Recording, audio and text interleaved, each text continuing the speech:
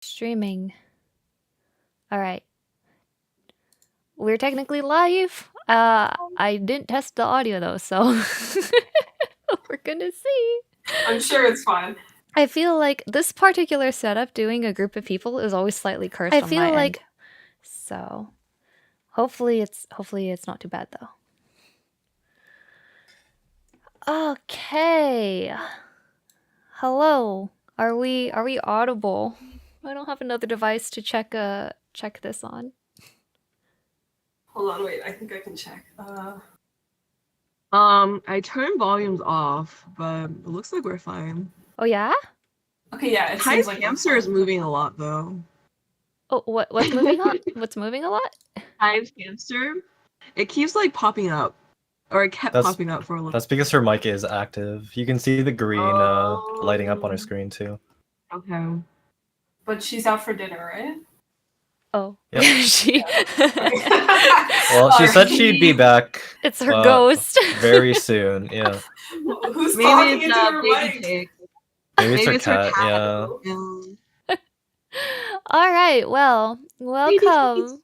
Welcome everybody who is here. Thank you for joining us. We're basically just doing a cram art stream, which is kind of fun, but basically we just gather, we chat a little bit about Fire Emblem while we're all trying to make the EmblemCon deadline, which was, I guess, yesterday, but we all asked for extensions because none of us are ready. We did all 5 of us. The deadline's so early this year. Yeah. The con is so early this year. We were like... Yeah, the con too. Yeah. And I was like, oh. The deadline was like a week. Yeah, I was like, do you guys not know how much merch artists can cram out in 1 week? We only feel... Like, that's what I was thinking when I saw the deadline. Yeah. I think they want to make sure people aren't, like, ditching or, like, just gonna be Mia during the event. But, yeah, it is kind of funny, because here we all are. Cramming some pretty significant pieces. But I just wanted to welcome Israel, Orion, Demo, and Maru. Thank you so much for making it. I guess I should technically retweet the post saying we're live, huh? I don't know. Yeah. I was gonna guarantee it with a work in progress.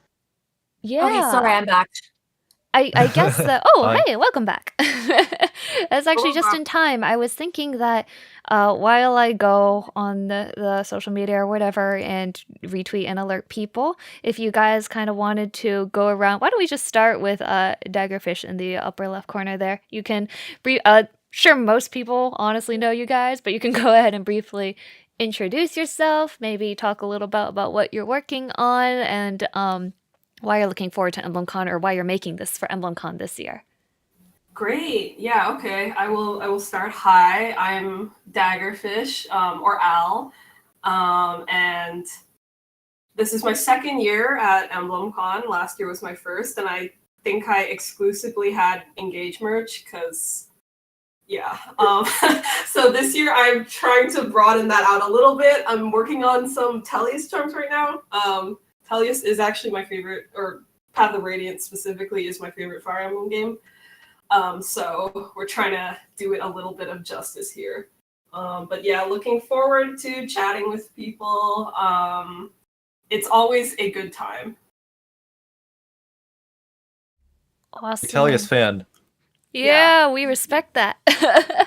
Yeah.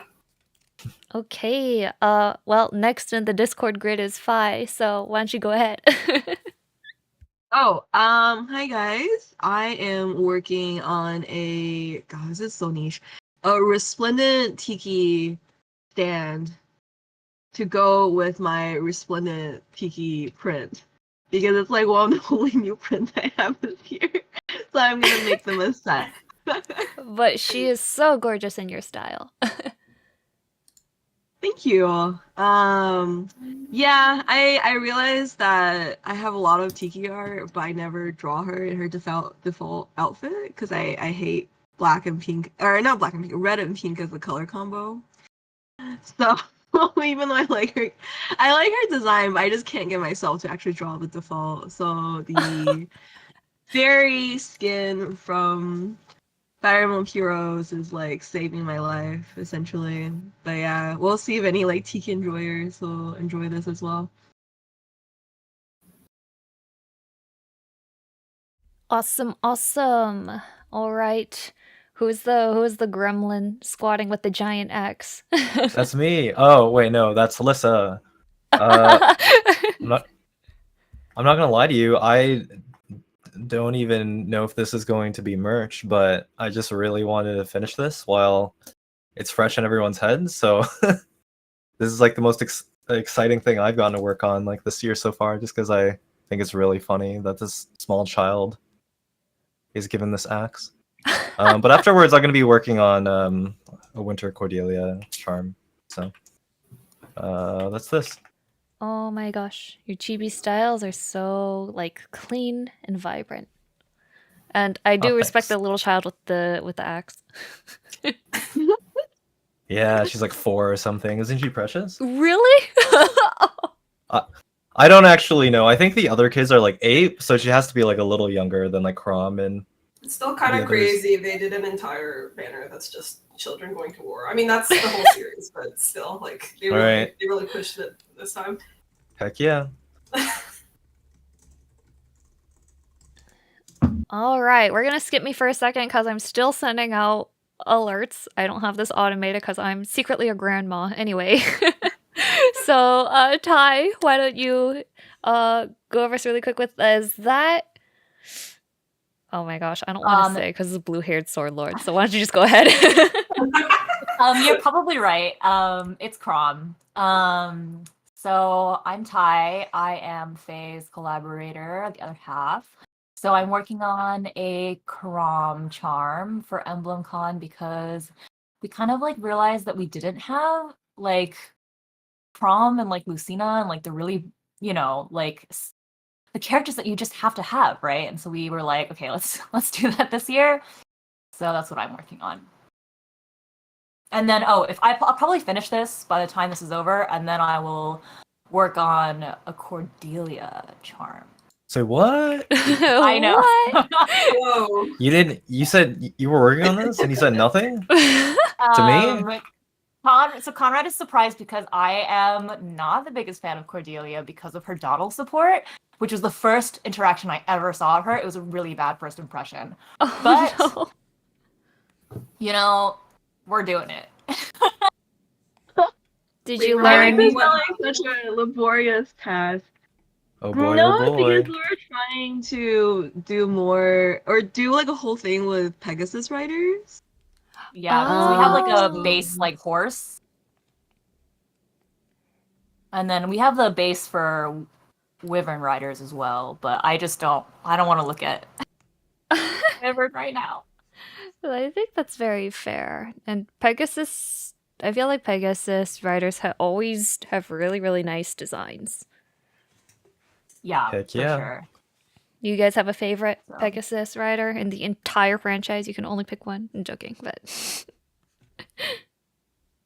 I can't decide. I was gonna say, other than Cordelia, like I poked around in some of the channels so far, and like I noticed like a strange number of Alencias, like other than the one that I'm working on and the one that Al's working on, like Faye and Ty are also working on one. Yeah. And then I saw like at least 2 others. So I think like in one of these off years where there's not a new game, I think people are just starting to go to their backlogs and tackling some of the old favorites. Yeah. That makes sense. I feel like it's kind of interesting because Three Houses had so much staying power when it first came out. Like people were making art of that for like a while, but like I don't see a lot of Engage anymore. Even no, yeah. Engage is not a Engage is not a first Fire Emblem kind of game. I think. No, it's a last one, honestly. It's close. It's much closer to one of the last ones. Yeah. Yeah, but it's good fun. Well, I guess most of the people who are here are technically from my stream already, but I guess I'll just quickly say hello. I am Luna. I've been kind of absent for a little bit because, like Al, I am adjusting to the adult life of a day job. Right. And the feeling where did my time go? But hey, we're here now, and we're working on something that has been sitting in drafts for, I think, when did Three Hopes come out? I started this when Three Hopes first came out and shelved it and haven't looked at it since. So we just opened it again for the first time in a long time today. Is Marianne, and I just think she's very cute, and it's kind of criminal I have no solo art of her. So that's what we're working on today. Speaking of Three Houses, I think what it was Al who didn't play Three Houses, right? I'm a poser. Right? You got me, and I still haven't. If anything, I think most people would say that you are not a poser because you play all the OG games and not like the one that got all the new kids on the block, you know? That is true, but I feel like I'm missing out. Oh. Well, I'd say the reason why I bring this up is we are, I believe, heading towards the 5-year anniversary of Three Houses, which is the good old time skip. Meaning I was just wanted to check in on everyone and be like, how do you feel things have changed in 5 years? And, you know, if you were, I guess, a academy student and it has now been 5 years, you have been hardened by real life or something. I don't know. Yeah. How are you guys doing in this 5-year time skip of real life? Wow, we're starting out really deep. You don't even have to be deep. I actually think Meaning of life, you guys. I actually think I'm scared it's the complete opposite of deep, because whenever my coworkers ask me this, it's just like, nothing is Nothing new. has changed. Yeah. I did not buy a house. I am not married. I don't have kids. Yeah, those are the big things that people like to talk about. Like, I've gone on vacation a few times. I don't know, guys. I feel like after COVID, things are not like... Some of you guys have changed jobs, right? Like, I have not even changed jobs since 4 or 5 years. So Oh, wow. why don't you guys start? Yeah, I feel like that's probably the biggest thing, right? I guess I can say that, I graduated from art school, so this is my first real adult big kid job that I'm working. Oh my gosh. So that is something. Thank you. That is huge. Yeah, I just want to talk a little. I don't know, Luna, do you do like at your job, are you a graphic designer? Nope. Or No. I do email. I email all day. Oh. Okay, I was gonna say, if anyone else does like graphic design or art for like corporate stuff, oh my god, it is so painful. That's like me. Right? Dude, every Whoa. iteration is just, can you make this a little uglier? And then No. 5 revisions later, I'm like, I don't want to like my name to be attached to this, but this is what the higher ups want, I guess. That was my first job, so I do know what you're talking about. Yeah. Oh And no. you can survive this period, get enough experience, and then I don't know. I think I think like 2 years is the first mark, and then 5 years is like, oh, you can just probably get whatever you want after that. Oh, Yeah. really? You can just put your foot down and be like, no, your tastes are ugly and I'm correct. No, I mean like your range of available jobs becomes It's a lot hard. better. Yeah. What I want to ask is like, how are the people that you work with, and not necessarily like your bosses who are telling you to make Uggo designs? I mean, like, are there other people like your age or your skill level, or? Honestly, I feel like my job's kind of weird because I work for a charity, a very, very small charity. Like, I think in total we have like 7 full-time staff, and then like the full team's maybe like 15, 20 people. So it's really small. And I am actually the only like art person on the entire team. Okay, gotcha. So, It's yeah, one of those. That's really tough. Yeah. Yeah, I mean, at the start, I was like, I'm like fresh out of school, and you guys are like trying to get me to do an art director job on the salary of an intern, right? Oh, But now I'm still not getting paid super well, but I have learned a bit to like put my foot down and be like, hey, as the sole visionary for creative direction, we are not doing that. And they are listening to me like half the time now, so we'll take Heck that. yeah. oh man. Well, I'm sorry. That sounds like not tons of fun, but that you're dealing with it.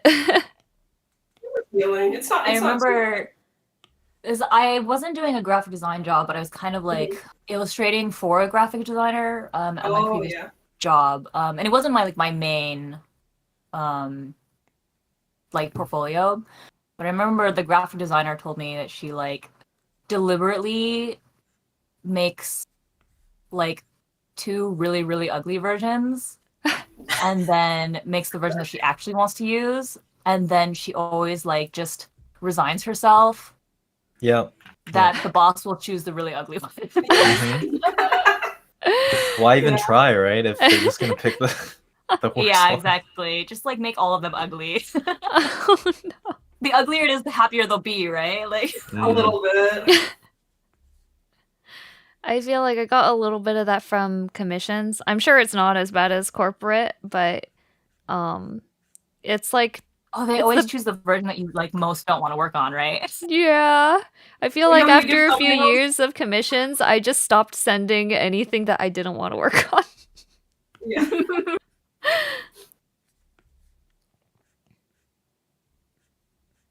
Yeah. What about you, Luna? Beautiful. How's Me? your new Oh. job overall? Yeah. It's like a total what do they call it? Do they call it like desk jockey or whatever? It's like a very, very normal admin job, but I feel like it's the best one I could have asked for because my boss is really, really good. So Ooh. that kind of and it's like what I guess I would need at this stage of life. I feel like the first years of my life when I first got into like drawing a lot of Fire Emblem and fan art, it was good, and I feel like I learned a lot. I had a lot of fun, but I also kind of felt like I had a very unbalanced lifestyle. So I had pretty bad work-life balance. I was pretty unhealthy, and I didn't really help out with like the home life at all. And now it's like kind of completely reversed where I do most of like the cooking for my family now and shopping Nice. and things like that. And it's like a total reversal of the role I thought I would be, which is like a full-time creative. But at the same time, it's I don't hate it. It's just it's almost less stressful because you don't have to you don't need every single thing that you create to have to make big waves. You can just make things because they make you happy or something like that. So, I don't know. At the same time, it's also like, oh yeah, you did partially give up a little bit of your dreams of, being a artist / writer or whatever. So, yeah, it's not as disruptive as a continental war, but Yeah, there's always like time later. I feel like, there's more opportunities. It doesn't have to be now. Yeah, totally. Or not, it's like, it's a fun hobby. And I feel like it's something that of many fan artists, I kind of feel like Fire Emblem fan artists were on the older end. Are we? Oh my god. Are we? Aren't we? Wait, no. Okay, Al just especially when graduated. Yeah, Al just Al's the youngest, graduated. No, wait. Okay.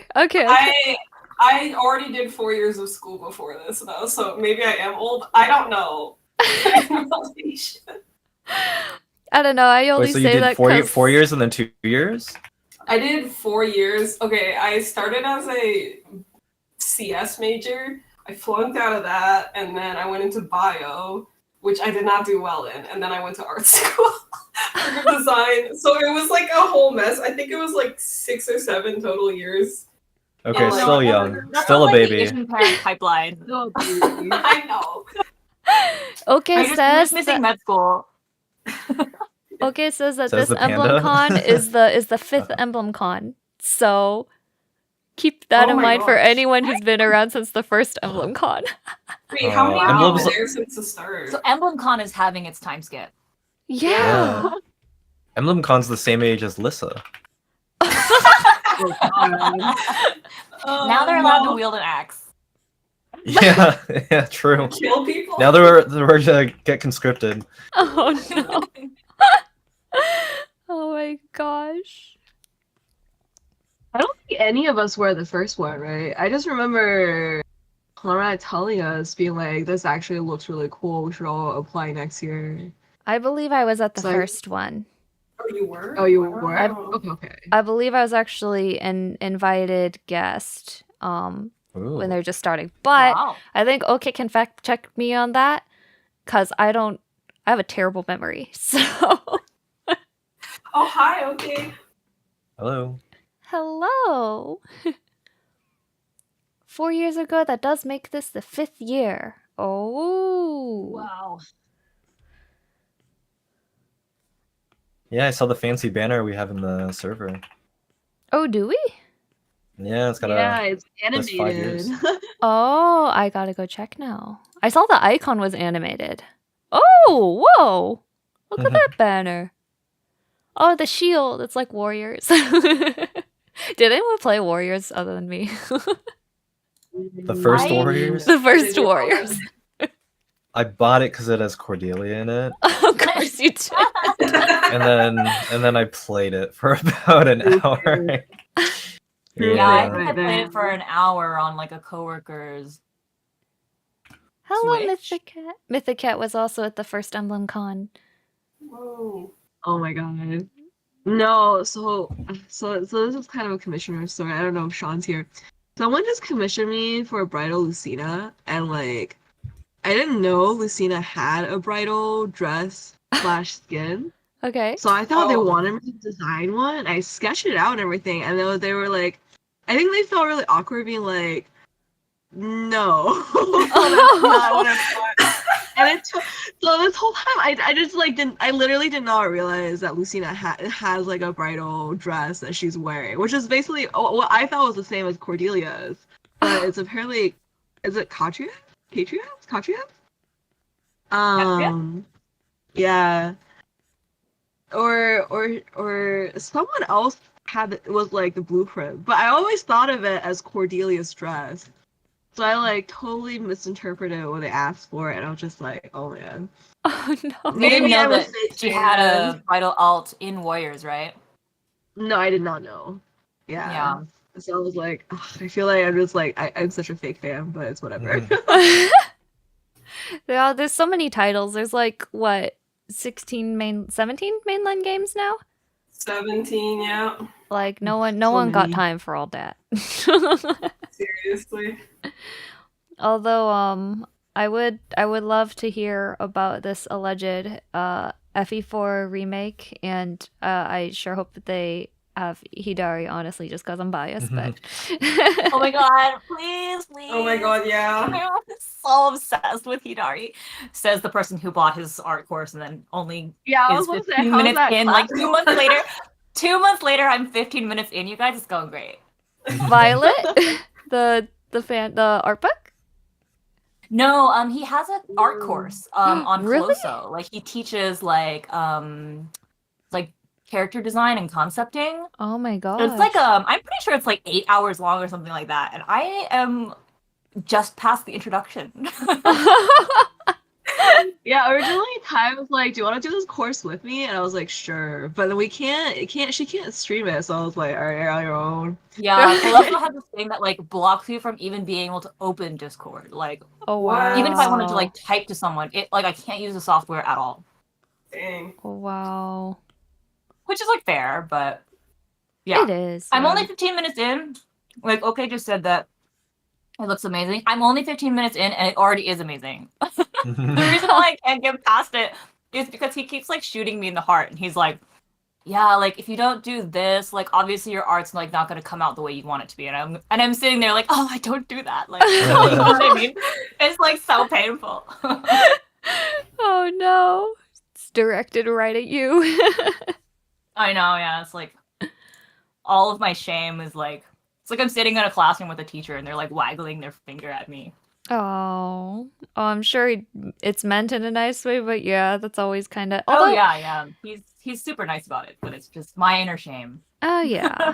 It's really interesting because I feel like I've watched a ton of videos and speed paints and courses from many like very well respected teachers and artists, and all of them just like they kind of give different advice. Like, not to say that they're ever wrong. Oftentimes there are foundations, right, that are really good to have, but like it kind of feels like after a certain skill level they all disagree. Yeah. True, everyone approaches it differently, right? Yeah. I can't think of a specific example off the top of my head at the moment. But yeah. I watched a video about Kakage and how harsh or like direct he is with all of his feedback. Oh. And it kind of reminded me of what Ty just described in terms of like them basically describing what all of your issues are, except the video I watched was how he like directly mentored people. So like on stream he'll bring up your work and then say directly to you like this just doesn't look right, like you need to work on this. If you have that attitude, like you're not going to get anywhere. So yeah, imagine like everything you heard from Hidari, but like directly spoken to you. Wow. I think the one memorable I have to specify, Hidari was very nice about, he's like so soft spoken and like he's like really nice about it. It's just it's all in my head. Sure, yeah. He sounds like his art style. Yes, truly. Yeah, I think the best like I've noticed a lot of these art YouTube videos will take the direction of like they'll never say like you're doing this wrong, you're bad, you need to change this. It's always like here's what I did wrong, and then they know that like if you're newer or like not as skilled, like you're probably doing these same things, so they'll always like attack their past selves, and then you feel like less inflicted, but probably still a little bit inflicted. So yeah. Yeah. It's kind of interesting because I think some people do flourish actually from that more honest feedback. But I also feel like there's many skilled people who clam up and then they just lose the motivation. And I don't know. I don't not that blunt feedback is bad, but it's not something everybody can or should accept. So that's kind of interesting to hear. Yeah. In design school, I think we always like separated people into the two groups, right? It's like people who just want to not waste time and hear the hard truth, and then there's people who you have to like sandwich your critiques in between compliments. Oh yeah. Absolutely. Compliment sandwich. Yeah, and I think like profs are pretty good at that, obviously, because they're used to it. But then when you get other students to do it, like you could really see some people struggling, because if someone has one style of learning, they might not be used to like giving critique to the other style. So they're just like, oh yes, the color is good. Anyway, like fix this. Anyway, this is wrong. You should fix it. Right. You should feel bad. No, I'm just kidding. Yeah. I feel like as a self-taught artist, I've always been like extremely self-critical. And so when I've received criticism, like I haven't like taken it well. But at the same time, that self-criticism is like a drive for me to never be criticized by other people, because I would rather have such good sight that is just, they don't have to do that. So it's kind of interesting. I don't know if it's toxic, but if it is, it's my toxic trait. I think for me, like, I don't like getting like very blunt feedback, because obviously, it makes you feel bad, especially like in the past for me, it's always that kind of blunt feedback tends to come from people who like don't have a good relationship with me, right? And then they say something that's like extremely rude or like very like, you know, patronizing. But good point.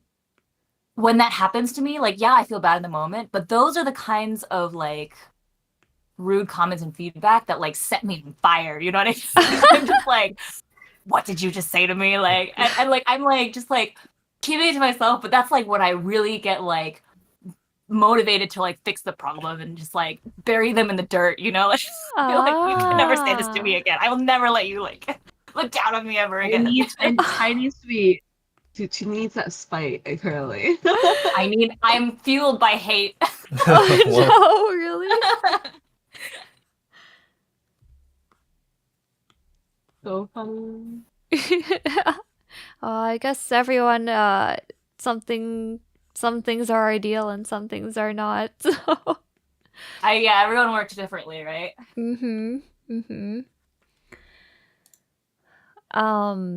This is only tangentially, well, I wouldn't call it tangentially. I'd say there's quite a few similarities. I have not played Unicorn Overlord, but I know there's a lot of audience overlap and a lot of people loved it. So this is just an open space to talk about Unicorn Overlord for a little bit because I know it is kind of similar with the strategy management elements. You have a little bit of character and story in there.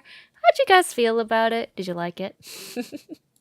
Wait, who else has played I it? haven't had time to play more. I I'm think like- Al is the only one out of the 5 of us who have played it, right? My Wait, is brother that has true? played I a lot up of to it. level. Yeah, I think I'm like 20 hours in, maybe. Oh, really? Okay. Yeah. I'm at the end of the demo, which is 10 hours in. Oh. Well, my Dang. units are like level 20-ish now, so I think that's the better way to describe how far I'm in. Wait, 'Cause I 20? definitely wasted a lot of time like Oh my messing god, wait, I'm around so and slow. messing. What the hell? When you're 20 hours in and your units are level 20, what am I doing? I think I might have 60 hours, and I'm pretty sure most of my units are like maybe 24, 25. See, you're leveling up like I'm not 20 yet, but they're close because I remember thinking that the knight archetype character they give you at the beginning, I noticed that he's like not killing things as like quickly anymore. Oh, like the Cavalier? Yeah, and I was like, Yeah. oh fuck, strategy is like starting to matter. Yeah. I can't just rely on this over level dude to carry me anymore. You can't just use your Yagen character. Jagan? Is it Jagan? Yeah. I think I always said Jagan. Wow. Okay, I think it's because I spend funny. like 30 minutes to an hour between every mission after I get a new character, like redoing my entire squad setup. Oh my god, you're definitely way more intense than me. Are you playing on hard? Is that I'm why? on the Is that... highest. I'm on the highest difficulty, that and explains honestly, it. it's like Yeah. not that hard. Like, But maybe you feel compelled to swap. Yeah, I'm just like I need to optimize my damage, but maybe I'm spending a little too long doing that because I am not progressing very quickly. No, because I was like, well, I mean, for me it was because so I just went on a really so my mom actually just came from the United States to visit me, and we went on a really long trip to Singapore. That was like a week long.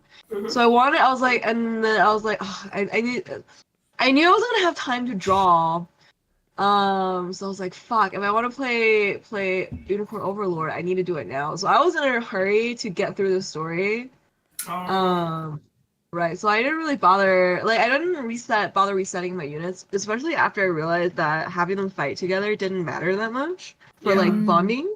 Because you Yeah, can just yeah, take yeah. them to, like, The tavern, and just on a feed slither. them. Yeah, they just eat a meal together and gain, like, a whole heart. I was just like, wait, what the fuck? And there's no limit. You can just keep doing Is it. Is this Fire Emblem Three Houses?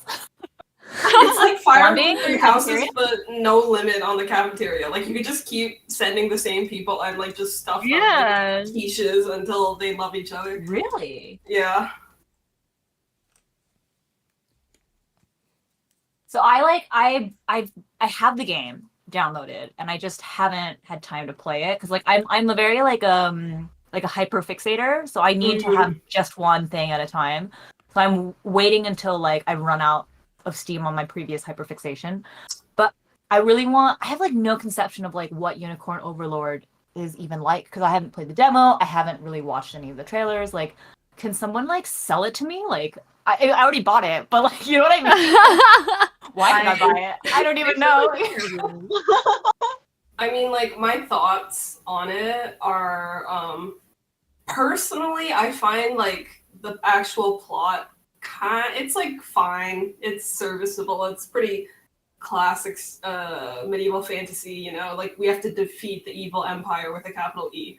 Always the Empire. It's always the Empire, man. I'd say, like, you get a lot of characters. Like, I know, and I'm saying this as, like, a Fire Emblem fan. Like, you get a lot of units. Even Like, in the demo. It's crazy. I think I have, like, 50 units, right? It's honestly a little excessive, which means some of the characters, for sure, the writing suffers a bit, but there's definitely a couple standouts. I'm sure everyone loves, like, Travis and, like, Berengaria. But It's true. I think, like, the main selling point is, I think, the gameplay. I'd say the game is, like, 90% planning rather than tactics, if that makes sense. Like, if you get your unit set up right, and, like, your tactics, like, with, like, there's a menu where you can kind of, like, almost program your units on how you want, because it's like an auto battler, sort of. And you, like, program them. Yeah, and you, well, like, the battles are auto battles, but then you control the squads themselves in real time to, like, move them across the field. It's kind of weird. It's kind of a weird genre of game. I don't know.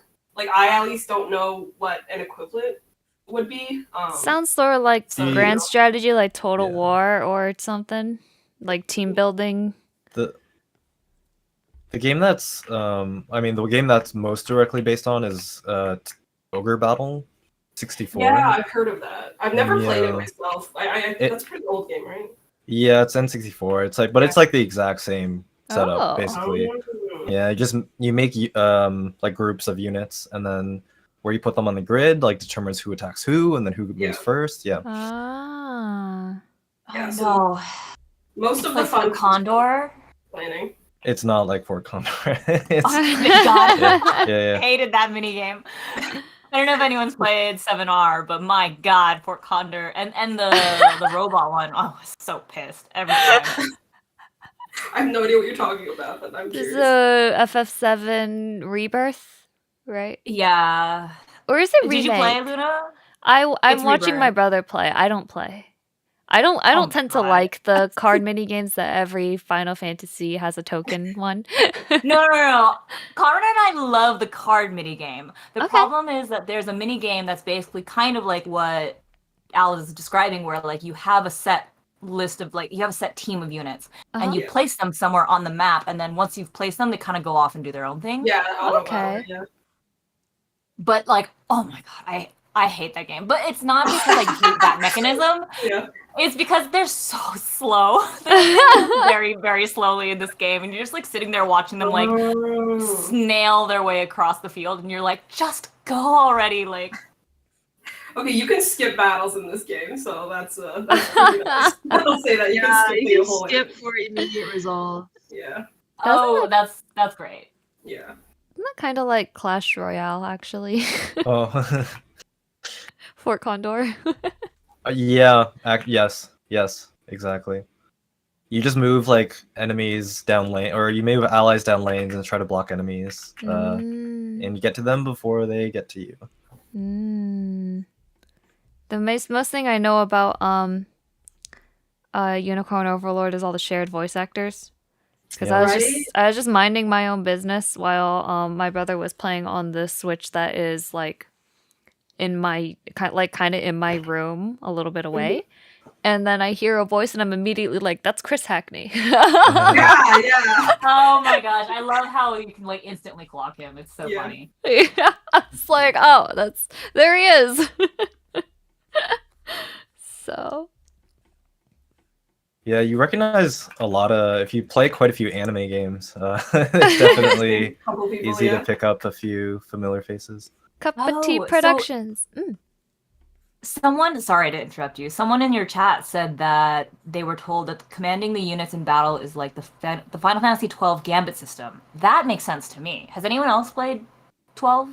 Nope. No. Oh. I actually kind of hated 12, but yeah, Oh, I can see no. why. I mean, I don't want to I say mean, that I okay, also hated it's because 12. Oh, no. sorry. Okay, but to be fair, it's because for FF12, I was expecting like because I liked FF10 and that's why I bought FF12. Oh, So I think Ah. that yeah. explains why I did not like FF12, right? Because that's not the game I was expecting to play when I True, picked it up. true. I did not Right. I did not like what they did with the summons. I did not like what they did with the story. I hate how it felt like Oh, the summons were I was so playing. sad, dude. Yeah, and I didn't like how it felt like. Sorry, not to like just start shitting on it. It's okay, you But know, I I did loved not it. have any problems with the gambit system, so I would just say, yeah, it was more just that it felt like I was playing MMO, like a solo. I was soloing It was an an MMORPG. MMORPG. Yeah, yeah. Yeah, like the way the world was set up, I didn't like it. I just thought 12, But for me, what yeah, I was can weird see about that 12 comparison. was that, like, the main character was not the main character. You were just, like, Yeah, along for the that's ride. true. Oh, really? Like a third wheel in my own, like, game. You know what I mean? Like, I'm, like, supposed to be the most important person, but I'm just kind of like a rubbernecker on vacation with all these very important people. Wow. I don't know, and that's one of the few Final Fantasies I know nothing I about. mean, I will always be grateful though, because I really like Fran's design, and I think Vieira's look really cool. So that is what I'm grateful for 12. For sure, for sure. And then after that, they never made another Final Fantasy. That was the same as the previous one. It's like you played the very last Final Fantasy, like that was like classic Final Fantasy, and then they just said, nope, we're gonna Do something different, yeah. every time, yeah. Yeah. Which, like, to their credit, like most game series do not do that, right? Like, look, you know, complete opposite being like Pokemon and. I mean, that's why I just like haven't felt compelled to play them anymore. to me. Disparaging. Like I don't really. Yeah, like not interested in 16. I wasn't interested in what was it, 15 when it came out. I was like, oh, this is not for me. Immediately, But I don't know if saying that Pokemon is doing the same thing over and over is necessarily a compliment either. I'm not. I mean, the extremes are never the best ideal, right? True. Like, it's, yeah. Gotta be always some kind of balance.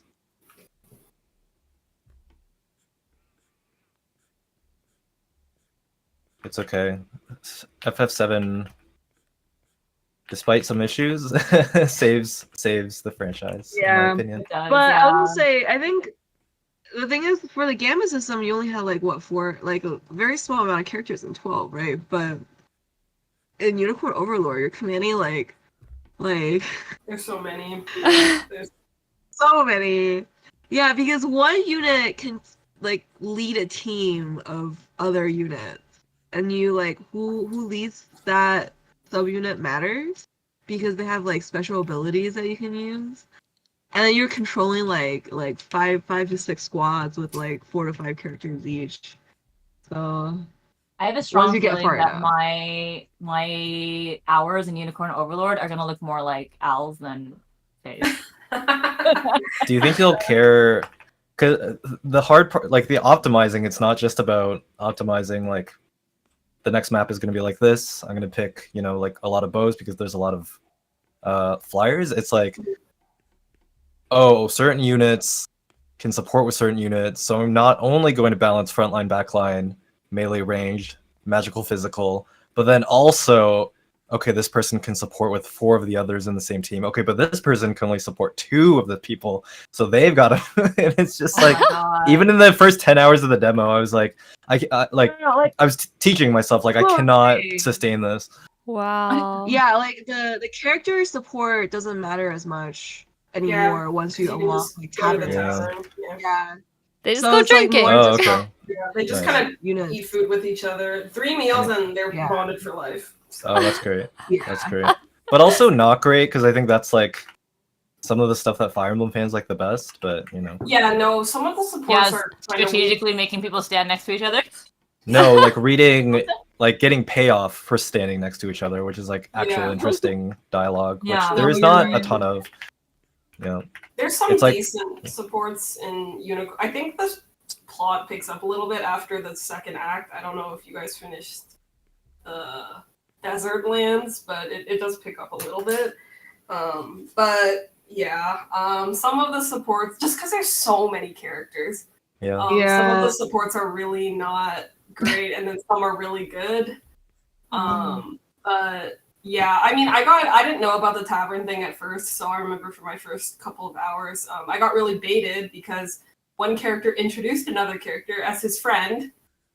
So I put them in a squad together, and I had them in a squad together for like 5 missions in a row, and then I checked, and I'm like, you guys don't even have a conversation. Why would you call him your that friend? would piss me off. Why would you No. call him your friend in the opening cutscene of you guys together? Why?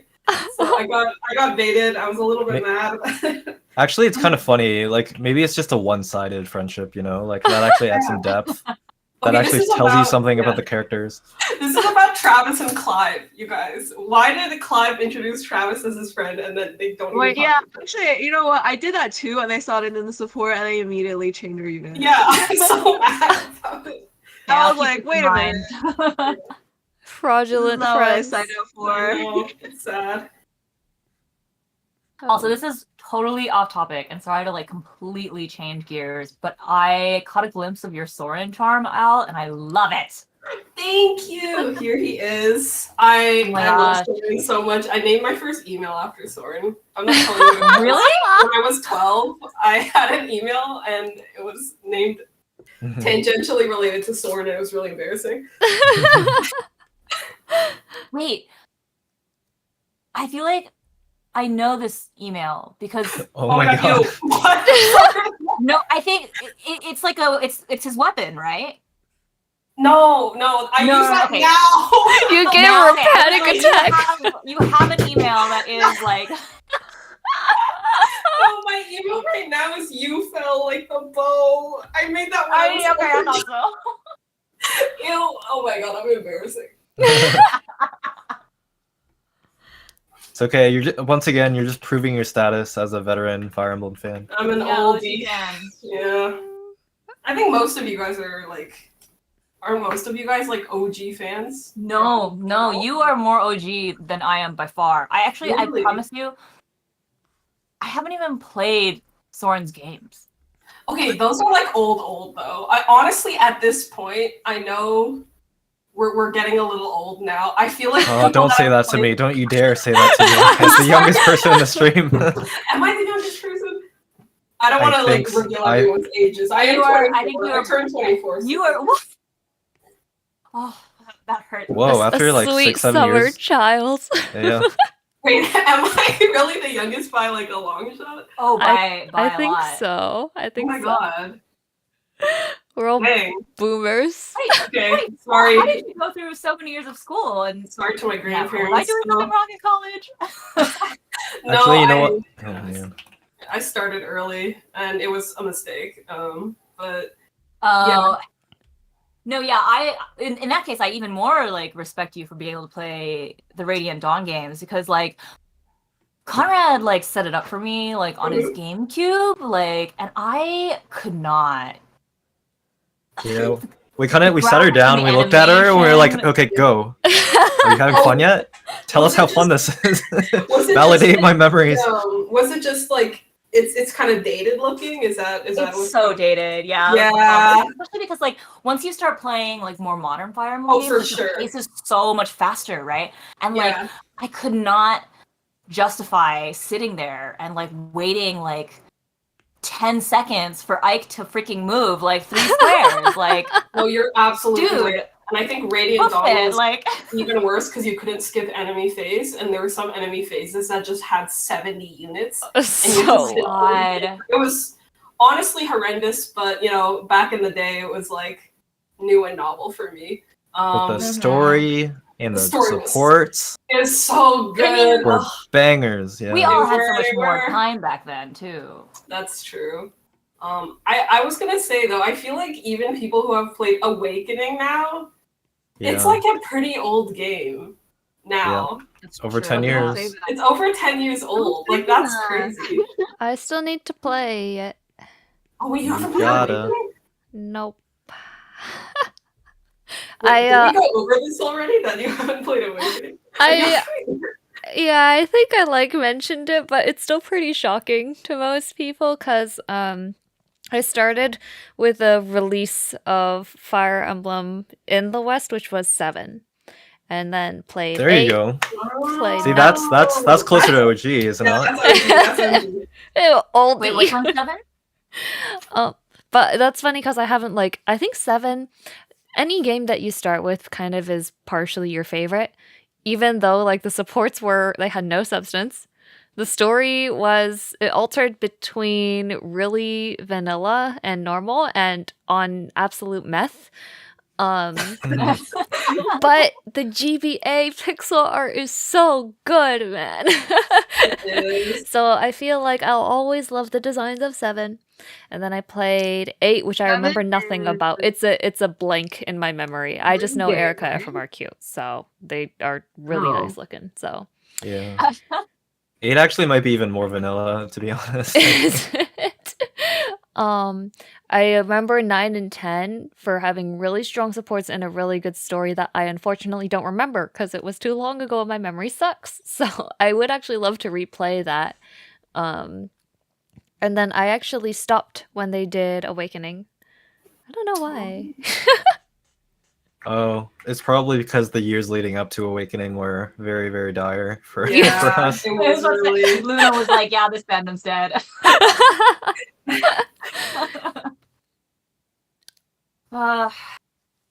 I feel like I'm probably the most.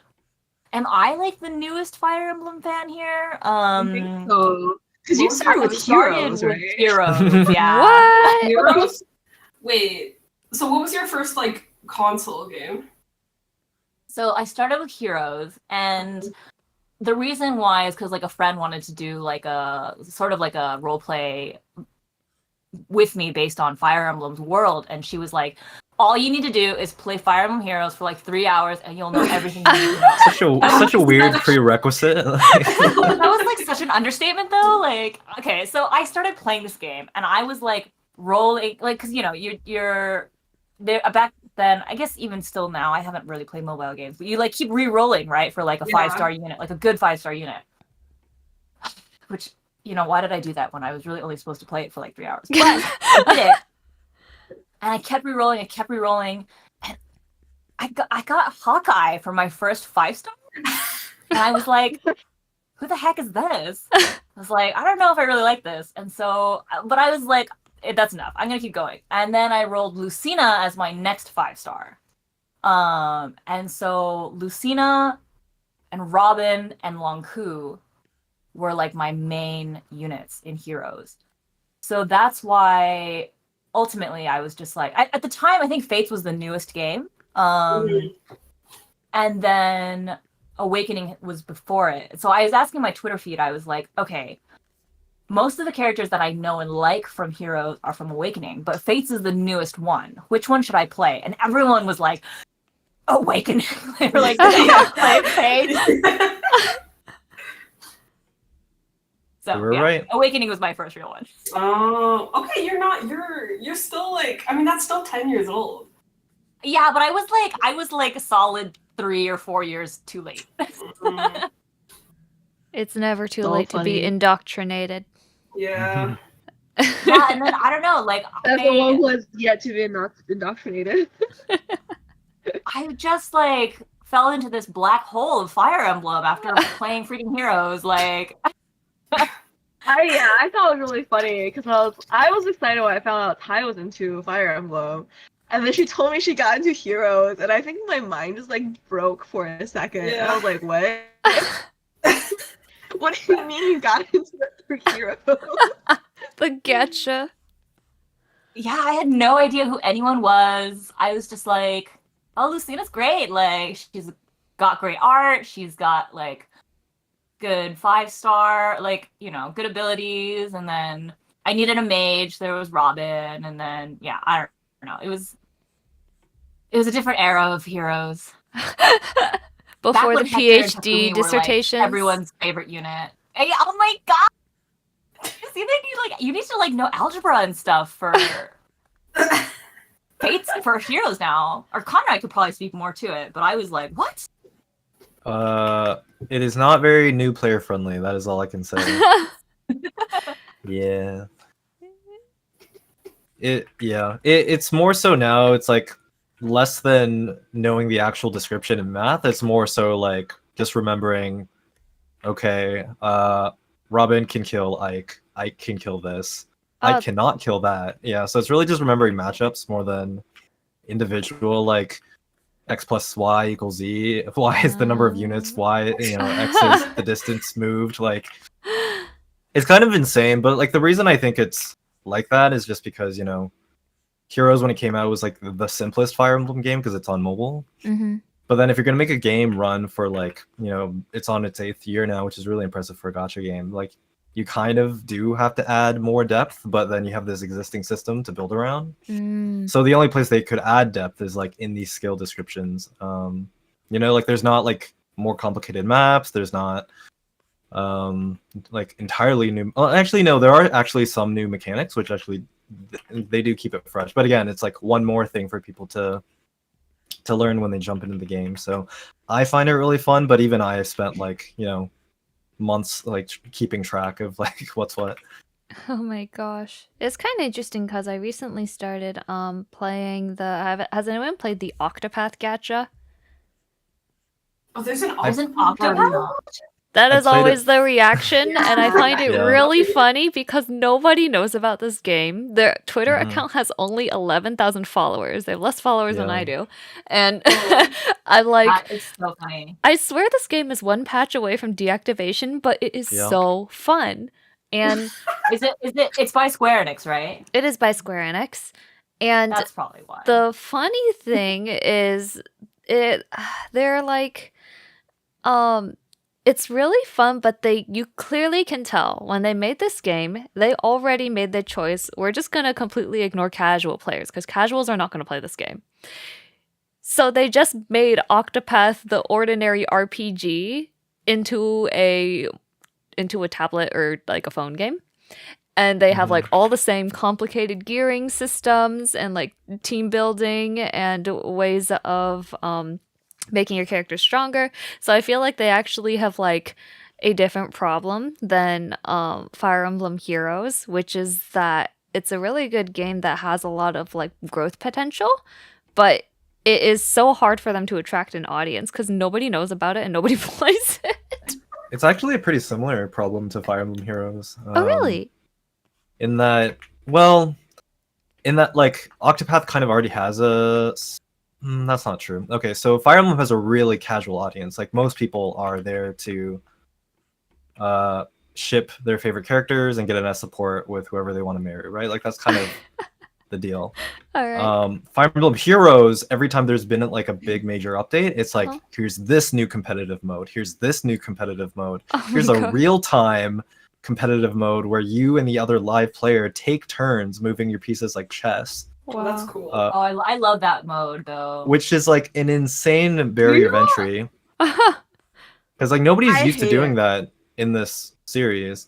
And not only that, there's a mode where you have to construct 4 teams of 5, Oh my and then gosh. when you get paired up with somebody else, you like veto 2 of their teams and they veto 2 of yours, Draft? and then you blind pick.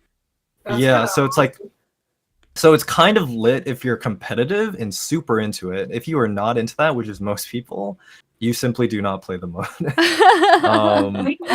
Yeah, and there's just a lot of that. Like people have been dying for like a co-op, like a cooperative like dungeon raid kind of mode forever.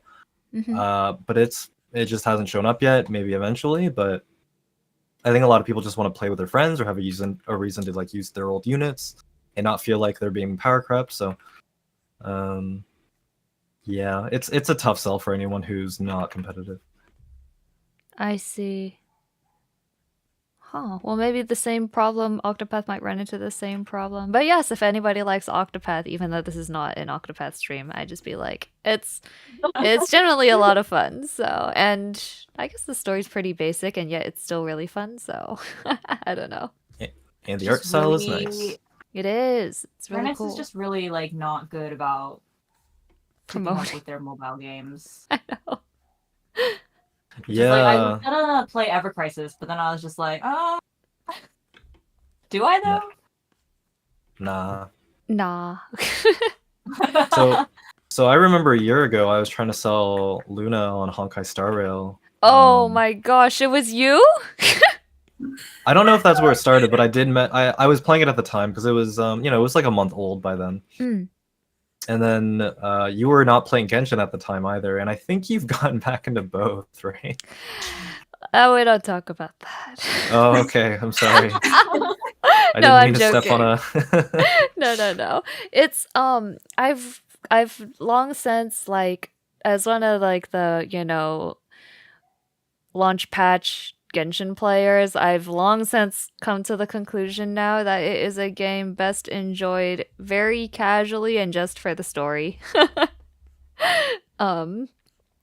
Star Rail, though, I think they genuinely the devs have been doing a really good job. So I don't have any saltiness about that. I more say we don't talk about it because there are 3 gachas on my iPad that I'll Oh play my consistently right now.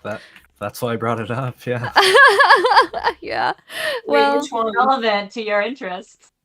the Octopath, Star Rail, and Genshin. So, Oh. but ironically, playing 3 at the same time means I don't buy polls. Like, I might buy the battle pass if I'm enjoying one. But like, I'm actually less likely to spend because I just don't have time to play a lot of the games in depth and then be like, oh, there's nothing for me to do. I'm gonna poll or whatever. So. Oh, that's smart, kind of. No, it's In a actually way. the panic you get at 11:30 p.m. when you haven't done your dailies for all 3 of your games. It's just, it feels like chores. Oh.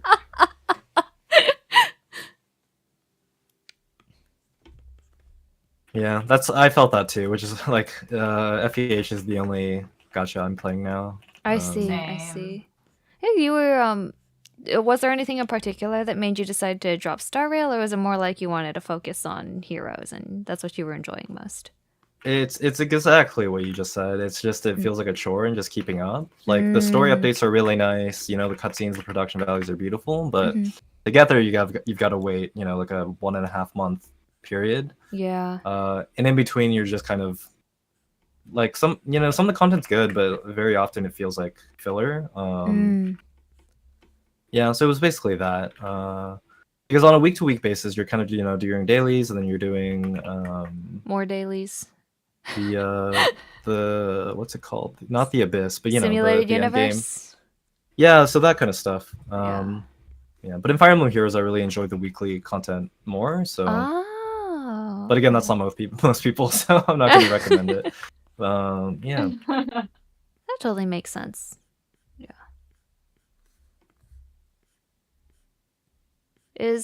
Are most people like kind of actively playing gachas or online games, or not really, and mostly just when you have the time you do console?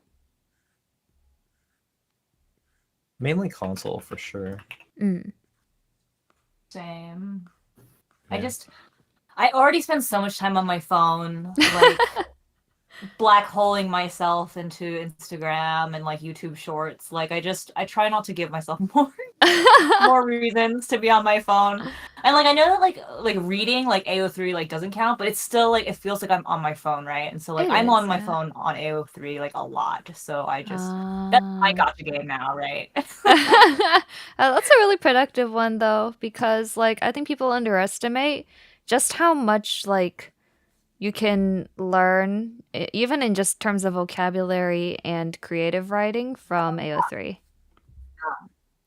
There's some like honestly like I feel like I don't need to like venture into original writing anymore because there are like some fan fiction authors are like better than like published ones. Oh, I mean, yeah. and there's also ones who are published ones. They just Yeah. have their, you know, Hobby. alternative names. But man, the creative writing is just off the charts. I've Sort by actually, kudos. yeah, so I read a lot. And I feel like the past few years I've been reading, I mostly stick to young adult fantasy because I always love fantasy, but I prefer to read like kind of clean fiction. So it's hard to read like ones geared at adults. But then I swear this past year I've read probably over 20 original books in that genre, and they all kind of just sounded the same. Yeah, right? I don't want to blame necessarily the authors so much as I just know, there are trends, there are things that sell well, so it's a cycle of publishers. It's a safe buy, so publishers will invest into those, and then that's what more people will write because it what gets you published. But at the same time, I was like, I think the only really original feeling book that I've read in the past while was the conclusion to like The Six of Crows by Leigh Bardugo, and other than that I'm like, I find a lot more original stuff on AO3 actually. So Yeah. it's just kind of interesting.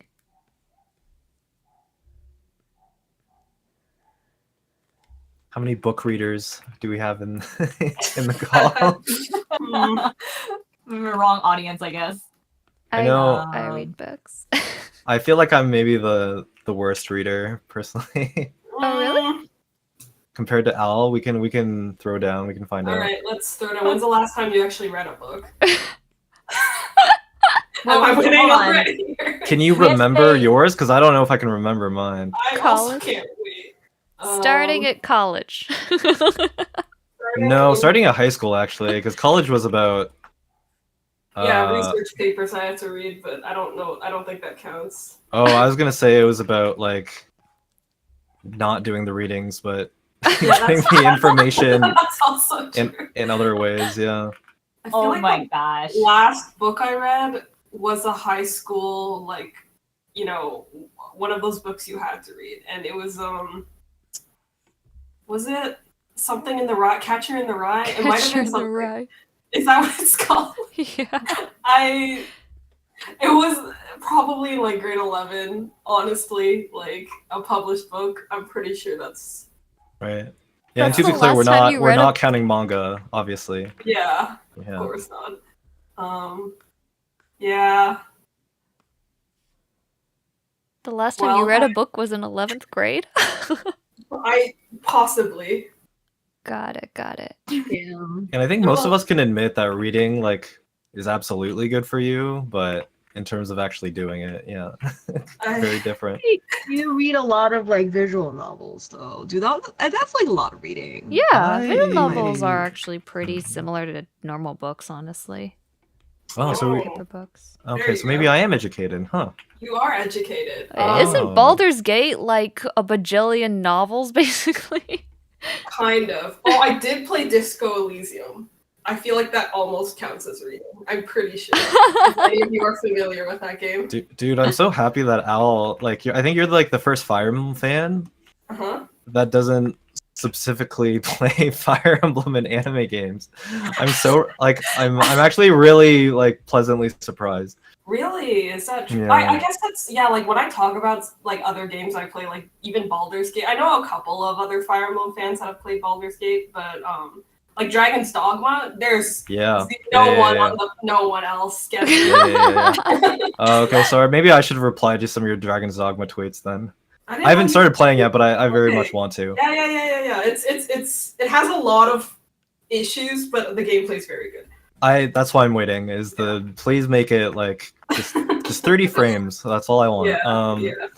Daniel says if you put together all the descriptions in Fire Emblem Heroes, I've pretty much read a novel. Yeah, there you That's, go. that's what Oh I my was God. googling at just now. I was like, it's so true. Dude, do I deserve a PhD? This is wow. Honestly, I feel like you might. Thank you. You're Once right. they A Am I the smartest? dissertation on rolling, I was Cordelia. like, oh my god. Yeah. You should write a dissertation specifically on Cordelia and get it trademarked. Oh, There you go. oh man, for nobody to read. Actually, no. There's a Cordelia Discord. I could probably. Do you I was run gonna it? say there's a lot of Cordelia fans. You'd be surprised. Guys, Or I it's don't think you would be crazy. surprised. We've all been married to Cordelia for over 10 years now. It's wild. Oh man. What would you guys say now? Because now I'm curious. What is the most you would consider off genre slash like you don't think other Fire Emblem fans would play this game? What that you not have just Oh, played this but is really easy. like? This is so easy. I play a little game called Dota 2. Hey. And when I say I play, I believe I have 5,800 hours in it on Steam. Woo! Wow. Are And you I'm competitive? I'm gamer? not. I'm not like. Obviously, I'm not like anywhere close to being like pro or anything. I'm like okay at it. Not what definitely not good competitive enough to be players like say. in any competitions or anything. I'm like not even close to the highest rank possible. It's just like something my friends and I have played together for like a decade now. Wow. So yeah, that's. And every time I talk about it, which is not very often, because like the overlap between Fire Emblem players and Dota players is like non-existent. It's just like, yeah, I don't expect anyone I know, like in the Twitter sphere, to have played it. Just But Play yeah, it or to play it regularly. yeah. even to have played it, I feel like if people play MOBAs, it's gonna be League, right? League.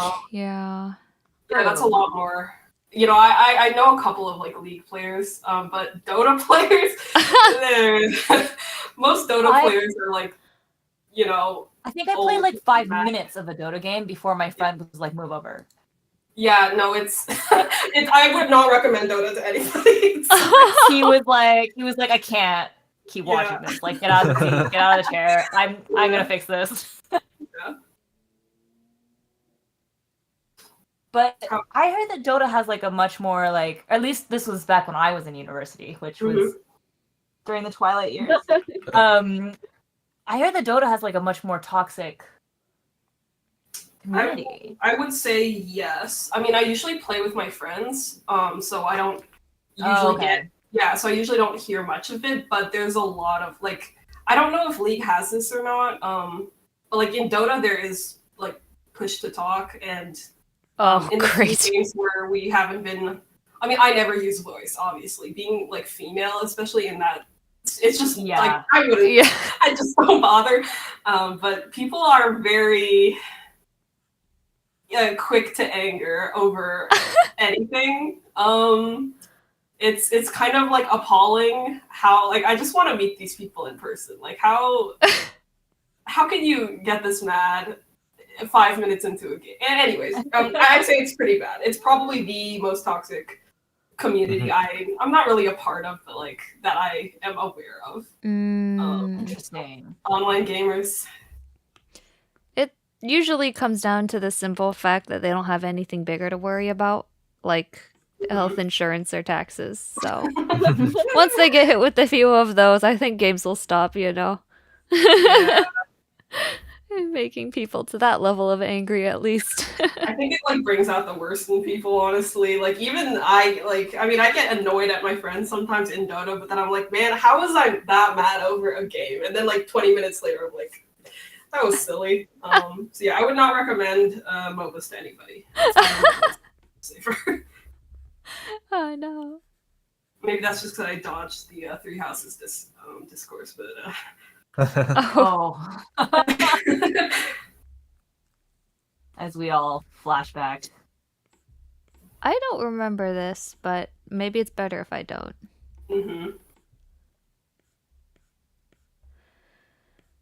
Now I'm trying to think of like off-genre games that I've played, and frankly, everything I've played has been some kind of like RPG. So, well,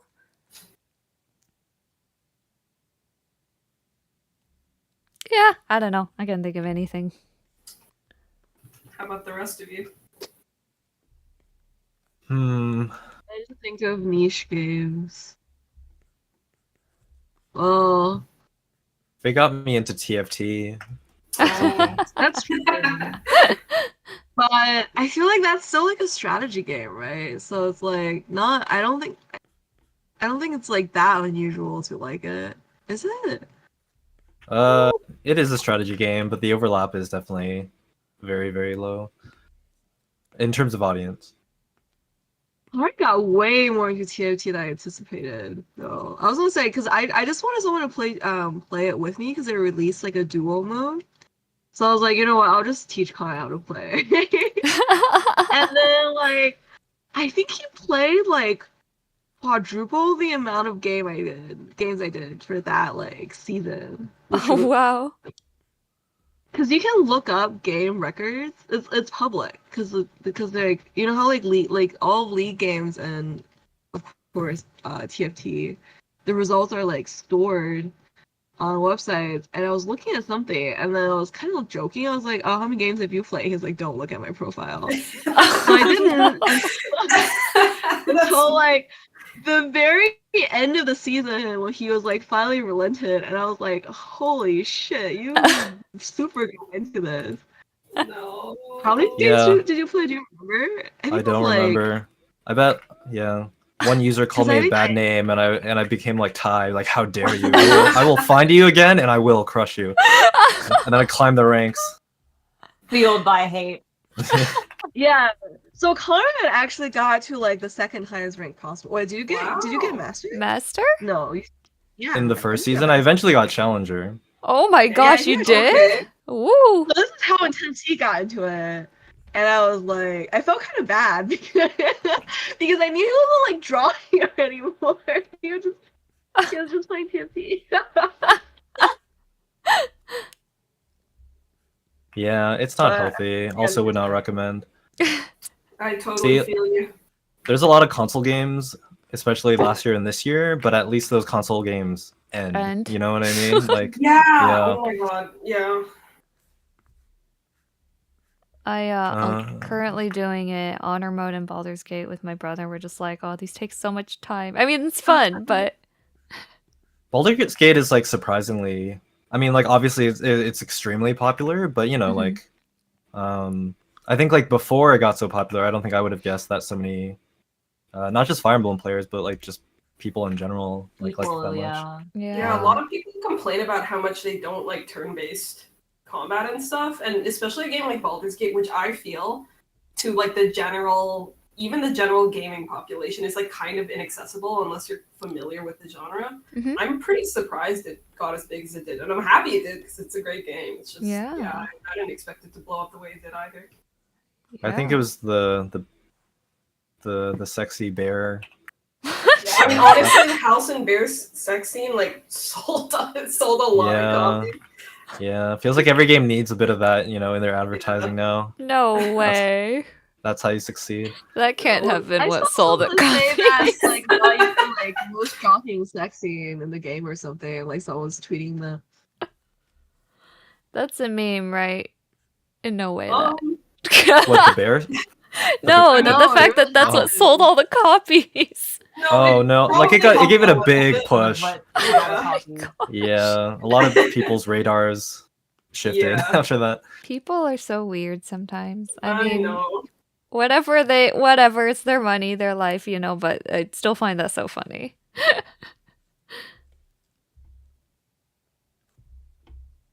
I'm still trying to think. Like I play a little bit of everything. Like the only thing I don't really play is like sports, like Madden Oh my 20, God.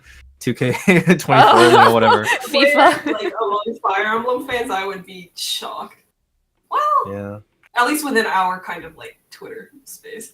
right. They're like, oh, now that I finally supported Crom, let me go check on my boy Ronaldo. You know. Yeah, I play like horror games used to be a big thing. Ooh. Puzzle games, like immersive Sims, which is like I feel like most people don't even know that's a genre still. Mhm.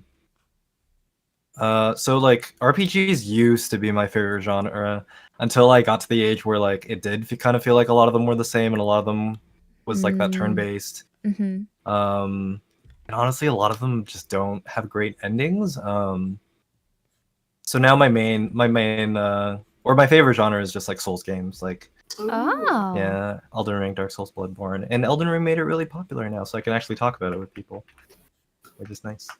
Oh, I was gonna say you might be a little. I found Dragon's Dogma pretty easy, so. Oh, okay. That might be because like I'm not good at games like that. Like I don't play RPGs, action RPGs at all. And even I kind of cruised through it. So what made you want to try it? Literally, like 2 of my friends wouldn't stop talking about it, and I'm like, okay, I'm just gonna buy it. There's no rhyme or reason to it. I just kind of did, and I did have fun with it. So. Is it the same friends who played Dota? Yeah. They got you. They got you on the hook. Yeah. It's horrible.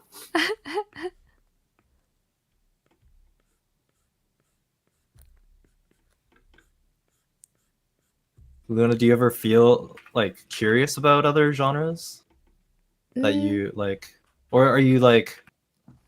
Because I know some people feel like, if it's not something they know they're comfortable with, it's like taking a risk with their time. I feel like less about the genre, but more about like, my brother and I both play a lot of video games, and the really funny thing about us is we really like to spend time together, but we found it's really hard to find a game for us that we can both play, because the goals of when we play video games is actually opposite. He is really bored with his job, and I'm really stressed with mine.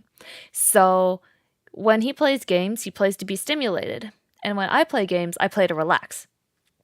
So this means that we're like drawn in opposite directions, even though we both have extremely vast libraries. He has things like he plays Fire Emblem and League and Valorant, Eternal Return, what are the other these? A lot of competitive games. And I do play a lot of RPGs like Fire Emblem, Octopath, and the gachas. But I also play like a lot of cozy games. So like Stardew Valley, Unpack.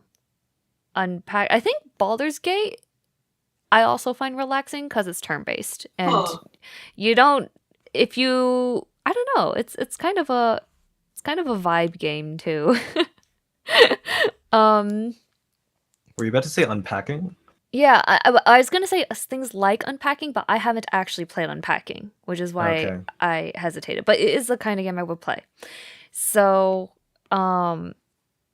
I think it's less like I already know the goal I play games with, so it's hard for me to deviate outside that, even if I'm not really picky about the genre. So I play like visual novels, simulation, strategy, action RPG, turn-based RPG. I loved like Tears of the Kingdom and Final Fantasy XIV, Mario Party Solo. Don't ask me about that one. Wait, Solo. Yeah, I got Mario Party Solo, and then just went to the mini games and played the mini games with bots. Because I didn't like the stress of people being angry. So. That's so funny. Fun. No, I get it.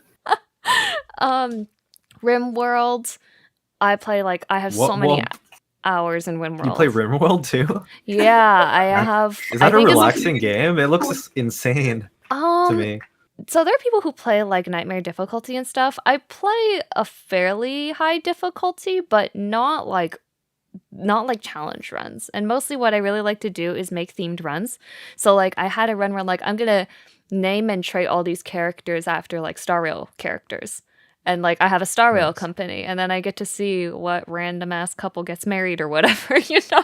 So it's kind of like that. And then every so often you have an alien invasion that you have to fight off and some people die. But I don't know. It appeals to the like storyteller in me, I guess. I don't know. Ooh. Okay, it's so funny that you call RimWorld and Baldur's Gate like cozy. Like that's really funny to me. But I understand where you're coming from. Like relaxing, kinda. Yeah, I was so stressed during Act 3 of Baldur's Gate. Like, oh, really? Yeah, it was just like every single fight had to be I'm my first run took me so many hours because I tried to do like I'm a save scummer. Really save scummer. I reset if things don't go my way. Yeah, and I won't spoil for if anyone's listening hasn't played it yet or anything, but there's this like one Act 3 fight that's like on a timer. If you know the one I'm talking about, you gotta rescue some people, and I spent 8 hours trying to rescuing every single person. Oh man. What? You know what I'm talking about? Are you a completionist and an optimizer? A little bit of both. A little bit of both. I relate very hard right now. My past self relates, which is why my present self is in pain. Oh, no. But yeah, it's okay. I think for me is any game is relaxing if you can reload and if you're not like wasting other people's time. So this is why I like steer clear of any match-made games. Okay, I see. Yeah. Yeah, no, don't play online games, kids. Oh yeah. Oh, don't worry. I played League of Legends from season 3 to season probably 6 or so. So yeah. Oh boy. Yeah, wasting other people's time is like a number one reason why I don't like PvP games. Yeah. I don't want to see other people's reactions to things. No, I totally get it. I feel the same way because I got roped into playing games like Overwatch and stuff too for a little bit. Great. I'm not like I'm not an FPS gamer, so it didn't really stick. But I always had that anxiety of like, man, I'm so bad. I don't know what I'm doing. Like people are gonna get mad at me. Yeah. I've played Dota for so long. I'm turning into the guy who's like, God, this guy's an idiot. But I don't actually ever say it. I never say it to their face. I'm just thinking it in my head. Wow. I kind of wonder if specifically Fire Emblem players tend towards more introverted games. I don't know. Just a thought.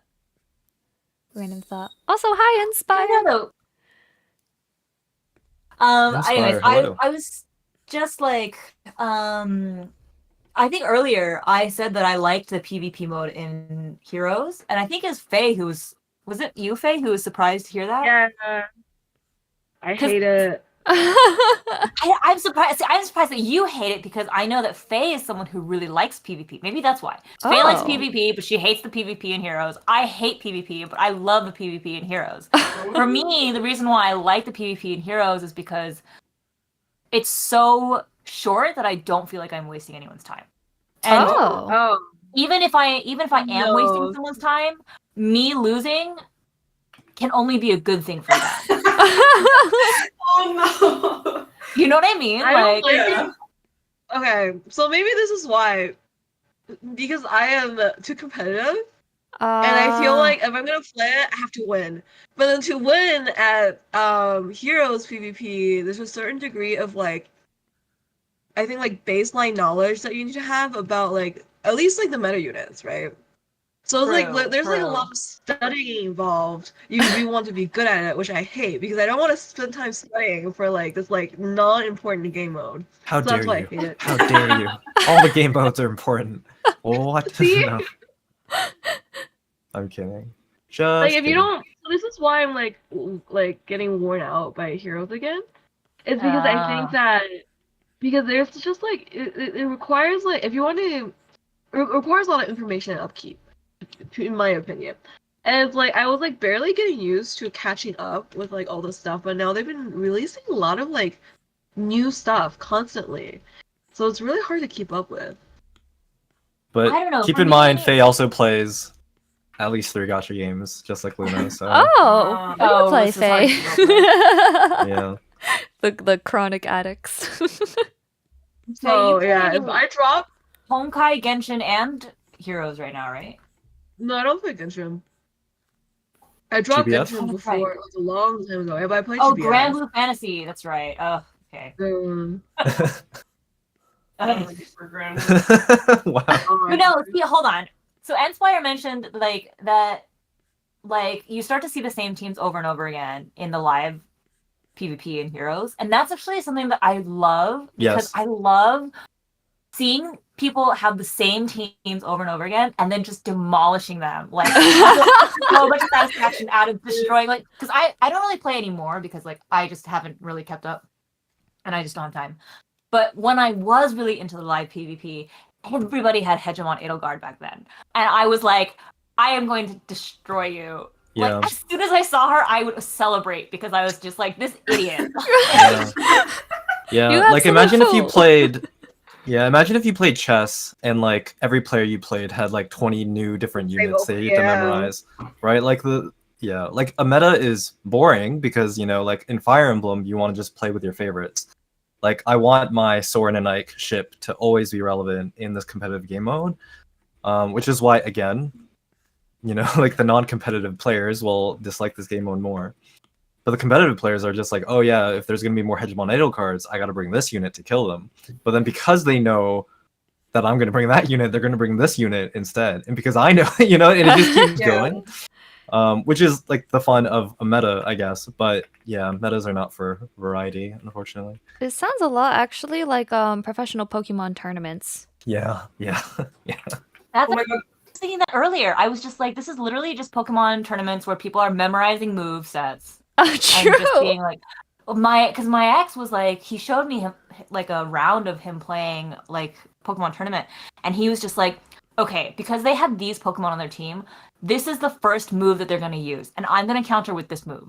And then literally 5 seconds later, they use that move, and I was like, how did you know? And I think it's just like so much like studying, and I was like, bruh, like, is this a red flag? Yeah, see, that's why I don't like it, because I was just like, it requires a lot of like memorization and studying, and I'm just like, no, I'd rather play something. So that's why like It's different, amazing. like the. Yeah. So I was actually really into FF14 PvP, which is like really embarrassing. Oh, 'cause wow. It was, like, That's why because it was such a I knew that small. you Maybe liked it. that's like. Yeah, maybe that's the one game where I said I like not FF14, but PvP FF14. Like I actually ended up on the leaderboard for PvP. Whoa. Because so few people played it. Crystalline conflict. Huge. Oh my god, there was so much drama though. Like I don't want to like. How do I even say this? Because someone who I thought was like a huge like drama queen is actually, I think, like end up like dating someone I know. So I was just I felt so What? awkward because I'm just like but yeah, there was so much drama because it was such a small thing. Like people got really big egos, which I thought was hilarious because it would be like people in Fire Emblem being like, yeah, I'm ranked number 1 in the Fire Emblem PvP. I was ranked number 1 once, actually. You were? Pushes up his glasses. No. For And like then 2 they, seconds. like, Dang, okay. and then they get mad if like somebody else try to like dodge them in queue or something and just like stop queuing up to play if they're like they like number 2, like number 1 was in queue, right? And then number 2 was like trying to play, like to climb. So the person sees them online to stop queuing for PvP, basically like this. And those people got like really mad and they were trying to control like entire data center of people because there weren't that many people playing, Oh right? my gosh. So they like, yeah, like this is how stupid it got. So what happened was like PvP at the time, there was only ranked, like you couldn't play non-ranked PvP. Yeah. But then a bunch of my friends were like interested. So what happened was I would just like, so I had a friend on a different data center and the two of us would just like organize teams to like do like practice runs against each other to basically teach our friends how to play PvP, right? And like we basically got, I don't want to call it a cease and desist from the people who were ranked like top 10, but they were just like, oh, we need to make sure you guys aren't like match fixing. And you guys need to play us so we know that you're legit. Like, I'm not even kidding. We got this message from them. And that was basically like, you have to play us so we can make sure you're legit. And we're just like, who made you the PvP police? Yeah, these people have no authority. You can tell they haven't been number 1 at anything else in their life. That's what it actually tells you. That's really Yeah. Yeah, and I was just like, this is so stupid. But then they like, I don't remember what happened, but my friend got kind of like bummed out because he was trying to, so he was the one who was like organizing like kind of like a scene for like people who were new to PvP at the time, and like they kind of like low-key harassed him about it. So he stopped organizing anything, and I think he even quit the game, which I felt really bad about. But I was just like, oh my god, this is so stupid. But yeah, that was my niche gaming experience, I think. Oh, no. Well, it's very sad, but FF14 players and overswelled egos are like the classic combination. Oh my god. As someone who has put a disgusting number of hours into many facets of that game. Yeah, I don't know. I mean, like, I was super into the game. Like, I like tie in a joke about it. I call it the black hole period of my life. Oh my god. Like, I think like, the fact legitimately that, was just like, Faye, we were not friends back then because we just never spoke. It was like I didn't see her for like months. Yeah, I was really into 14, but oh man, I quit 14 to draw Fire Emblem essentially. Fire Emblem saved you. Yeah, Fire Emblem saved me. I find that really interesting actually, because it's not like Fire Emblem as a game is like anything naturally competitive, so I guess it's like you enjoy games that aren't competitive as well. Well, I think it was just like I'm not. If I have to play a competitive game, then I get really competitive. If that makes sense. Got it. So if I'm not in a competitive environment, then I just like enjoy it casually, you know. Got it. Yeah. Like, what was it? God, do you do rate? I don't know if you're still playing 14, but did you do rating? Yes. Yes. Did you use FF logs? Yes. Yeah. So you know what I mean by being in an environment where things get competitive. Yes. Yeah. I it's mean, like I was just nitpicking like, by the GCD. God. So it was really annoying because all my friends were really into it, and I was Astro at the time. Oh So no. I think I got, yeah. So everybody, so basically, astrologians, if at 14 can buff at a time. Once upon a time, they were able to buff individual players in the team, which will like increase their DPS output. So like my friends will like demand for me to like feed their feed them my cards, and then like sometimes like people would just start throwing like tantrums if they didn't get like 99 percentile one run, and I got so annoyed. I was like, God, I fucking hate rating, so I stopped. Wait, Enspire asked you, Luna. I think you're asking Luna. Why don't you draw Final Fantasy 14 if you put so many hours into it? It's Or do actually... you? Do you have a secret side account for like Final Fantasy 14 like every other artist that I know? No. I don't got that time. There's actually so as an artist, I'm very slow. I feel like I've always been very slow. So there are actually so many fandoms I have loved and put tons of hours into in consumption, but have actually never produced anything for it. So Baldur's Gate is actually an example of this, where I have a lot of hours in Baldur's Gate 3 by now.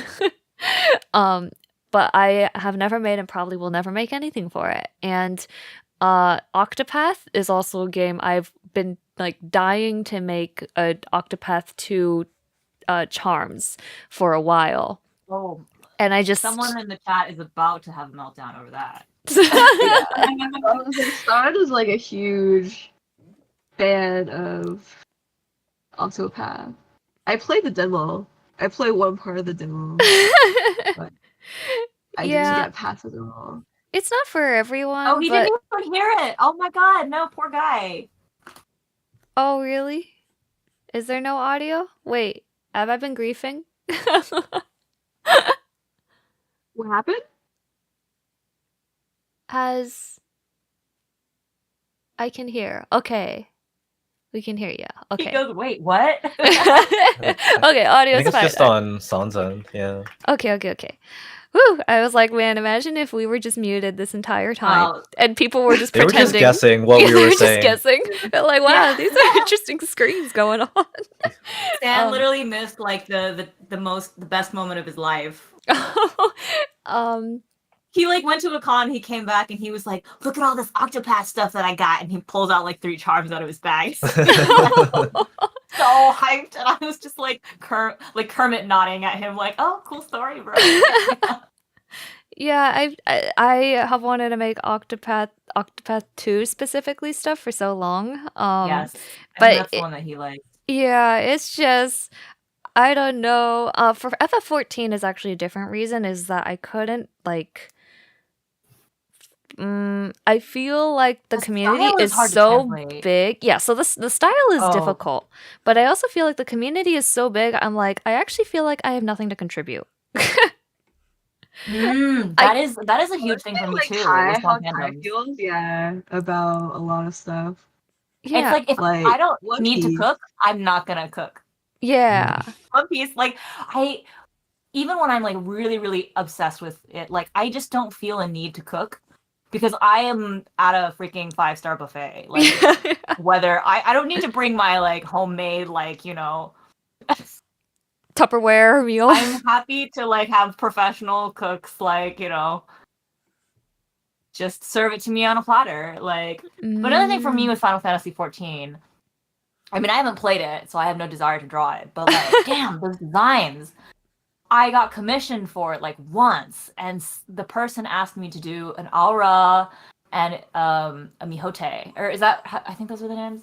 Mikote, but yeah, and I was just like, dude, you need to have paid me like double what you paid me just for the sheer amount of details in these freaking characters and their armor. Like the armor, it's the worst. oh my gosh. So yeah, I get that. I even have it on my commission page being like, yeah, FF14 characters will get charged extra. Yeah, we're out of the stage of no mecha and into the stage of no FF14. I wonder where that came from. The no mecha season of commissions. Like Who is have Gundam, any of you Seed. Yeah, I don't know. ever been asked to draw a mecha ever? 'Cause No. I have not. Okay, about that. So I actually not okay. I was gonna say I actually made a reference for like a design thing that kind of looks like mecha, and I was like, "Fuck! I'm gonna be the one person that people have like rules being like no mecha." And I'm gonna be the reason why they have these rules. I was like, whatever. It's scab. They can draw if they want to, but they don't have to. it's so funny. Yeah.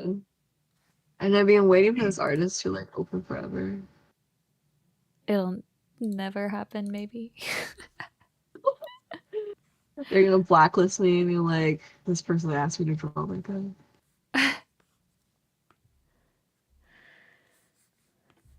Man.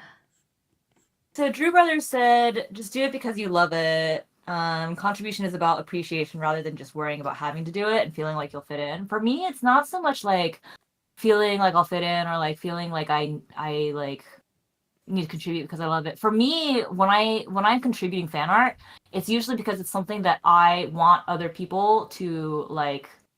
I want you to look at it, and I want you to talk to me about it, right?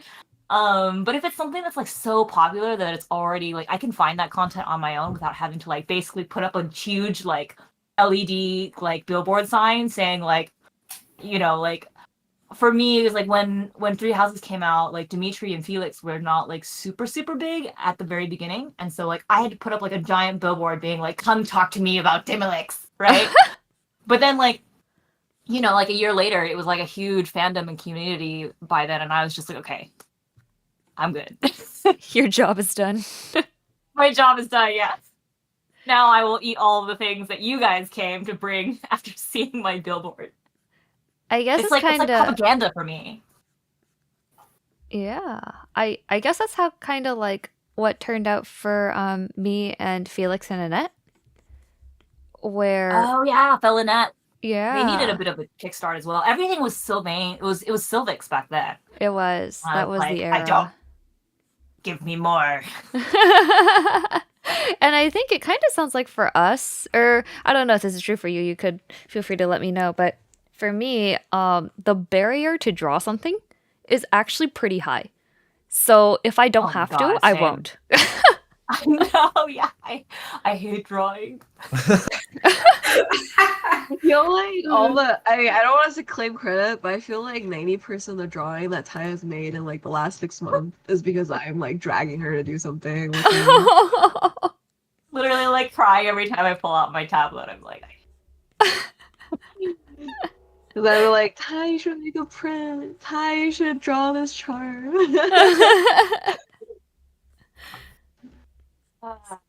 Yeah. I'm one of the people who likes the end result, but I don't like the process. Same here. And I kind of feel like that is how I was like, I'm working on this Marianne print, and honestly, if EmblemCon hadn't been coming up, I think it would have just kept sitting in my drafts because I'm like, Yes, exactly. it's I'm not so that glad I you did. don't like it or I'm not like proud of how it's looking. It's just the it's like, it just takes so much time. Yeah, the urgency, right? We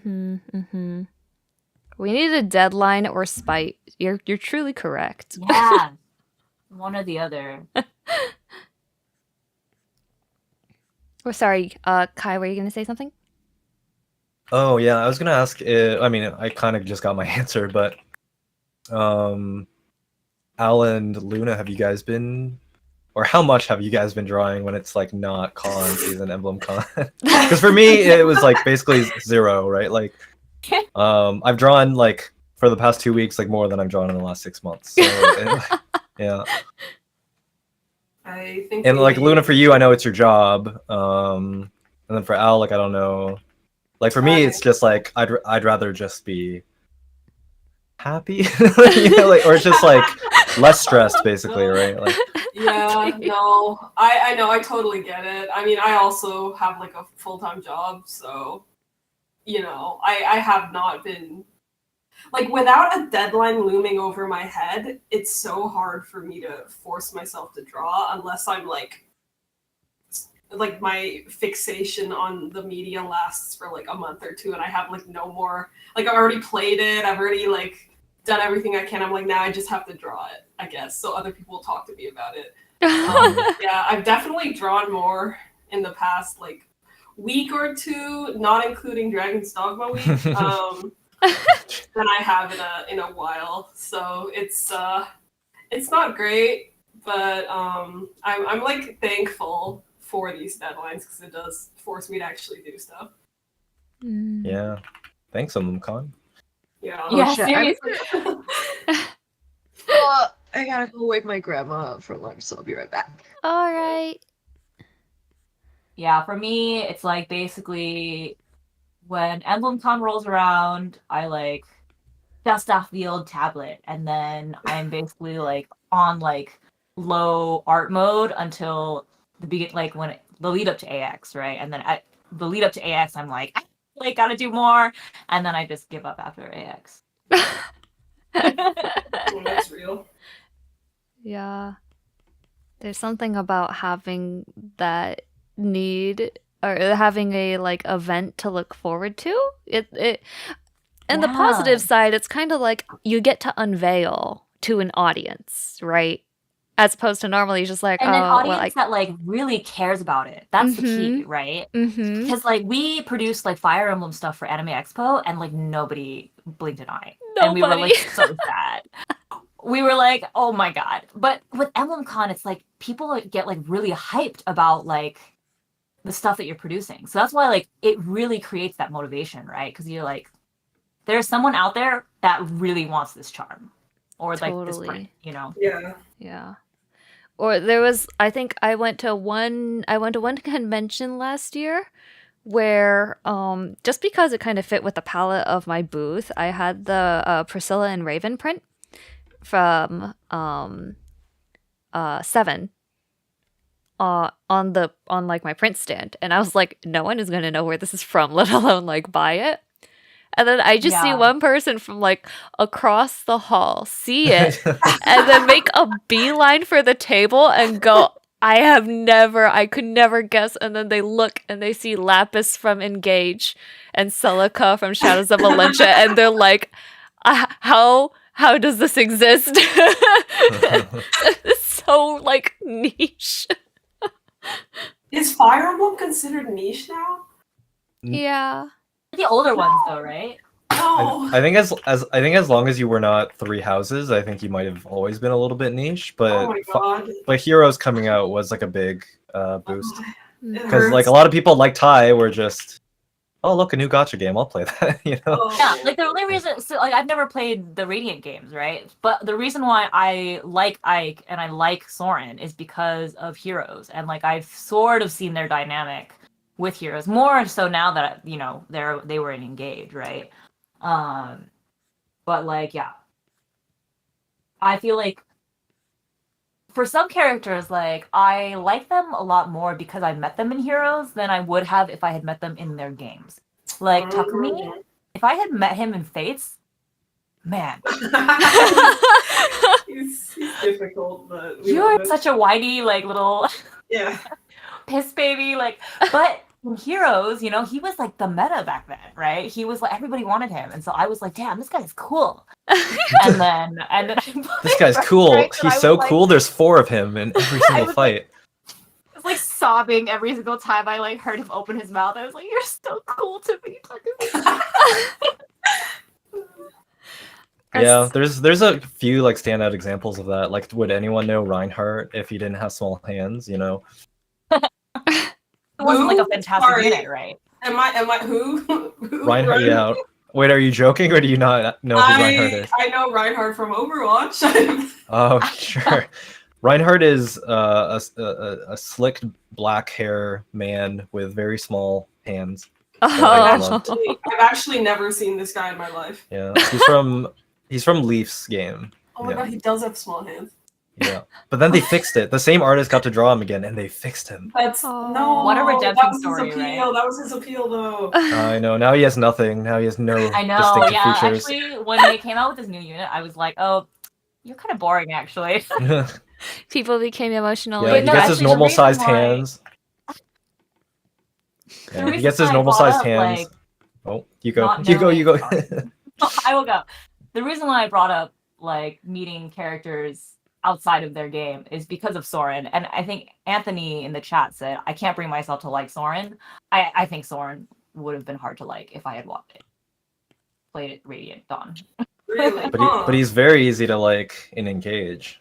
'Cause it's- Oh, he's the best in Engage. Yeah, that's Soren- true. He's like I love Soren to death, but he is the biggest bitch ever in his original game. But that's Like, and refreshing, actually- right? It is. Like I say that lovingly. Like he's a great character. He's very Yeah. I would like to think that I actually like that, considering that Felix is one of my favorite characters. Mhm. But I'm just not confident, right? Yeah, no, for sure. Well, that is Um, funny because I think Soren was probably one of my Fire Emblem crushes. So That's so real. That is so real. I mean, right. I don't know why, but I understand. Yeah, it's just something. Okay, I think my biggest character I like that is horrible is Shinon. Oh man. oh yeah, He is. I would like the Shinon worst. too. He's actually the worst. Yeah. It's just like if there's a Shinon's convenient pretty cool. time to say, ugh, every chance he gets, he will just say the most inconvenient thing. Yeah, he's actually the worst. But it's kind of like fun. They gave him like, if a character's just a complete asshole all the time, it's no fun. But they gave him one redeeming quality in that he teaches a small child how to shoot a bow. And Yeah. I'm like, oh man. I'll we're pick in. him. he got to teach a child how to kill. Yeah, yeah. Yeah, he Therefore, yeah, he did the right thing. did the Good right man. thing. I think is it Danielle? Said the Soren is a great foil to pretty much everyone he talks to. And that is like the number one reason why I liked him in Engage, because everybody was like sucking up to you in that game. And Soren was like, no, don't talk to me. Really good. He was like, no, I don't want to help you. Thank you. He's great. I think actually, of the Black Eagles, I tended to like Hubert the most for that. I recall he's kind of I love suspicious of Hubert. you for a while, right? He just keeps like threatening to kill you. I know, and I respect know. that. It's right. I'm interested. Oh no, not that far. Go on. How would you kill me, please? Elaborate. No, I played enough of that game. Well, not really. I played 5 chapters, but like I think I've absorbed enough just from seeing so much Three Houses content. I have a pretty good idea of at least the Black Eagles. No, you gotta keep going. Chapter 5 has been walling me for 5 years. Not that it's hard, but I get so mad every time Gilbert kills himself in the tower just by running ahead. Oh, that one. I refuse to let him die for some Wait. reason. Oh no, the optimization. The bug is getting you. And I'm playing on the hardest, and for some reason, I remember the whole time I refused to use the turn wheel. I would just reset. Oh my, the time. oh my Why? god. Why? You're so yeah. Oh. You're like the Something class. wrong with You're me. actually you're the true classic Fire Emblem fan. There's Yeah. something wrong with me, but I'm like I've learned, so maybe I can give it a try for its 50 I've grown. anniversary. I've Man, grown. if you ever get into Dark Souls, you will be the like, oh, you beat that boss not naked. I don't think you're a real gamer. I think there was just something wrong with me back then. I was too like old school Fire Emblem pill that I'm like, this new mechanic is for big. I don't think that anymore. I Okay, used to a ton in Engage. I've grown up. Yeah, I was gonna say I want to sell you on the advantages of using the mechanic because It's a great mechanic. I've changed my tune. I've like 180 Yeah. completely. I think it's a fantastic quality of life tool. But for some reason, when I played Three Houses, I refused to engage with it. it's Probably added to my misery. it just like lets you try things you Yeah. would never try before. You know, when Yeah. there's like risk, you're just like, what if I send Hortensia all by or wrong game, but like whatever character by themselves. Yeah, no, all- 100%. you know. Yeah, no, I've changed my tune. Like I used it a ton when I played Engage. So we are maybe that'll be like my special. I'll start playing Three Houses. Oh, man. Finally. You reminded me, Typhane and I have a friend who played Engage and Mhm, likes Engage and like wishes that the next few games are like Engage. mhm. Unlike a lot of Wait, who is people. We This do? is Mike. Who is We, Oh. we were like so shocked. And saying that we're friends is very generous? No, hold on. description. That's I'm just generous. But kidding. he refused to engage. Sorry, this is not no pun intended. He refused to even use the engage like ring Oh, Right. aspect of that game. Wow. So because he played the he whole is thing without ever emblem engaging. wait, Right. what? All right. because he is that old school fire, like why do my characters have superpowers? Why do they change clothing? That doesn't feel right. I want to play like, the traditional medieval let's go kill or Oh my not god, be he's even killed. worse than I am. Yeah, It's a I'm different- the Can you imagine oldest like the way school. the engage? Yeah, can you imagine the way the story progresses when you haven't used a single one of your emblem rings for the entire game, and That's then really funny. Solon or whatever his name is, like the guy, like Yeah. the evil guy, is just like, I would, like, hold on, sorry, spoilers? Question mark for engage? Yeah. Uh-huh. Speak now or forever hold your peace.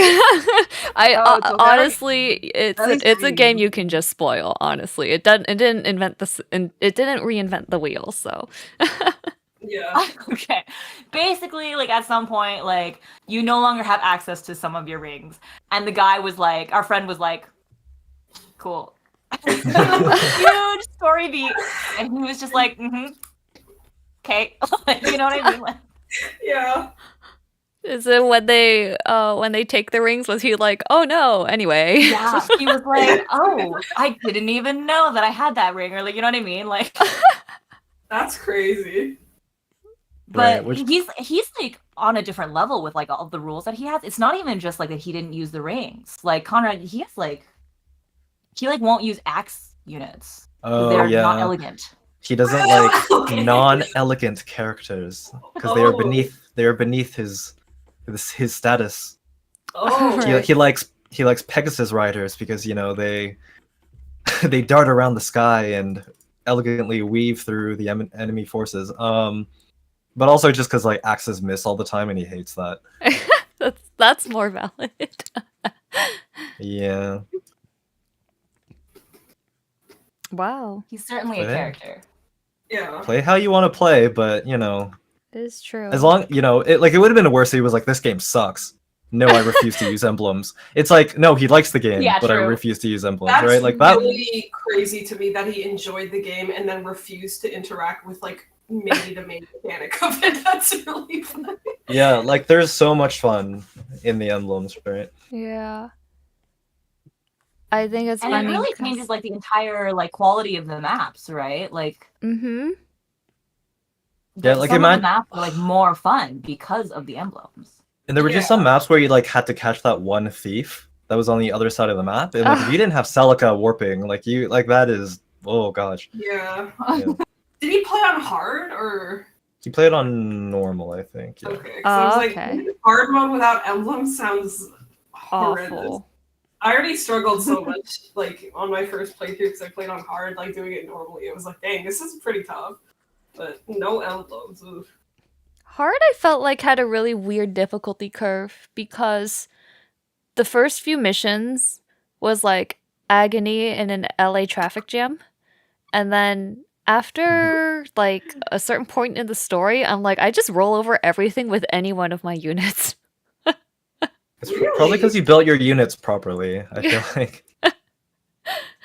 I think I still had like some trouble, and I thought I was optimizing decently. Like even later on, I think was it 18? You know, D1 with the fire everywhere, in the windmill village. Like that chapter was rough. Oh. Oh yeah, that one was really funny because I don't know if I bugged the game, but Zephyia I don't think ever aggroed. So okay. So when they came, I literally just picked them off one by one because for some reason they weren't in the overlapping aggro ranges. So I was like, okay, well, I guess I'll just kill you next. Don't really know how that happened. Yeah.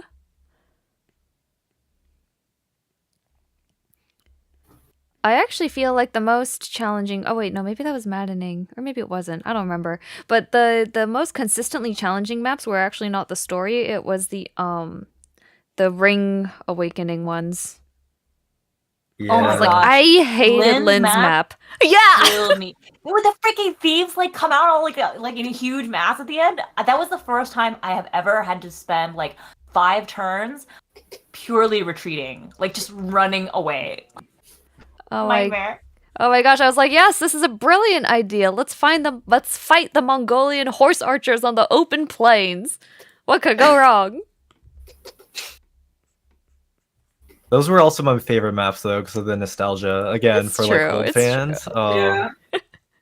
Just The nostalgia bait was strong, but it worked. and then I always remember I really like the song when the emblem boss like engages you or attacks you for the first time. Oh yeah. Because like the Lucina's map was the first one, right? And it was just a big open map basically, but as soon as Lucina closed up and then you hear the music and all the memories come flooding back. Oh.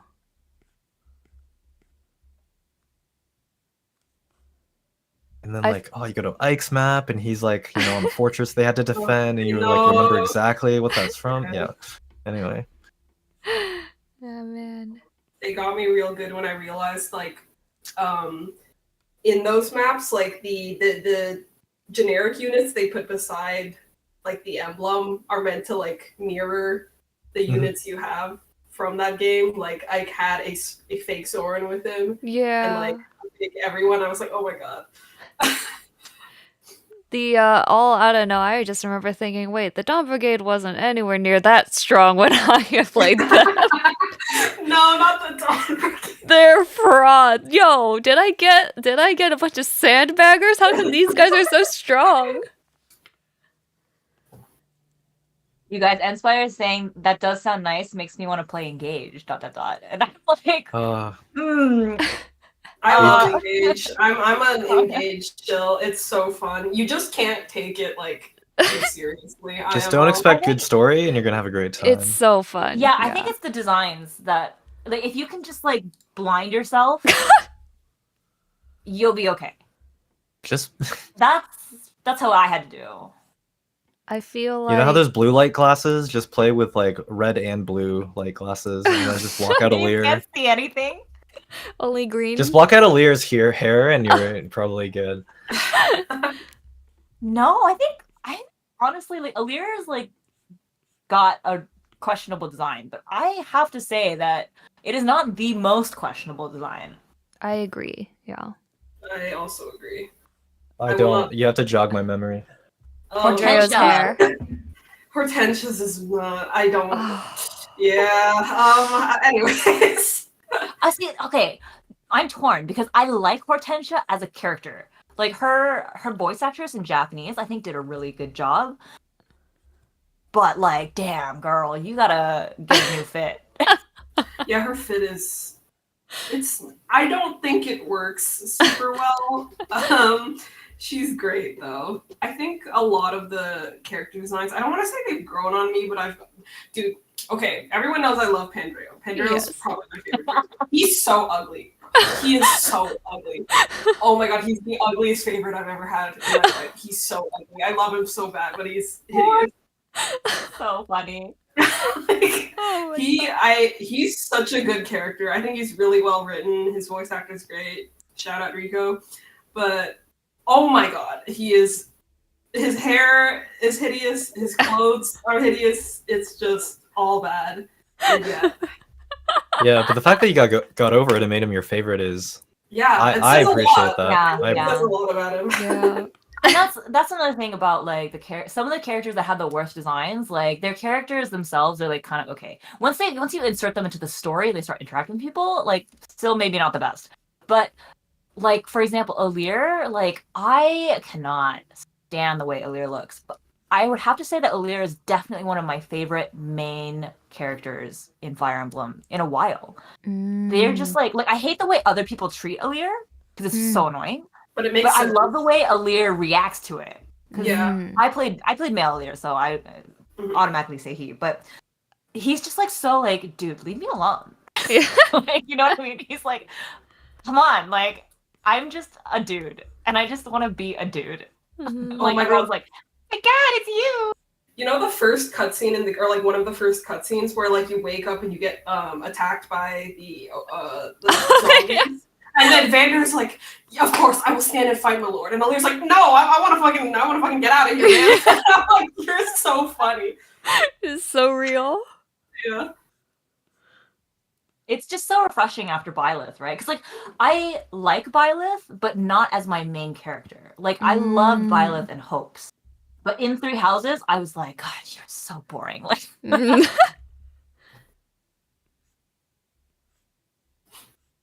That is more than fair. And I was actually thinking like the people with the nicest designs in Engage, in my opinion, are just like really people would call them boring designs, like Lapis, They are Diamond, safe. Yeah. Alchrist. Mhm. oh my gosh, I love them. Yes. Funny because you say that, but that's the two designs from Tron.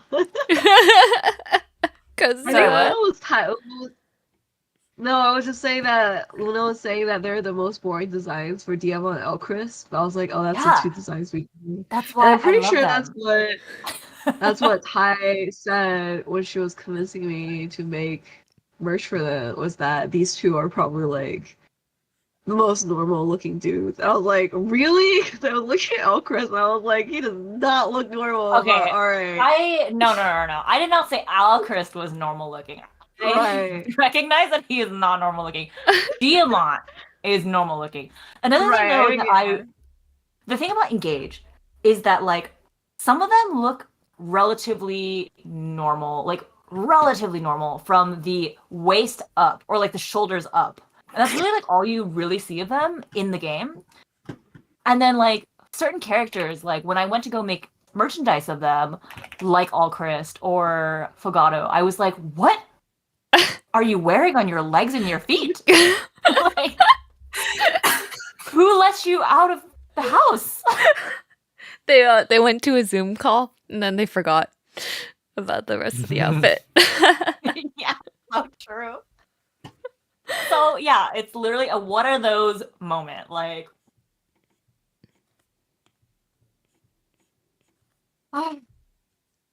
it was so bad that like last year I had to make an alternate design for Fogato. I was so devastated. Which is hilarious to me. I have that standee, by the way, is on my. You were like one of the only people who bought it. I am. Thank you so much. Of course, I love him. I like Fogato's design. I'll defend him. I like Fogato's design from the waist up. I think he looks funny. I might be biased though. I don't know how biased I am. I think I can keep it real. Some of Engage's designs are questionable, but I think the most egregious part is the like casual outfits at the Song meal. I'm like, why does my boy have Jordans on?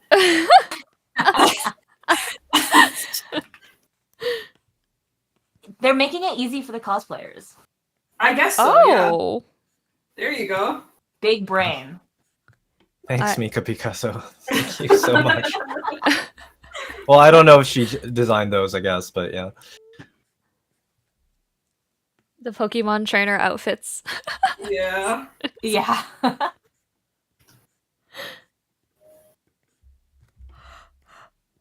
I'm sorry, folks. I was supposed to help facilitate discussion, but I'm so brain dead and I have run out of prepared questions. So we're now in the sudden death part of the pod. Just kidding.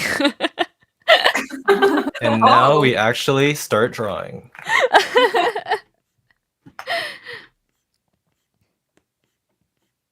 I guess we could chat about I don't know, it's kind of interesting. It feels like it I haven't really heard anything about like the new I haven't really heard about anything outside of Heroes recently, honest. In terms of like Fire Emblem alts that people are news. excited about. Oh, you mean outside of Fire Emblem Heroes? I see. Yeah, everyone's still waiting for FE4. It's coming. It's coming. Engage wasn't that old. I thought it was really funny because like last year everybody was like waiting for news of the remake release, right? And then some people were like, "You guys do realize that Engage just came out like 6 months ago?" It's true. And They also pushed out DLC like the company was about to shut down, so yeah. it's okay. No, it'll come. If the leaks about Engage were real, the leaks about FE4 are real. Drink the copium. Yep. Copium. Yeah, I was gonna say.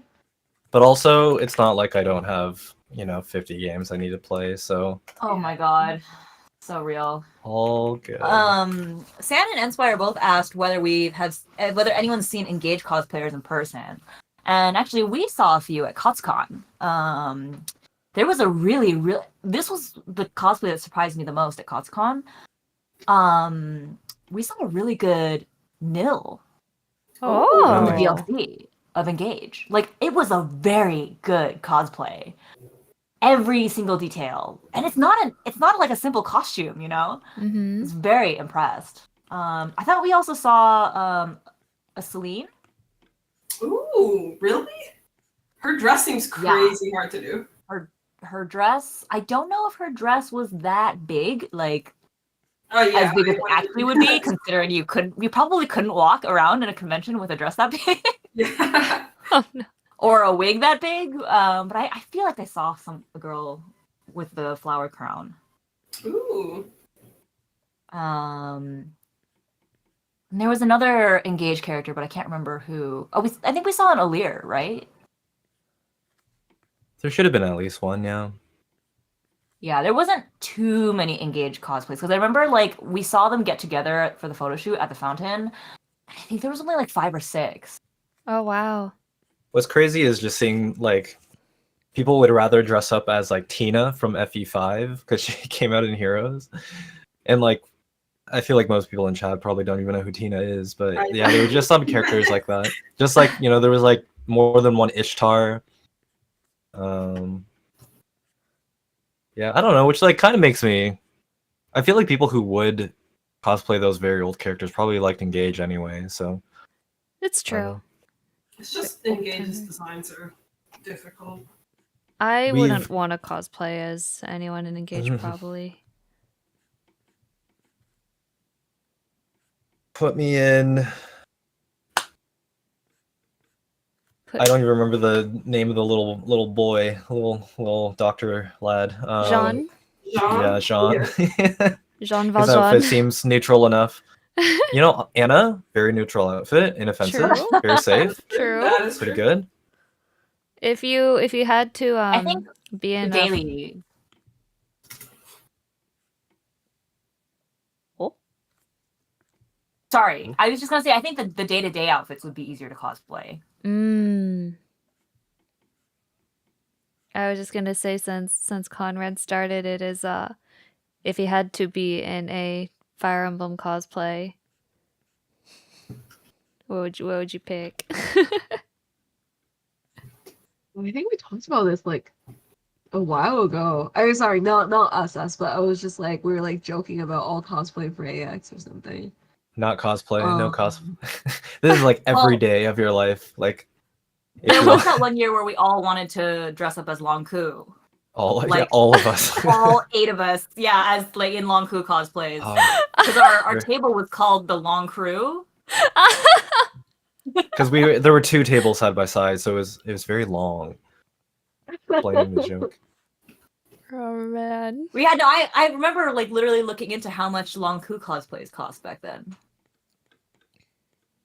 No, because they had those hoodies. That was like, I don't know if you guys ever see them. I'm pretty Yeah, sure we were looking at the hoodies too. Yeah. Longer. You know, it might be Robin. A random like, character. Robin just has like a massive hoodie, right? That looks comfy. Comfy. I remember I said Sari because I didn't want to wear a wig. That was like my only thing. So I was like, character with long black hair. And not like too revealing. Yeah, I pick Camilla. Bring it on. Ooh.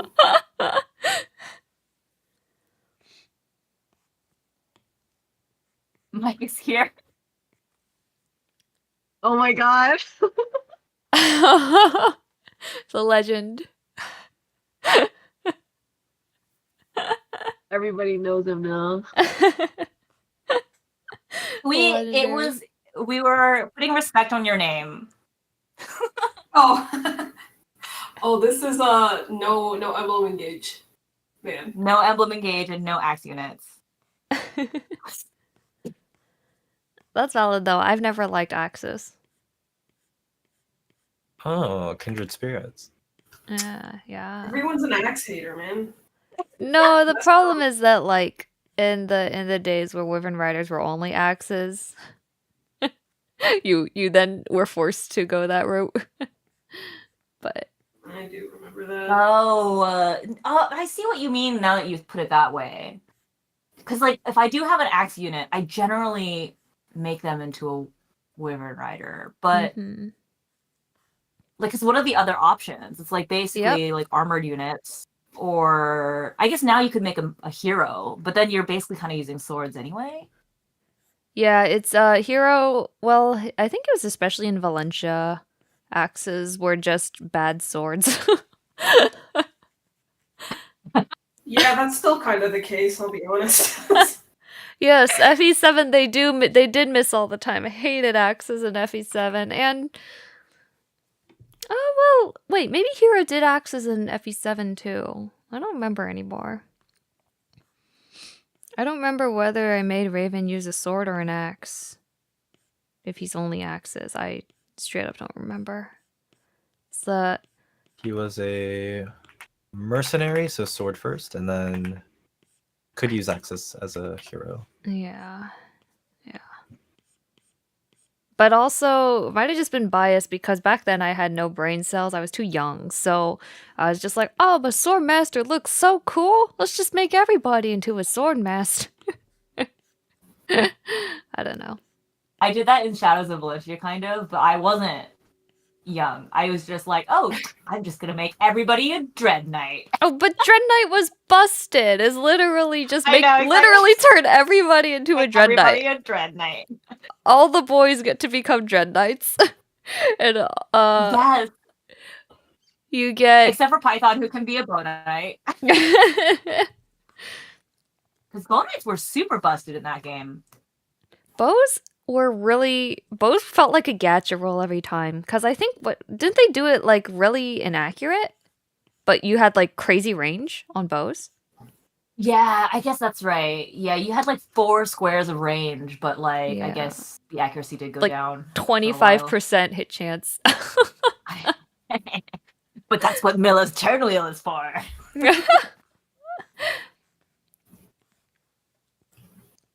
The Angel of Death. Oh What? man. I need to What is finish. the Angel of Death? I need to Oh, finish as Jafar. much of this print as possible, like today. But I already feel like I have no. Now that I am a day jobber, I'm like I have no stamina anymore. Oh my god, same. I'm already so tired. I'm like, oh, This is a I hate stream being a from jobber. Paris. how did I used to just sit here and draw all day? That was the days before emails and meetings. Uh,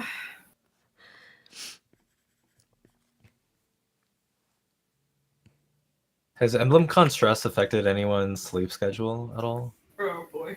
Yeah. Really? No. Yeah, like not even from like, oh, I gotta stay up. It's like I think just the slow buildup of like low-key stress has been adding up, and like I just can't stay awake for longer than 6 hours because I'll just wake up and the first thing I think about is like I gotta draw. What am I doing in bed? Oh god. Yeah. Oh man. What do you So I think even while asleep, I'm just like I feel like I need like I'm wasting time by sleeping. Oh man.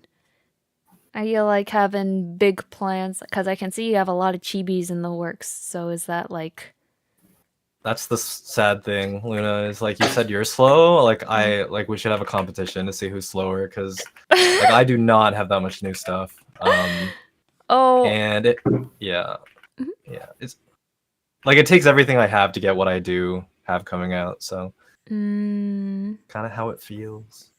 yeah. Well, I still think I would win the competition though because I looked back and I have not made anything Fire Emblem since the Lapis print. Yeah, same. We like drew briefly for The race to the Engage, bottom. and then we were like, "Okay, our job here is done. Time to work." Until FE4 Remake comes out. That's all I'm saying. True. That's all I'm waiting for. Yeah. Are And, like, there- If the same thing happens again, where it's like not as popular as Three Houses, and like maybe hover, because like remakes, like Shadows of Valentia was not more one of the Yeah. more popular games. yeah. Like I'll be satisfied to be honest. Like I just I just want something new. I want to see I what. should share the stats from my merch survey. Oh, data. I forgot. Yeah, so I did like the survey at the beginning of the year. So obviously it's only for people who follow me, right? So it's like natural bias. But a lot of people still wanted Engage merch, and I was just like, fam, I haven't played Engage. Oh no. Doing Bam. That's surprising to me because, to be honest, after the initial pre-orders, like nobody Uh-huh. buys the Engaged merch. I think Really? this is like, Yeah, That's a huge thing. Like the thing is, like, there's no buying power and that's the key. Let me go. Yeah, let me go look at the poll. The actual That's survey. interesting because I've got a lot of decent reception on the stuff I have for this year, but I guess we'll see. But Al, your charms are so beautiful. Thank you. It might just be because But I'm you're just kind the of best. I'm kind of Best. I'm not. I think I'm just kind of the engaged guy, so that might be it. True, Al it's was kind of like, like your brand, sounds right? like a skill issue. No, I'm like, I guess we'll see this year.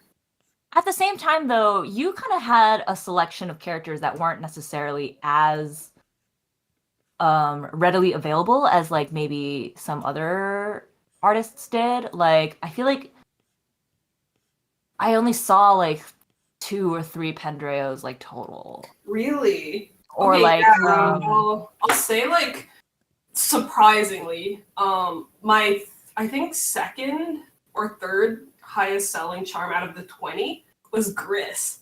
Huh? I may or may not have contributed to that. and I was surprised because I actually legitimately don't think I've seen any other Gris merch other than the stuff I made. Maybe You got all of them. yeah, I'm like I don't think I've seen, like, maybe there is like Gris stuff out there that I just haven't seen yet, but that surprised me a lot because I didn't think he had that many shooters. But Oh my gosh, I think Gris has a lot of fans, but I think and there's a lot of like fan art of like people who do a lot of fan art of him, but I think you're the only person who actually ended up printing something physical of it. maybe, You know what I mean? yeah, huh? Okay, so I lied. Sorry. And Gay was just third, but still, I was just like, man, I feel like I don't want to give That's people relevancy false hope. then. That's relevancy bias, right? I don't know. Wait, relevancy, or do you mean recency bias? Sorry, recency. it was- Sorry. Yeah, because it came out recently, maybe. Mhm. But I mean, it still did better. Like, there was a really big gap. So like, I got 100 responses back, right? And like, the least, I won't say which game it was, but the least popular Fire Little Gay only had like 30 votes, Mhm. and Engage at least had like 52. So Ooh, that's how big the gap was. that's funny because The least popular one again? Huh? Oh, I don't want Well, to say who- it because I don't want to hurt those people's feelings. Oh no! What But if it it's like was- really like Fire Emblem 5? Like no one's gonna be hurt by that. No, so I only listed 6 games. Okay. Or 7, sorry. I listed 7. So there were a bunch of games I didn't list. But it was Sacred Stones, out of the ones I did list. But a lot of people wrote in Telius, which I did not list. Sorry, but I didn't even think about listing it. And I don't know any of the characters. even though that was the one that like did the least well, like your Sacred Stones merchandise does very well. Yeah, that's the thing. That's why I was also surprised, because I feel like I mean, you're the one sending them out, so you know how many we've sent out. Oh my gosh, I have seen so many like Erica's and Leon's Lions, however you say his name. This purple-haired kid is like in everybody's houses. Is he? Okay. I think it's also partially because Faye has a fallen Leon on the back, and that is really popular. Mm. He's like, I think all of our fallen stands end up doing pretty well. People just like having little evil kids in their house. Well, it makes sense also because the little evil kids are drawn very, very well. So Fallen units are definitely the most fun. Yeah. Oh yeah, maybe I could talk about my zine. So I'm making a I was gonna say zine. this is great segue into. Yeah. So you don't have any more topics. Let me show. Except I don't have anything to show because I like know the graphics already. So, but I do have a zine Just coming do a out. quick preview of like one of them. Uh, A Luna stream exclusive look. oh, okay. No, so I'm making a fire. I didn't download any of the finished pages. I did at first, but I feel like I shouldn't show other people's art without their permission. So I invited some of my friends to be in my zine with me, because I want to just draw a follow unit zine, because I think it'll be fun to make, like, draw, because I like follow units, I like the concept, I like the edgy factor, Mhm. but I also invited my friends to come, like, do some of their own designs. Oh, wow. Yeah, so Ty is making I'll Marianne, pull up a right? preview of it.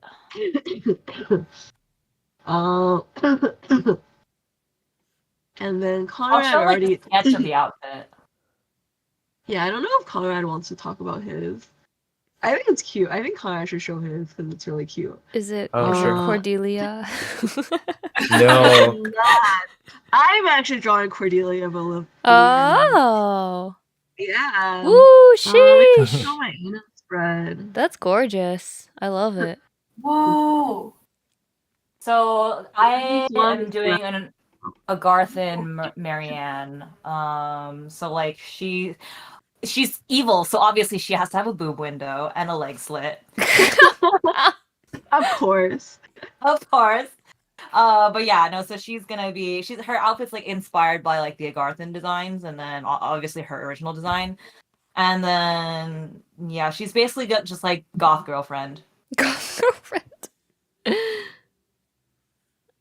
It looks very yeah. striking. And the silhouette is really good too. Yeah, these are beautiful. Can't wait Yeah, for the Faye's got some seriously cool pieces that she's already finished for it.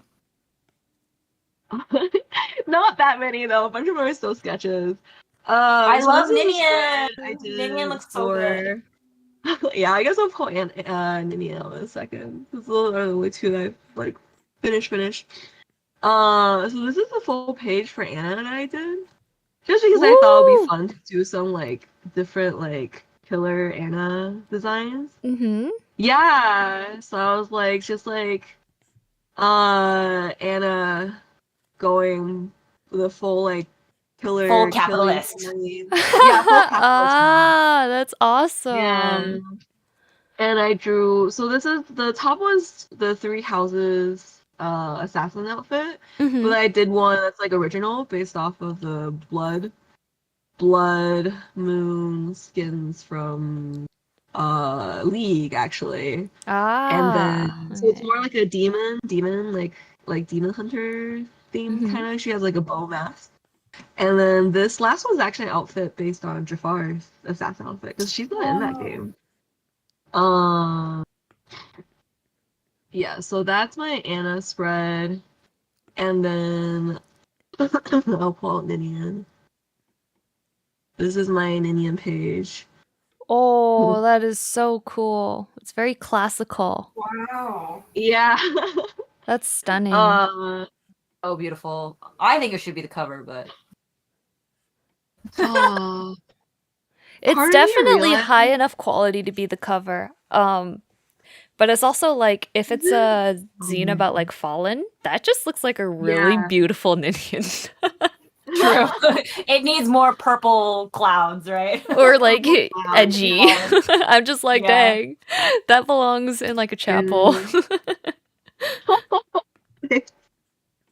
So it's just so I guess it's not just like about fall units, but more about like heroes who strayed from like the path of, or their like path of goodness. Oh. So that's the idea, yeah. So straight from their, like where like they live their just like the lives. Because I ended up doing, oh my goodness, I'm like, I don't even remember how far I went on Cordelia.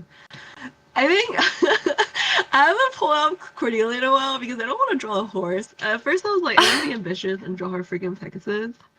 But then I was like, I don't know if I'm ready to commit.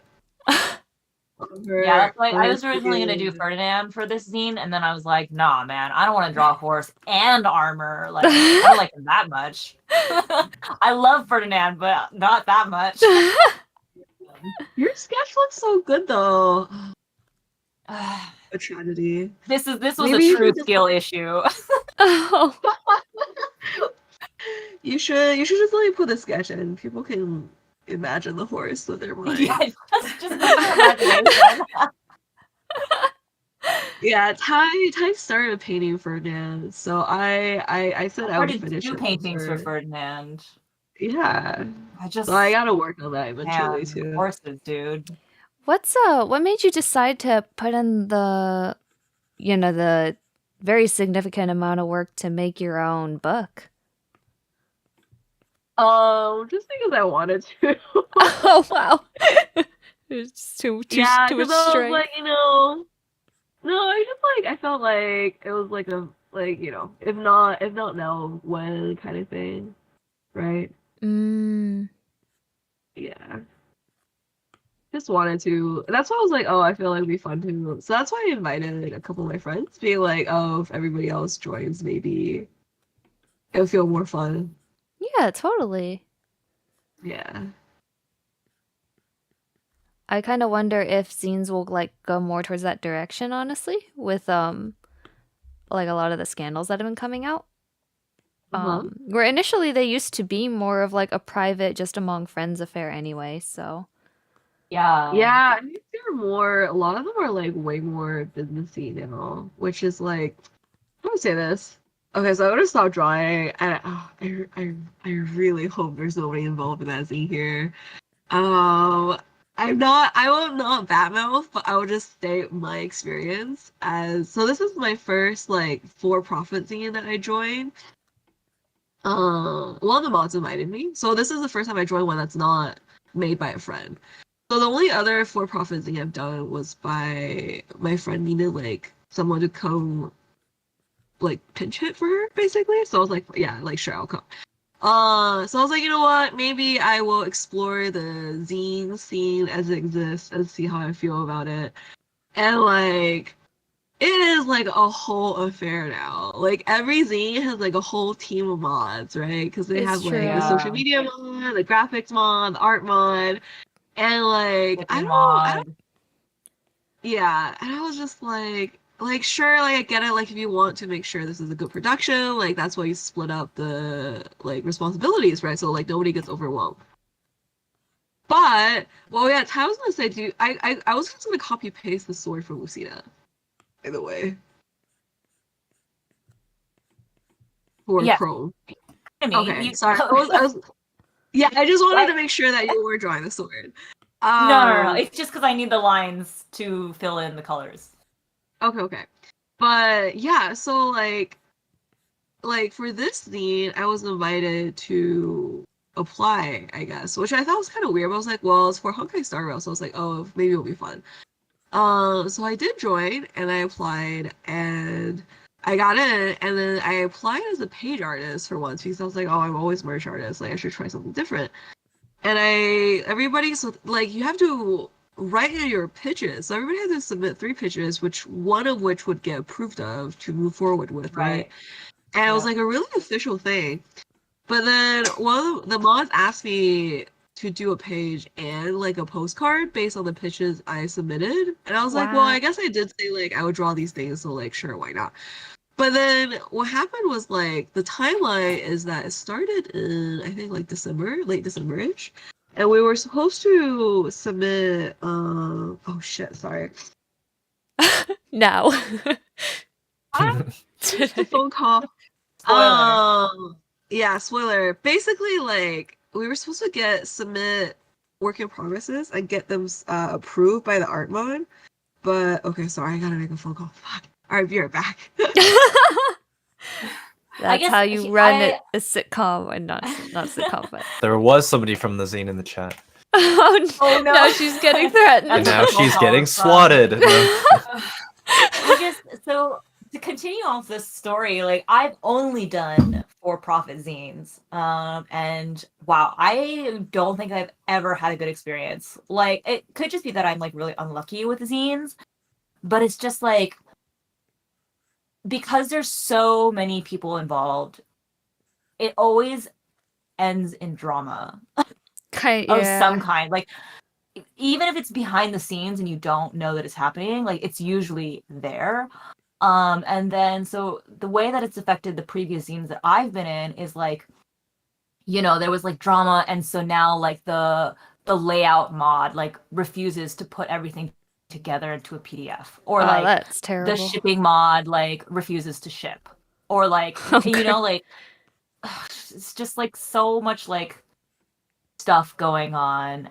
And then I feel really uncomfortable with a lot of these kinds of zines because even though there are all these like big teams of like mods and staff and like artists and stuff and writers and stuff who are all putting together this project, because there's so many people involved, we never really follow the projected timeline. Mm.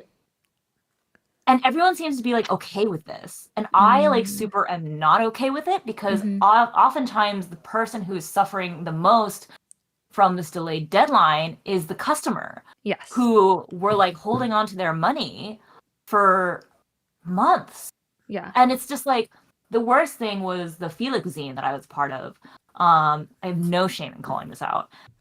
There was so many issues and drama in the back end that our customers had to wait over a year from when they bought the pre-order to when they finally actually had the product in their hands. Over a year. Like at that point, like, do you even still like Felix? Like, you know what I mean? Yeah. Like you've Mhm. probably moved on from this fandom by then. And it's just like you can't get your money back because you've probably even forgotten that you spent it. And then like I just hate being part of that like scheme. You know what I mean? Like Mm. even so like the art that I made for it was over a year old. Like I don't want to look at this anymore. I don't want to post it. Like it's so old. Like it's not even like reflective of my style. And yeah, they take the money and they hold it for months. Mhm. And like I just insane. It's happened like 3 times to me, and I've just like sworn off of zines. Yeah, I totally get it. I have stuff to add. I need to hop off for like 3 minutes. I'll be back soon because I am currently modding. Oh Okay. yeah, I'm So you're- sorry. No. Despair. You're not. I think everything you said is totally valid, especially about the like team size stuff. Because like the people running this zine, like I work. I don't know if people know, but I'm one of the mods for the Engage Tarot zine, which is currently in production. But the only people modding it are me and OK, who's also running Emblem, who's the host of EmblemCon. And like it's so much better when there's just 2 people. Even though it was a big project that I did sometimes find like, yeah, it's a ton of work for the 2 of us just because it's the 2 of us managing like 60 people. Yeah. But like because there was only 2 of us and we're good friends and we know each other super well and we trust each other, it's like, you know, there's a level of like, I feel good about this. Like I know we're on the same page and I know that things will get done because like one of us isn't gonna just like randomly dip. Yeah, I'll BRB. I'll BRB. Yeah. The zine Me and snipers got her Patrick too. often- I'm sorry. What are you saying? I'm just now I'm like on the lookout, like looking over my shoulder, like who's coming after me. Like, I'm the one who's like openly disparaging, but no, it's just like the thing is, it's just like, especially when money is involved, I start feeling like, you know, you can't sit there honoring like this or that. Like for the delay for the Felix zine, it was just like we wanted to like, I wasn't a mod, but I was like close friends with the entire mod team. And it was like the layout mod like did not want to relinquish her role, I guess, but Mhm. she also could not do it in a timely manner. Like we were waiting for the layout for like 6 months. Oh, And I was no. just like at that point, like you need to just like let it go. Like you need to let someone else do it. Yeah. But yeah, it's just there's so much like too many chefs in the kitchen. It's true. And it's kind of interesting. I used to participate in a lot more zines, and then I've modded in 3. But the really interesting thing is each time I've had a ton of respect for the mods, and yet at the end of the project I still felt terrible. Because it's just Everything went well? no. If Okay, so things everything did went not well, go it well. wouldn't be a problem, right? But things never go perfectly, and I think almost never things go perfectly in a scene. They're like personal issues that come up, or you know, people who are like fighting, or drama and things like that, and like each time I felt like when there was a delay, it was understandable. But as somebody within my personal shop who has never ever delayed a pre-order in my art store, I kind of agree. It just like feels terrible to have these, because these delays are not just like 1 So week, right? embarrassing, right? They are months and Yeah. months. And it's also like, well, I really don't want to blame these people or say it's like bad as people, but like at the same time I was just like, it's really hard for me to join group projects in general, because it's just what happens if you get more than one manager. There will be drama and delays and things like that. So Yeah. it's almost inevitable, and it is sad, but at the same time it's like, well, I even really juicy cool looking zines, I'm just like, I don't think it's really worth it anymore. We're too old now. You could do it if you're like in Yeah. high school, you got nothing to lose. It's a good experience. It's fun. But now that we're older, I'm like, oh man, I don't have the emotional capacity to deal with this and angry emails, Yeah. Like Inspire said, they're giant group projects, and those Mhm. never go very well. Even when everyone means well, it's like it always ends up at least slightly or very cursed. Yeah.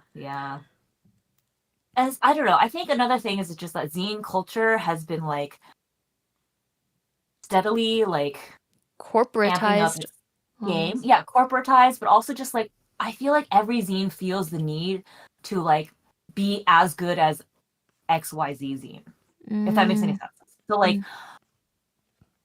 even like a really small zine, like they'll be like, oh, like, we want gold foil on our cover, and we want like 2 mm. postcards, and we want 2 charms, and we want a sticker pack. And it's just like, but can you afford it? Yeah, it's And I true. feel like since, a lot of these people who are putting these together are not business people, they just don't understand that like you just don't have the fandom to support all of these like whistles and bobs, Yeah. But Oh, so the die cut for the foil is gonna be, $1,000, and then you add that on to, it's I like, do you have know. the capital? Yeah. Yes, biting off more than they can chew when it comes to organizing zines is definitely the trend that I think has Yeah. been happening. It's definitely been hard for me to criticize, because I've been a mod in delayed zines and stuff like that, and nobody Mhm. likes it. But at the same time, it's like, it's also why I don't mod zines anymore, because I fully acknowledge something I done could have contributed Right? to the problem, and I just don't want to deal with that. I would rather deal with projects that are in my scope, in my control, everyone's happy, customers happy. Yes. I super respect that, because like I definitely there's people out there who keep making the same mistakes every single project, and I'm just like, but do you not like but why? Yeah. That's really interesting. Enspy is saying that a lot of younger new artists see joining a zine as a badge of honor or legitimacy, and so they want to be part of one. I agree. Yeah. Really? I can see 'Cause- that. I also think that's true for writers too. Really? Stamping your name on something, like on a physical document, that secures your That position. you get for free afterwards. Yeah, that secures your position Mm. in a community that other people also have a copy of. Yeah. Mm. That is so interesting. Oh, she's saying that's also why some mods refuse to leave. Like try not to like strangle, like air strangle, like. But I guess it's like it adds to their fandom resume, but also leaving might also damage their fandom cred. I can see how that could be a factor as well.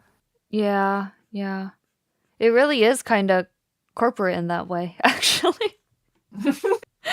Right. It's some of these zines are so much money though, which is why it's just like so scary that like people who have no business experience are taking care of it. Yeah. Like was it the Persona or was it a Genshin zine? Persona. That huge drama. Yeah, it's Persona one. It's like, Yeah. oh my god, like Never was trust a wild. gacha player. That's That's But what I true. gotta it was a say. Persona zine, but they spent the money on Genshin, right? I think that's where the connection was. Yeah. And food, I think, yeah. But it was like, tens of thousands within the span of like a week or something.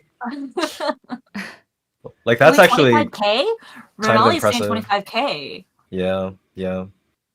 Oh wow, You yeah. could like buy a car with that. You could buy a lot of things with that. Why would you buy a guy a car when you can get an E6 Zongli?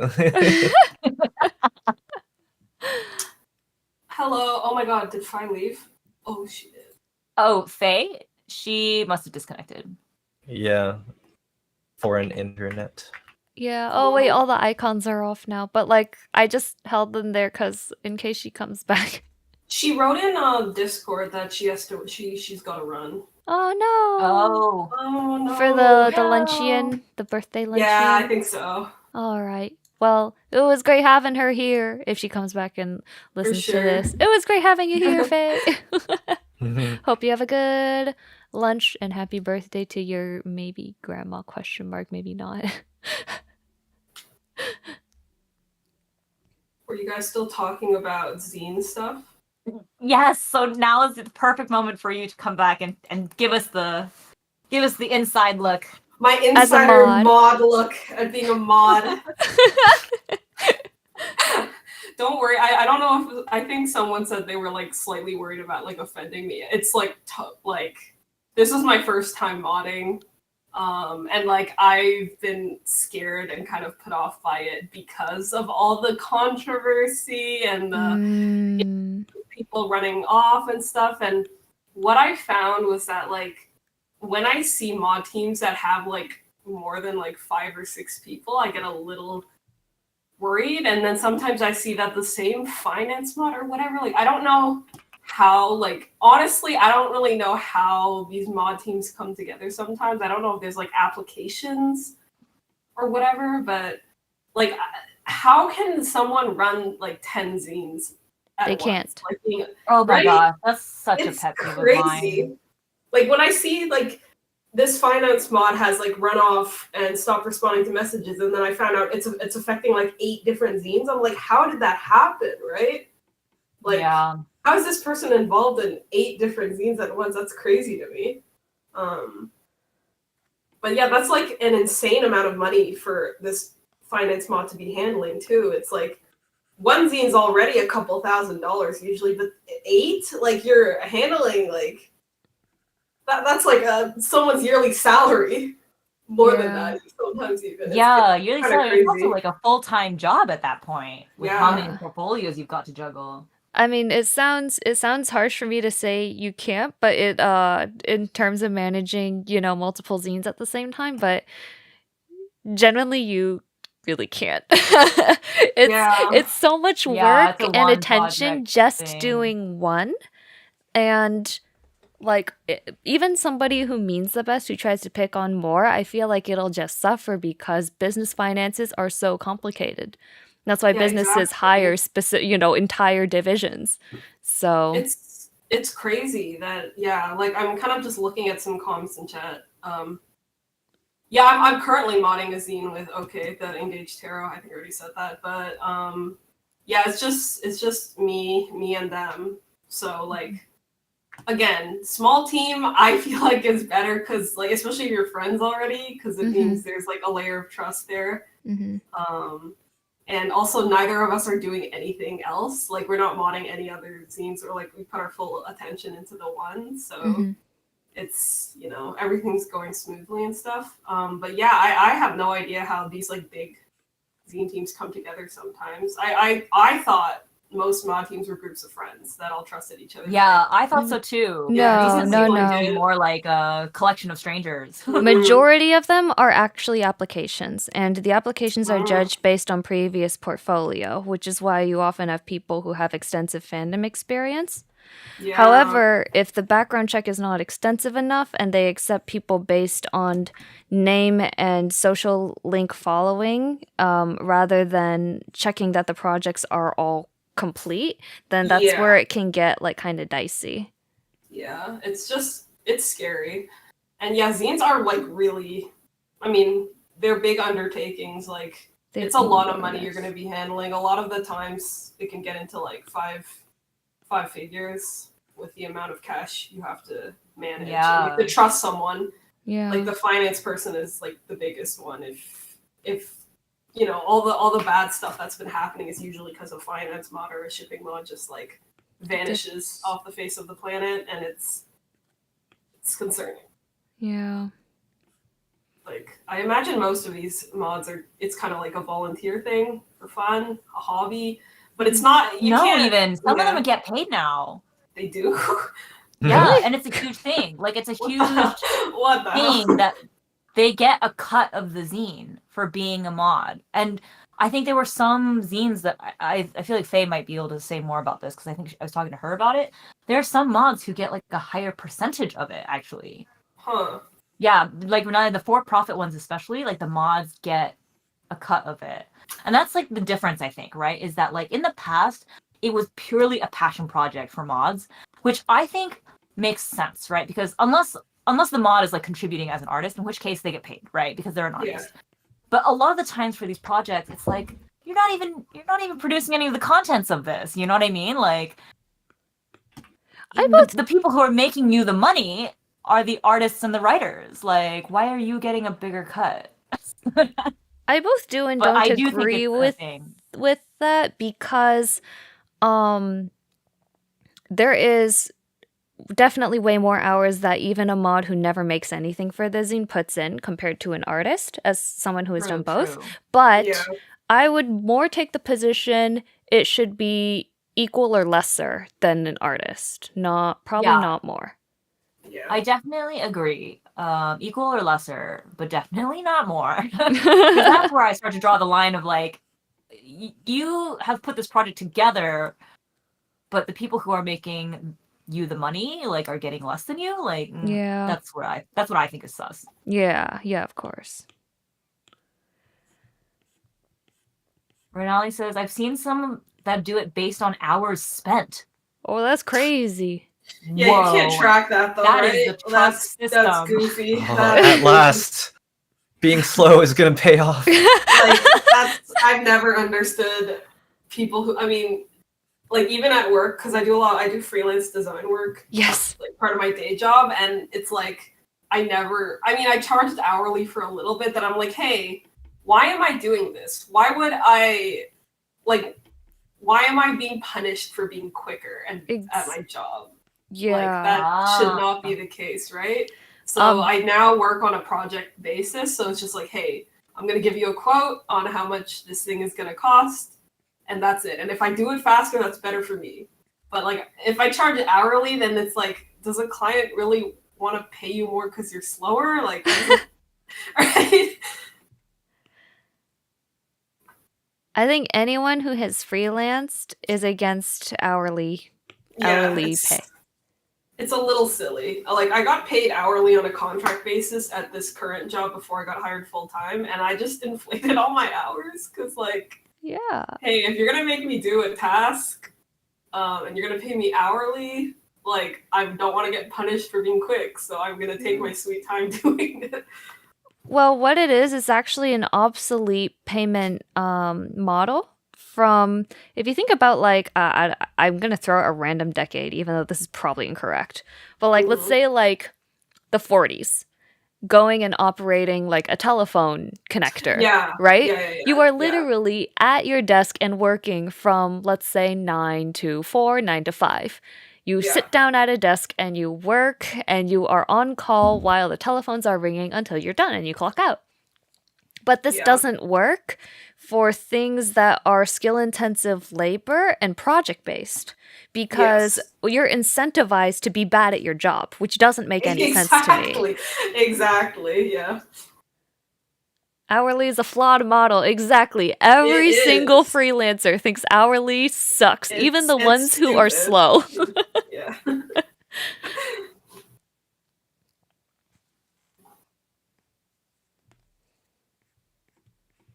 My job, my recent job was like, oh, they basically wanted to give me a promotion, and everything sounded amazing. And the only downside was that I would have to do like official timesheets, and I'm like, oh, that's the part I'm dreading the Ew. most. Oh my God. I hate official timesheets. Timesheets are the absolute worst. I had to do them for the first few months, and then my boss one day was like, "Hey, how would you feel about us like not doing timesheets anymore?" I'm like, "Oh my God, thank you, Jesus." Guys, how detailed are these timesheets? Like, are you documenting exactly what you're doing? Like, Yeah, by it would be like hour? 9:30 to 10, daily stand-up meeting. 10 to 11, Yeah. working on this for this. The next 3 hours working, so like each day would probably have like 4 to 5 entries, and it was the most obnoxious thing ever. Oh, that's brutal. It's because especially if you're a subcontractor, or not even a contractor, but if you're an employee working, oh my gosh, I just feel like suddenly we're really old talking about this stuff. But anyway, I know, we sound so old right now. Taxes next. Taxes next. No, change the subject. If you're an employee working for, let's say, a contracting company, like let's say a design firm, let's say Al works for a design firm, they have to know what hours are billable because they are charging the client a rate. And they need to know how much time is this taking to get done? Do we need to raise our rate and charge this client more? Which is why they ask for timesheets to make sure, okay, are we spending too much time on this and do we have to charge a client more? But for the people who are doing the work, it's really annoying because then you have to like micromanage your day and remember like everything you worked on. And if you're fast, it looks too bad. And if you're slow, it looks too bad. Yeah, There's literally no winning. Yeah. That's like my workplace had this like optional thing where they wanted to do like a workplace study based to like kind of, I think what Nspire is actually saying right now, like having a breakdown of how many hours something takes. And they wanted to know like how long we were spending on each item, like, or each task basically. So it was like this optional thing where we would sign up for this like app that we'd like plug in like what we did each like half hour or like each hour, whatever chunk of time. And I just remember thinking, I was like, man, whoever signs up for this is like either a total sucker or a complete saint. Like, why would you willingly subject yourself to this? Like, they could not have paid me to do those timesheets.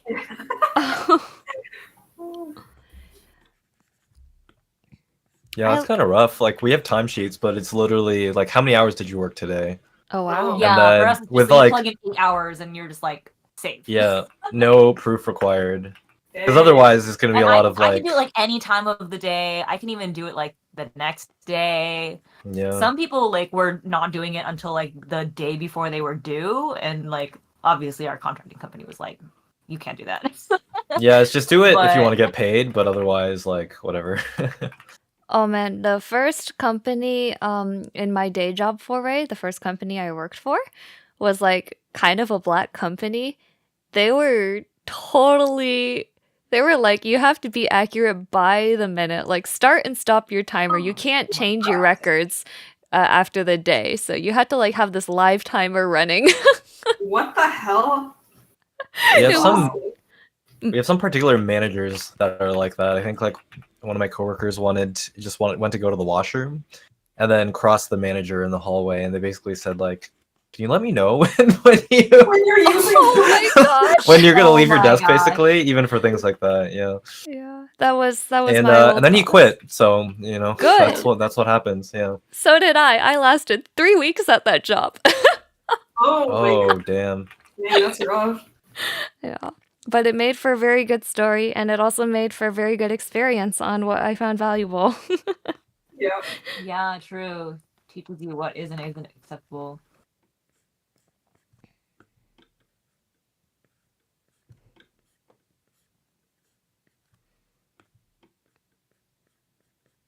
Oh my gosh, Renai says one of my friends has a timer like that with a webcam and tracker that tracks your keystrokes and screenshots your monitor. No. That's like big brother levels of like, you know what I mean? What the heck? Oh, I wouldn't last. I would not last a day. That's That's actually what they pretty sell scary. those mouse twitchers for. You mean the one I have on my table right now? Is Oh, you that really have one?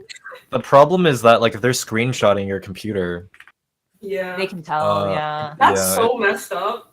Or if there's a webcam, I guess. I mean webcam just sound like that's illegal, right? That has like That sounds a little bit illegal. I'd wonder like what country it is. Like that sounds like suable, especially in like Europe. yeah. That's crazy, yeah.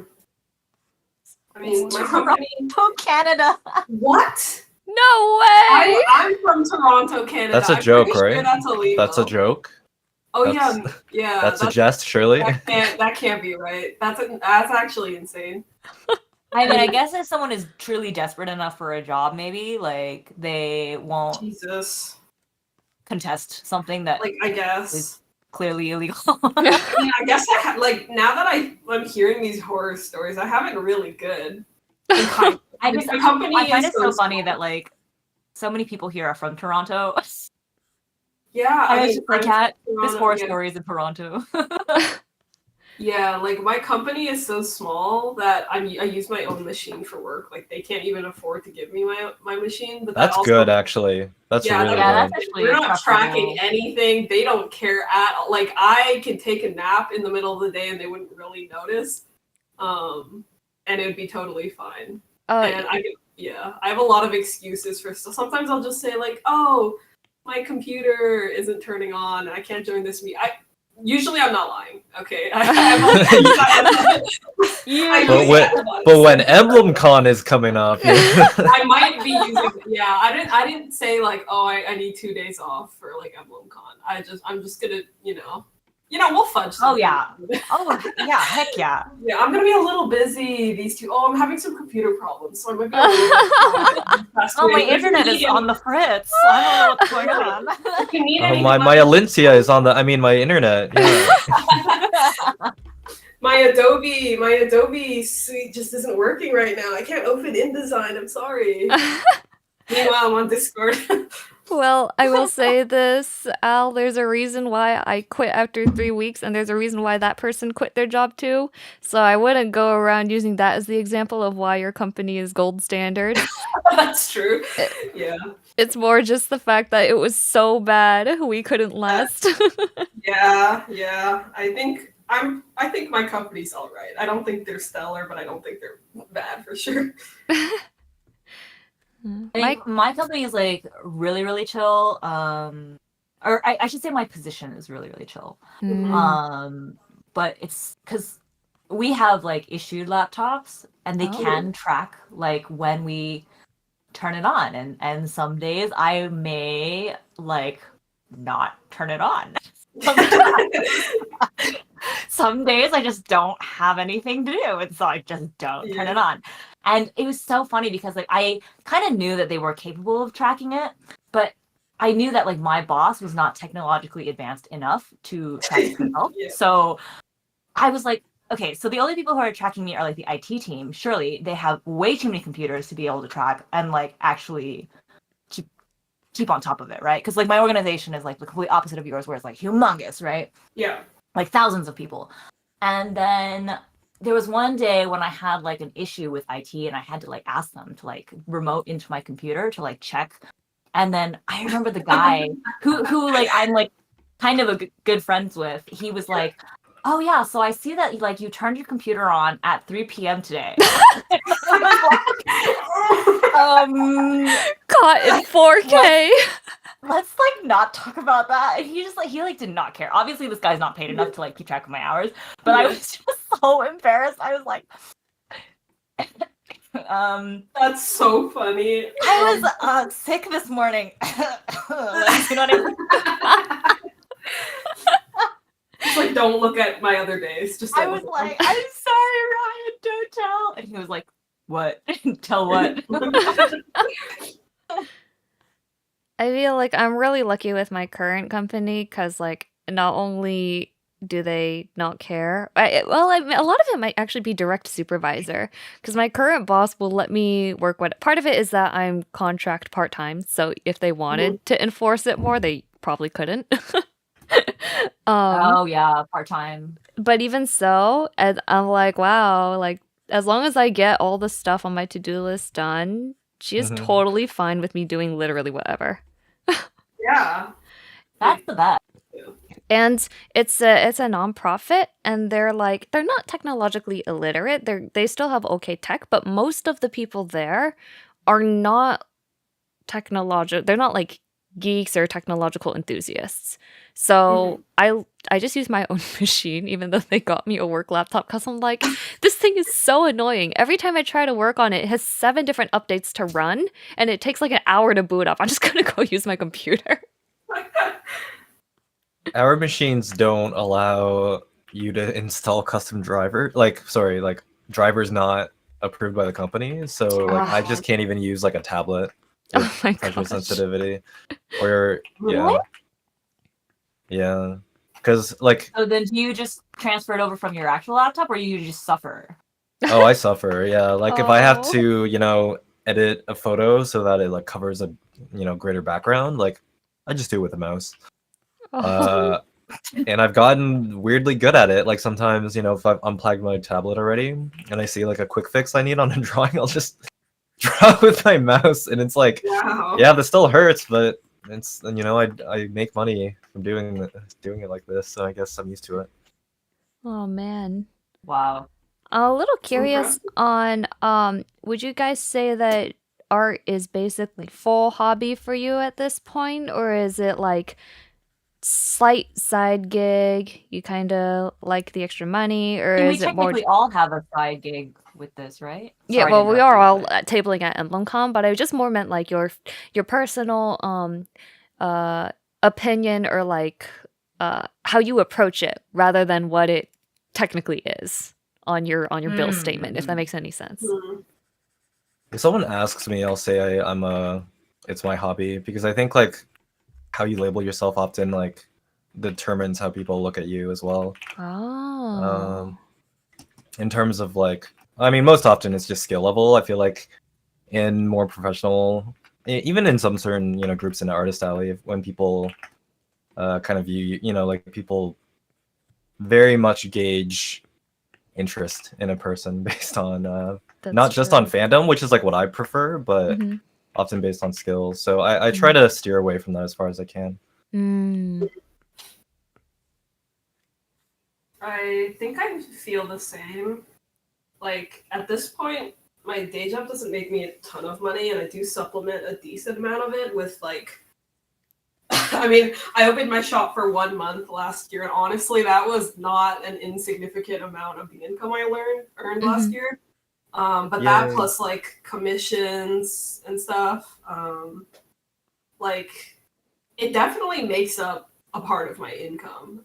So I would say it is a side gig, but I also usually just tell people it's a hobby, because then people, especially people that like aren't in fandom space, like at work, man, they're so nice, but they're, it's like 35-year-old, 40-year-old, like people who have never touched it. Okay, sorry. Hey.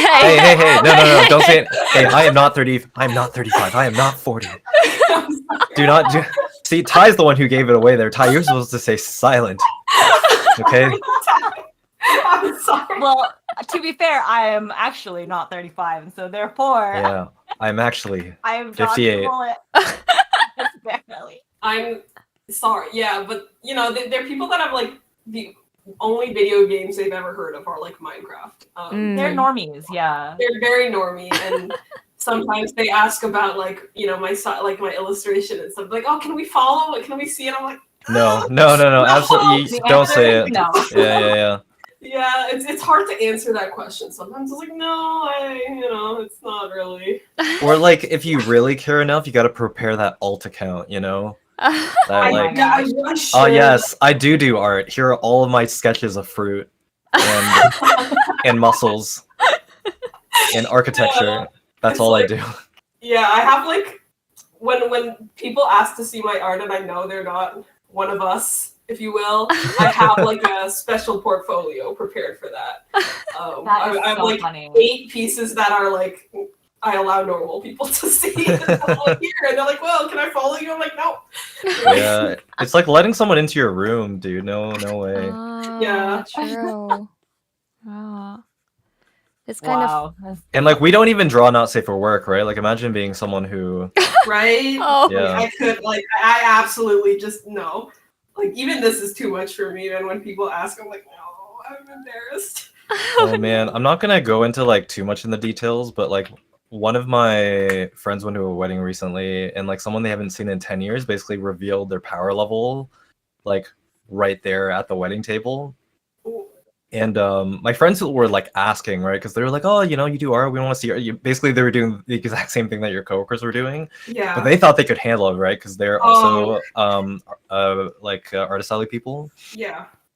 And then Oh, the guy was like, no. "No, I don't know if it would be like appropriate here." And they were like, Oh, so it's no. like, R18, right? Don't worry, like we're used to this. We really want to see." And like basically, what they saw is way beyond what they ever bargained for. Like they should have not pushed it because Oh no! At It's a like- wedding. yeah, it's like the stuff that they're afraid that, you know, because it's like it's like someone's gonna see like the imprint of it like in their retinas 10 years down the line, and then they're gonna get them, no. you know, they're gonna like lose a job over it or something like that. Yeah, At a wedding. at a wedding where like, you know, people around you and like, yeah. That's really funny. I love how the guy was like, "Oh, I don't know if this is really the plan." Yeah, like Okay, you asked for He it. tried to save them. Yeah. he should have tried harder. I'm sorry. Yeah, seriously. Like it's not completely his fault, but he should know and should have tried harder. that kind of answer makes me think it's a little gremlin, like kind of thinking, oh, the intrusive thought of, oh, but what if I shocked them here? It would be so funny. No. Yeah, you're probably right.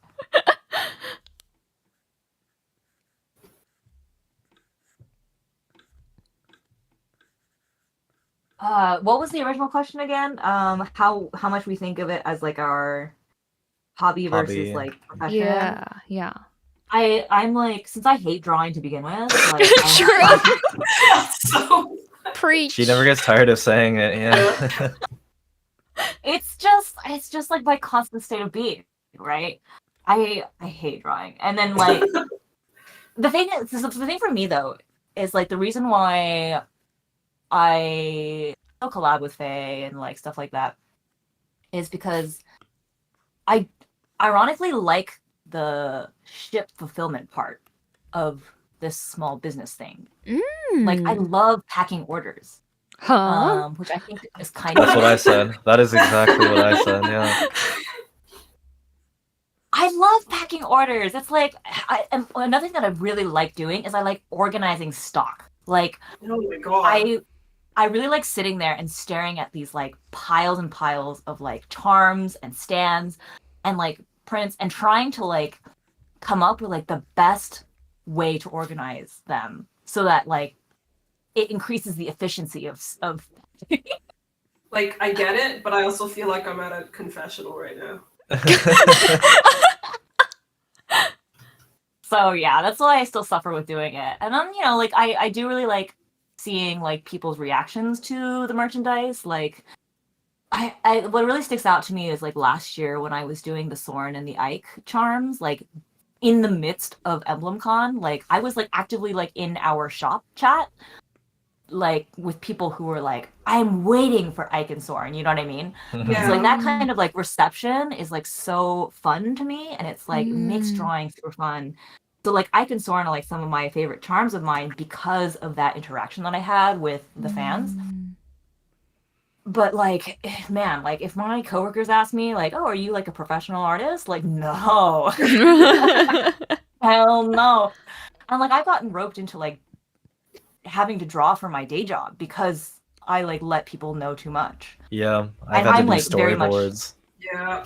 and it's not. Yeah, it's like not I'm it. very much not an artist. Like my day job has my day job's more like Luna's, where I'm answering emails all day. Ayo. And so then I got roped into like drawing mascots and like Instagram stories, and it was like the worst experience ever. Every day, just like sobbing onto my iPad, like, how did I find myself here? You can't let them know.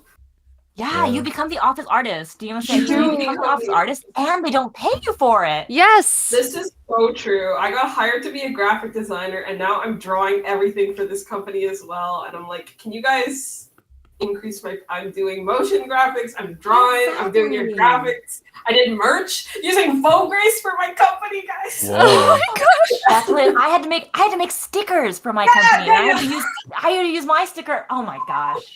It's so funny. But like, man. Yeah, it just opens the door to like letting you get taken advantage of. And so like on my new job, like I don't even tell them that like I can draw. Like, yeah. That's for the best. Yeah, I have your charms actually. So cute. No, I have your charms on my office desk.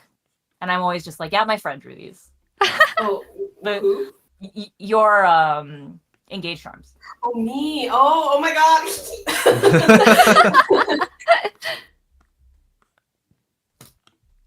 But yeah, I was just like, no, my friend drew these.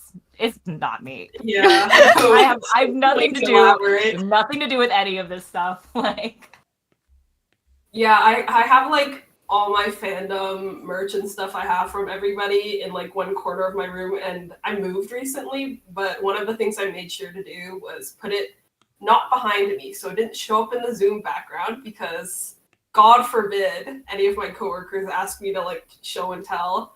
So here's my anime boy figurine, and here's my anime girl charm. I don't want to do it. I feel like I got a at the horror job. That's what happened. Is my boss found out that I could do graphic design. And so I wasn't just like the admin. In the short 3 weeks I was there, they're like, okay, you get to design my presentation. You have until noon. I'm giving you this task at 10 a.m. PowerPoint presentation? Yeah.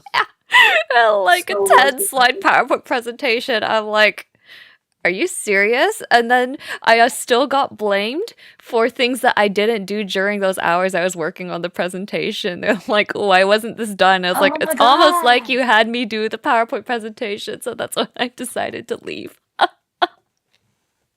That is so frustrating. That sucks. I feel like I saw everything in just one job in 3 weeks. I was like, I have seen it all. You got the full bad job experience in a fairly short time, so hey. Yeah.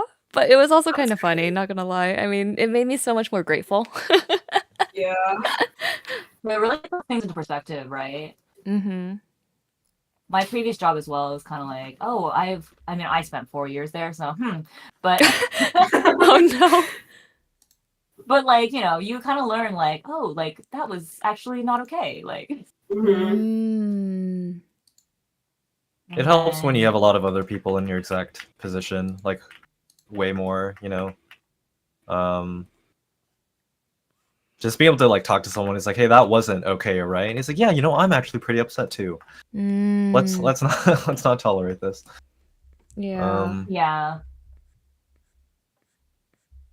And part of it is like, that was why I was like, man, is this just normal? Like, am I soft from just doing my own personal art business, only commissioned and purchased by, people who support me and who like me? Like, am I just coddled? And then 4 days into this job, the person who was training me goes, I'm dipping. I'm quitting my job. Since they can't do anything to me, I'm telling you, you need to quit. It's terrible here. Holy moly. Wow. Wow. So I was like, Well, that's oh one well, way to it's find like you out. guys said, it's kind of nice if you have the peer insurance almost, so they The can validation. Yeah, for yeah, sure. the validation. That's a good way to put it. Wow. Yes. So like even though my company is like pretty boring, like the people really do make it worth it. So sometimes you make those trade-offs and it really makes all the difference. Like Mhm. we're getting like we're supposed to go back into the office, but most of us simply do not, and they don't really have a way to check. Mhm. So like we the other designers and I like we basically just like get KBBQ or like hot pot like once a month, and that's like our main interaction. And like every time we see each Whoa. other, there's like a ton of like personal and company stuff to catch up on, and like that's kind of it. Like it, and I don't know, it's kind of nice. It's just It like does sound kind of nice. yeah, and it's like Yeah. pretty non-intrusive too. Like nobody really like there are some normies, but there's also some like there's I mean I work with like another artist alley person as well. So That's fun. as soon as there's two, it's like oh they can't both be freaks, right? Like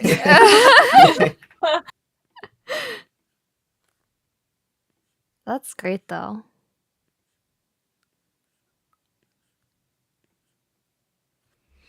like I'm thinking back to your statements about like does working an office job mean like necessarily mean that you're further away from your dreams? Like technically you're spending less time doing them. Like I don't know. I feel like once as I'm getting older, I'm just feeling like my dreams are less associated with like this is what I can accomplish, here's what I can leave behind for other people to consume, and more just about like my dream is to just have the option to choose whether or not I want to do those things and when I want to do those things. And like if you have good work-life balance, I think that's like the main thing that opens all of that up. Like sure you're trapped 8 hours at a whatever, but like just being able to like remember what school was like. Like I'm so thankful like I don't have to get home and like worry about like studying or doing homework. Like yeah Project. and like some jobs make you do homework, right? Like you have to do like additional training, professional development, like all this stuff. Because like for me, like my previous job was my dream job, which is why I stayed there for so long, because it was like everything that I had been working towards since university, since high school kind of. And like I stayed there for so long because it was a good experience while I was there. Like obviously like in retrospect I had these experiences where I was like, oh yeah, that was not okay, but like in the moment it was fine because that was like all I really knew. But like now that I'm on the other side and I'm doing something that has absolutely nothing to do with my passion or whatever I had been hoping to do, but I have like again sometimes I just don't even open my computer, so I have like so much free time now. I feel like I don't think like I wasted my time at the previous job, but I definitely feel like I didn't need to stay there that long. I feel like I'm still being fulfilled by enjoying like my hobbies and creating the things that I want to create on my own time now that I have more of it, right? Because like at my previous job, like I was leaving at like 8 in the morning ish and then not getting back until like 7 at night. You know what I mean? Whoa. Just because of like not because those were like the hours that I was working, just like partially because the commute was really long. But yeah, no, it's just like having all of that time back. Like I used to like not be able to do anything on weekdays. You know what I mean? Yeah. And then I feel like the work-life balance actually helps with fulfilling my goals more than actually having had the job that was related to it. And sometimes the job you have relating to it corrupts the thing that you enjoyed about it, right? Like oh yeah. Like imagine you had a full-time art like really I really think the only like possible dream job is just being self-employed, but then that comes with the pressure of like waking up every day wondering if you're gonna make rent, like money. very often, right? Like unless you're at the tip top of that class. But yeah, as someone who's been self-employed almost the whole life, it's very interesting because it gives you a lot of freedom, and yet you can never rest because you could be working instead. It's such an interesting Yeah. mentality. Yeah, my previous roommate was basically full-time like artist alley convention artist and freelance artist, and honestly, like, I was like, if you put all of the hours that you've worked on a timesheet, you would probably, and you worked at like a normal company, you would probably make double what you're making right now because of like the amount of hours you're putting in. But because, you know, he was self-employed, like, he can only make however much he makes at the cons or like off his freelance stuff. I mean, that was really fulfilling for him, and so like, you know, it was worth it to him. But like, damn, he would be like the whole day, like from wake to night was just like often straight work, and he'd have to like schedule in like when he would give himself breaks or like he'd be like, yeah, I haven't been on vacation in like 2 years because I just haven't given myself a vacation, right? Like, Yeah. yeah, going from an office job to freelance meant going from a 9 to 5 to working 24/7. It's so Like true. Danielle say, yeah, it's so true. And I mean, I'm not even a freelancer. I've only seen someone be a freelancer. I think it's kind of funny how we all live in drastically different places and everything, and yet have come to somewhat similar conclusions. Because I feel like when I was younger, and I feel more hot-blooded and stuff, it was definitely a lot more important about like what I could make, or you know, the dreams I could fulfill. And then as I've gotten older, it's been more just like, you know, I don't actually know if I want to do X professionally or Y professionally, or like the big revelation I recently had was I have loved writing my entire life. And I was always like, oh, it'd be awesome if I could make money from my writing instead of just like posting it on the internet or posting it on AO3. And then I started working on the physical book release for my original novel. And then I just went, wait, this is the first time I've tried to like kind of commercialize my writing. And I'm like, this actually has managed to take a lot of the fun. And Yeah. that was the first time in my life I realized I don't think I want to be a professional author. I think that I like stories, but I can't just Brandon Sanderson it and sit at a computer and write for, you know, however many hours a day and pump out like a ton of, I'm not that prolific. So that was kind of a revelatory moment for me of, oh, maybe I'm just getting a normal day job and then just doing this creative stuff when it feels fun. When it strikes. Yeah.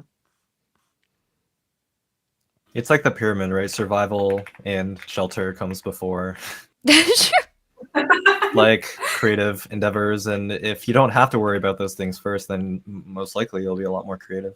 Yeah, like, do you think maybe we only have this opinion because like we're old making like 7 Oh. figures from art?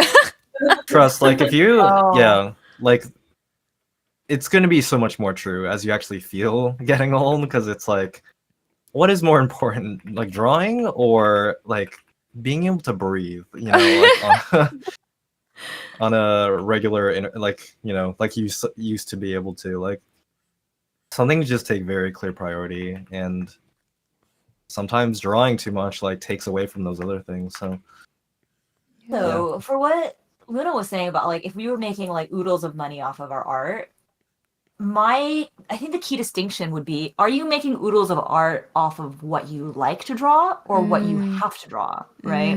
Because that's the reason why I, like, from a very young age, I like already knew, even though like people around me were like, oh, like you like to draw, like you can draw, like you should go like into art like as a career, or like you should go work for Disney, and which was like such a misguided thing to say to a young kid. But anyways, I like already knew from a long time ago that I could not be a professional artist because I hate drawing what other people tell me to draw. Oh.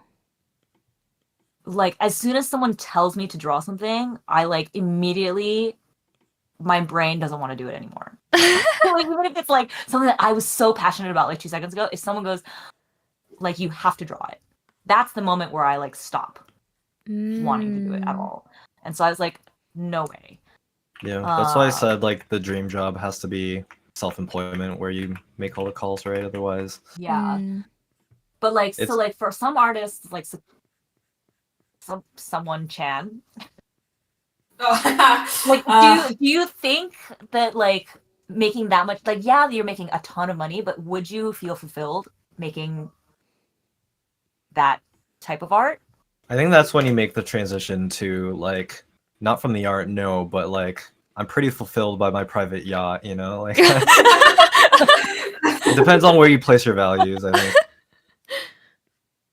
That's true, I guess.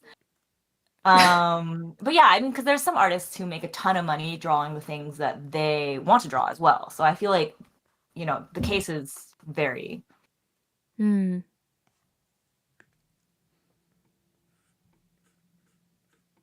Yeah, it depends on like, I guess it depends on like your journey as an artist as well, right? Because if you like, if your journey is that people, your audience buys what you wanted to do in the first place, that's like the golden scenario, right? Yep. Mm-hmm. But like, what are the odds of that paying Gotta your be rent? very good and very tired. You'd have to be Yeah. you'd have to be concerned ape, right? I wonder if he's getting tired of Stardew Valley or if he still really enjoys it. Just like the back of my mind always wonders that.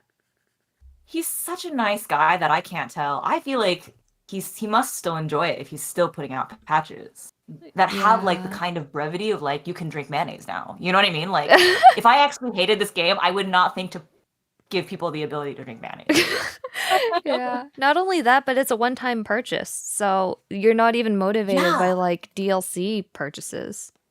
Exactly, which is why I'm just like, this guy has got to be the golden standard, right? Like you did something for you, and it just so happens that everybody wants it. And that you can buy a private yacht with it. True.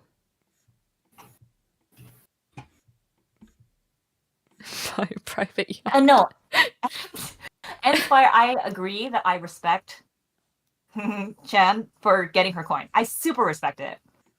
But just for this example, right? Like, would you feel fulfilled, I guess, if that was what your coin depended on? Yeah, when is he going to work on Haunted Chocolatier? That's the question. Surely now, right?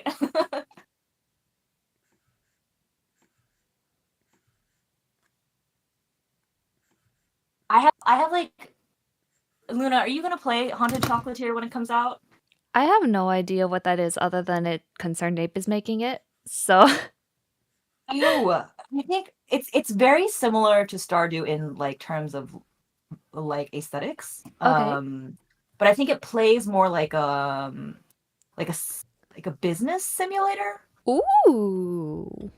Because you're like, I've only seen the trailer like once, so maybe someone else in the chat could describe it better than I could. But I just think that you're the proprietor of a chocolate store and you're trying to make your chocolate store like very successful, which knowing that it's like kind of farming simulator adjacent, I would assume it also has something to do with saving the town that you're in. Not confirmed there, but that's just my assumption, right? But like I wonder how it's going to be like, right? Is it going to be fun, or is it going to be like so capitalist that it's just depressing? It could be, but I do play a lot of games where it's really nice to make a lot of money, like Play It Up. True. For me, I think the only game I can think of that I played like that was like Roller Coaster Tycoon. Oh. I was like obsessed with the ching sound in the corner that was constantly going off. That means like you had the business brain or something, because you like fulfillment. No, I use cheat. You like the cash register, girl. You are built to make money. I think it's kind of like Cuisinier / Moonlighter. Oh. I played Moonlighter. What is Al Moonlighter? keeps like checking all the boxes. This is so Like, cool. random just- games. It's yeah. I consider myself a bit of a gamer. Gotta leave it. It's been lovely. Thanks for joining EmblemCon this year. Thank you for all of the graphics work and everything you do too. So it's very much appreciated. And if you would like to convey to the mod team our deepest love for this event, as far as I This know, is mod. like huge highlight of the year. I know it is, and it's fun to get to Everyone's catch up with favorite like event. other Fire Emblem artists too and things like that. Yeah, definitely. Cannot wait to like run around and spend 5 hours leaving a comment in everyone's booths. Last year, and it took like a whole day, but it was great. Oh, on working hours. Yeah, like yeah, it's gonna be a little busy. You know, ping me if you need anything, and I'm just like browsing EmblemCon booths. Are there any like things you guys are excited to look for or buy, or is it more just the experience of browsing and seeing everyone's like work and art and stuff that's fun for you? I think it's just the browsing. It used to be like looking for specific stuff. I mean, I'm always looking for Cordelia's, but yeah, it's just fun to see like not only what people make, but also how they present it. Yeah. I like catching up with people because I feel like sometimes I can be a bit flaky on, the old Twitter. Sometimes life just gets busy. I don't have time to really chat with people, but like during the event, hopping into people's booths and just talking for a little bit and, seeing people you haven't talked to in a couple months. It's nice. Yeah, totally. Yeah, I just also really like that, like, as artists, we can actually interact with our customers in a way that we can't at real conventions. That's what I really I hate having to like cut people short at cons and be like, you have to like kind of strategize the conversation so it doesn't last too long. Yeah. It's so tragic. Like, that these are all people who have so much in common with you, right? But you're like, I need to get to the next customer. Like, I need to like move this transaction so I could like, so that the line behind you like doesn't keep growing, or like, but like at EmblemCon, like, you can literally just sit there and like discuss like why you like a character or like, what people want to see next or like things like that. Totally. Still haven't been to an in-person con. I'm scared. Have you tried applying? I haven't. I'm just scared. I think I'm just scared of crowds and people, and I don't know what I'm so worried about. I live in Toronto. Like, there's so many opportunities, but I'm just like, all I have is Fire Emblem. Like, who's gonna buy it?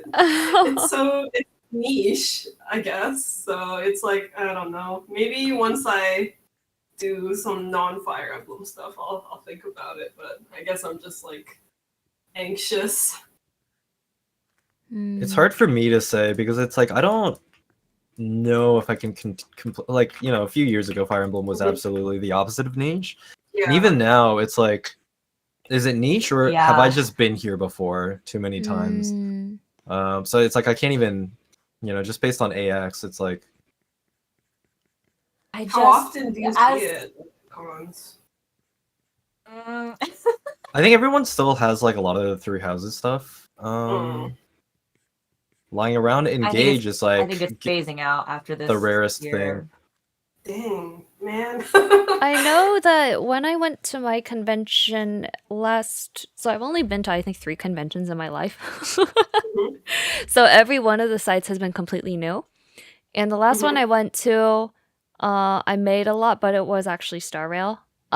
There were quite a few people though who bought a lot of Engage merch, and the ones who did, they were few customers, but honestly they spent a ton and they still made up like over 40% of my earnings. So wow. I'll put that out there. They're few, but they're extremely dedicated. Okay, that's kind of nice. That's good to know. It's just like I think it also depends on the coast that you're on. I've personally found that Fire Emblem sells better on the east coast of the USA than on the west coast. Really? Yeah. I think it's because I think there's a very dedicated like subset of Fire Emblem fans who are like dedicated cosplayers as well, like who live in this area. Because I see them at like basically every East Coast con, and I'm like, oh, that's the person who like will buy anything that's a Fire Emblem related merchandise before Three Houses. Okay, that's really interesting. Okay. Well, yeah, I need to branch out a little bit. I'm a little too one note for now. I think for cons, I need to do something. I need to like dip into Pokemon or something. I do love Pokemon. But yeah, it's because I haven't played Genshin or XIV or Honkai Star Rail. So I'm like, what else? VTubers. I'm not really into VTubers. So I'm like the big three. It's so tough out here for people who aren't into any of those. Yeah, Since Faye and I really only have Fire Emblem merch, I have to say that it's bleak. Yeah. And getting accepted is pretty hard. Star Rail is really interesting because while it did sell well at the convention, it's really oversaturated. So it super depends on who else is boothing there and if they're more popular than you. So that's why those are like scary to have all your eggs in the Hoyoverse basket, because everybody has, the Archons or whatever. So that's true. You don't have somebody who sees, your Fire Emblem 7 print from across the hall and immediately makes a beeline for your booth, right? The scariest part about that though is whether that person sees it or not. Like that crossing of stars is like the hardest part, right? It is, yeah. In a sea of artist alley, are they gonna see, what was it, Priscilla and Raiden? and like the key is like, are they gonna see it and are they gonna recognize it like from a distance, right? I was definitely lucky that those two have really vibrant red hair. If they didn't, I think it would not happen. Yeah, for me, I think my obscure thing was a Shadow's House print. And I think only like Shadow's House, it's like a very not popular anime. Yeah, I've never heard of this. Shadow House. Oh, is that the one with the opening and ending by Rayona, is it? The ending is by Rayona. And the opening is just orchestral. Okay. But it's the one with like all the black doll people. Like they're all like completely shadows. But anyways, I had a print of that and it was just like, I think 3 people found it and they were like, what? Like I wasn't even looking for that. You know what I mean? Like yeah, for sure. And it's like, do you want to waste your real estate at a convention, like at your booth? Like, do you want to waste your real estate on something that possibly like nobody's gonna see? Oh, it's so sad.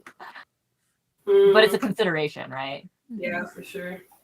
It's gonna be me doing Unicorn Overlord merch, man. I'm so curious. I'm really curious if it's gonna have a fan base. Like, yeah, we'll see. That has buying power. Yeah. With that many characters, like, how do you even start? I doubt it. I really like. I have 5 characters in mind that if I feel insane, but I'm like, is this really gonna sell at all? I don't think so. It's just maybe it'll be another agree situation. Maybe it will. People love Travis. People love Travis, so we'll see. Santa's in this stream and he's just like, Unicorn Overlord charms? Like Octopath 2 charms? He's just like, he's living his life. Oh, yeah. Only I don't know if I'll ever actually have the time to make them, because like Ty, kind of hate to draw. So Well, a bunch of Yeah, artists that finally hate not drawing. It hurts so much more to hear Luna say it because I'm not used to it. why Yeah. me? Why? Because Ty says that like as a greeting to me, you know, like that's how often I hear it. I used to hop on call and I'm like, I hate drawing. It's like nice to see you too. Oh, well, it's cause I thought you might have known, but I only learned to draw to market my writing at first. Did you? Yeah. really? So, Yeah, I did not know that. yeah, I did not start as an artist. I only drew to try to market my writing because I noticed that writing that has like art associated with it, has a lot more interaction and reach. Oh, that makes sense. Yeah. So it's kind of That's why like a lot of fan artists, fan fiction writers really like getting fan art of their stuff, right? That's true. As a person where I basically like, yeah, I was involved in fan fiction so much earlier than fan art. So kind of interesting. Yeah, technically, I also wrote fan fiction before I was drawing. What? Oh, Yeah, unfortunately, the skill level in one and the other were not equal. My writing skills are best. But again, I am the kind of person where if I have to feed myself, I will feed myself. you're That's why I have the ability. independent woman. Yeah, until I'm not, right?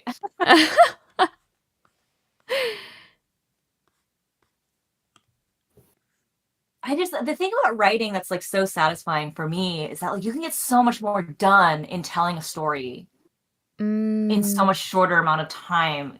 I don't know if that makes sense. Like, because if you want to draw a comic, you can only tell like a snippet, and it takes you like 2 weeks or more to like draw it, right?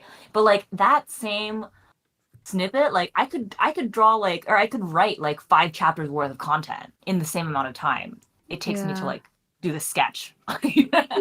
Yeah.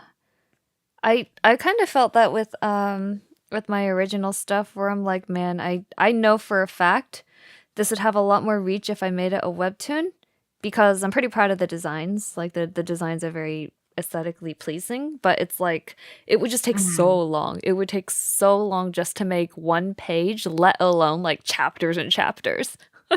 Yeah. Yeah. Fully illustrated even, you know? Yeah, even simplified in like a webtoon style, it's like it takes so long. Oh, it takes forever. Faye really likes doing comics. And she sometimes drags me into it. Oh my god, it's painful every time. Like the amount of story that you cover in a comic is just so sad. Like it's truly just like the tiniest scene ever. And it's like pure suffering the whole way through. Oh no.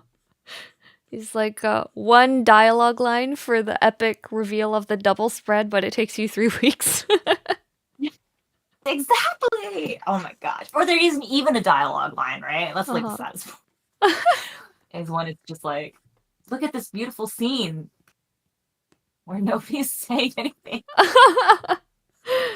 Flower petals and sparkles and wind with lots and lots of wind dynamics.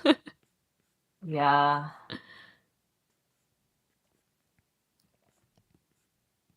Oh my god, the front of Valencia's Jack, whatever, it's so. Oh god. It's too much. Yeah. Actually, Been there. we were just talking about that. Oh god, it's impossible. What's happening here? Oh no. See, this is why you strategically pick the not Radiant Dawn Valencia. Oh, why did I pick Radiant Dawn Valencia? Unfortunately, I told myself that I absolutely had to do that Valencia. Yeah, I'm so confused at what's going on with and the hair strategically covering the way the little gold things attached to her shoulder. It's the fact that she has like 3 layers of something. color / podron. Yeah. Yeah, it's rough. What I think is so funny is that all of her official art, like everybody who's drawn her has strategically covered up that area in a way that you can't see what's going on. Oh yeah. And it's just like, why did we all decide that we were just not going to draw it? Because it doesn't make any sense. It doesn't make any sense. Yeah, the only thing worse than drawing it once is drawing it twice, right? So every opportunity you get, just cut it out. So No one's gonna notice anything wrong. It's okay. everyone just collectively was like, well, this is not going to be my problem, so next artist can have fun. And then they just kept saying that and passing it down the line. Yeah, I wonder Maybe- how like Intelligent Systems hands out jobs for new characters in Fire Emblem Heroes. Like, you know, some characters it's like, oh, like this is a very special Crom or whatever, so we know like Kozaki has to come back to draw it. Some, you know, I'm sure there's stuff like that, you know, if his schedule allows it. Mm. But then what about like, you know, like here's Merlinus, who wants to who wants to draw Merlinus? Let me do it. And then yeah, and he's usually probably someone who's like, I would like more money and I have the time. Like, but you know, outside of that, I wonder how do they make I the wonder though, rounds? if Merlinus like the characters like that, I wonder if some artists like it because there's less pressure to make them look good. Maybe there's Ipe who will draw every muscular man, you know, made available to him. It just reminds me of like how in a lot of like manga or like webtoon sections, when you ask the artist like who their favorite character to draw was, it's almost always like the most like non-aesthetic or like non-conventionally attractive character, and like the one character who has to be like most conventionally attractive tends to be their like least favorite to draw. Really? Because it's so hard to like make sure that they look good, you know? There's like pressure. Mm. Dude, the hack is you just write One Punch Man and then Make someone else draw it. well, but even before that, I'm gonna draw this bald guy with like two colors, you know, for In a pages and jumpsuit. pages. Yeah, exactly. Like, man, he figured it out. I have so much respect for the fact that he focused on like the story and the art was And the fact that he succeeded, that's really like the story was Yeah, good enough for that absolutely. to succeed. Yeah. Yeah. I like that is actually my role model. I aspire. Yeah. Because To that would be help like one. that would help with my rampant perfectionism. Is like, oh, maybe I could do a webtoon if I just wasn't so perfectionistic about everything zoomed in to like 500% on this Agree. one Agree. line art of Marianne's sleeve here. Oh, you're right. We're all doing how zoomed in are all of us right now. Oh, me and you, Luna. I can't even see the canvas. It's just lines. It's just lines.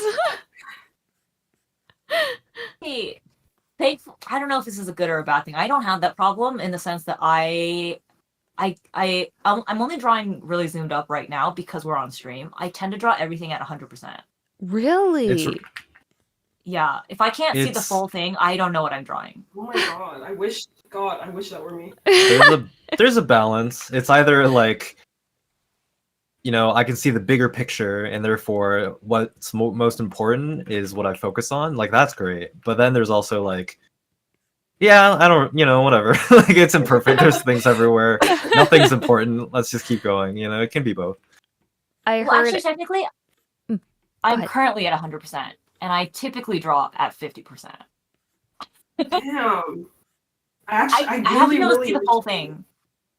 I need to. Okay, I'm gonna try to draw this at 100%. It's like stressing me out already, though. Oh, Like, I no. So okay. I have a theory, and that's Luna and I all do graphic design, Oh, okay. Oh. which is Oh. we like are literal pixel pushers. Yes. Like, especially if you're designing like a logo or like working with typefaces, it's like, no, every like what's the unit that we use? Like not micron, whatever. Like kerning, like everything yeah, matters, and that's like zoom in 10,000%. Yes. So that's just a bad habit that I think we picked up, and Maybe you're right. There's a We've- mild difference between 110% kerning and 115. It's Yeah. true. Oh my gosh, that sounds so nightmarish. it's like I think I ended up in graphic design because it is the marriage of the left and right brain, where yes, you have to care about color and how things look, but then also like alignment, rules, grid, design systems. But then, yeah, if you try to just instantly go over to drawing, it's like you have to completely readjust. That's really perceptive of you. And I feel it's correct. Catching So up we're on cursed. the graphic design. We are. curse. I'm trying not to zoom in, and it's hard. You feel it like withdrawal. I feel. But maybe Yeah. I feel like Conrad, you might be onto something because I'm actually extremely bad at graphic design. I think you're willing to And I wonder if forego some details. Yeah. Oh no, drawing Zaylee's armor every panel would be so much work. I would definitely simplify it. Like I do for the emotes. You just simplify it. If you do draw Octopath 2 art, I promise you I will buy it, all of it. Oh, thank you. I knew he was gonna say that. He was like, I can offer you one guaranteed sale. Of everything. My favorite is definitely Hikari. I'm playing the gacha, and it kills me that there's like the community is so small that there's no like leaks or news for upcoming banners. So Oh no. I'm just permanently on tenterhooks. Like, am I going to have enough polls when my favorite randomly drops, or am I just like on edge forever, unable to pull on anything? Wait, San, do you know that there's an Octopath gacha? Do you play? That's what's funny is I think San might not even know. Are we Oh, are we really? about to like open the door to like No, the darkness? Gotcha or San fears gotcha like the devil, so there's no Oh, really? there's no Okay. shot, yeah. It's probably better that way, although it is really fun. And I love Spire asked, Hikari. Has someone ever bought one of everything from you? Yes. Someone Well, I bought, feel like yeah. Al has the smallest, like last year, right? You had the smallest set of stuff, so Probably. I mean, I still have 20 charms and then some other stuff, but someone did buy every single charm, and I was like, oh my god. The craziest for me was when I made all of the 3 houses pins, Mhm. and like multiple people would just get every single pin from every single house. Wait, so like every Whoa. single, like, is that's It's- like, It's 24. that's like, oh my god, yeah. you had like a deal, surely, right? If they bought No. that many. Holy shit. No, because Squarespace discount codes are really annoying, and I didn't want to run 2 different kinds of inventory, and I was low stock. I was single digits on some of those pins. So I was like, oh, what are the odds Wow. someone is just gonna buy like a full set without emailing me asking for a discount code? And then they did. I was like, oh, I feel kind of Wow. bad. I should have had a discount code. But I'm also That's thankful mad because, respect. when there's a discount code, like, it's obviously really nice for the customer, but it just means that the artist earns less money, right? It's not like that money It's true. is being wasted, right? The artist is still getting it. Yeah. Even so, if they had asked, I definitely would have offered. Wow, 24 at once. Yes. I mean, we've had like some pretty big orders, but I don't remember them as strongly as like orders that we get at in-person conventions. Oh. Because usually if an order is really, really big online, what I'm more concerned about over like the order itself, I'm more concerned about how I'm going to Jenga it into a package. That's what I'm focusing on, right? Mm-hmm. But at a convention, you really are sitting there paying attention to like, as they list off every single thing, you're like, hold on, like, why don't you just say 3 at once and let me get those, and then you say the next 3 and then you get those. Like, that's what makes me really like remember, or like it sticks in my memory that they bought like a ton of stuff. But those tend to be like orders that aren't I don't think there's ever really any rhyme or reason to it. It's not like everything that we have, but it's just like, I don't know, they just I don't even know how they fathom like, or how they like reason out like what items they want. It's always like such a random collection of like prints and like stands. Yeah. Oh, and that was the Kimmerson show, right? Who bought everything. I think End and I were table neighbors, and Kimmerson show went up to both of our booths and was like, "I want one of every one of your Fire Emblem prints." And we like we didn't know him at that point. Like, so we didn't recognize him. So like he had to repeat himself multiple times. And then he's like, "Okay, I'll be back to pay for them." And then he walked off, and I was like, "Oh, this is a total prank. Like, he's gonna have us like prepare all these prints, and then he's just gonna leave and like not come back, and it's gonna be like the haha funny moment." And he came back and paid for everything. Wow. Like, oh my Crazy. gosh. Yeah. He was also tabling and just broke even. Oh no. He helped us break even too. Wow. The FE fund. That's crazy though. Yeah. I'm pretty stingy about like what I buy, just because like I hate having merchandise like just sitting around not doing anything. So like when people really go all out like that, I'm always very like, I'm floored by one, like the generosity and like the support, but also just like, what are you gonna do with all this stuff?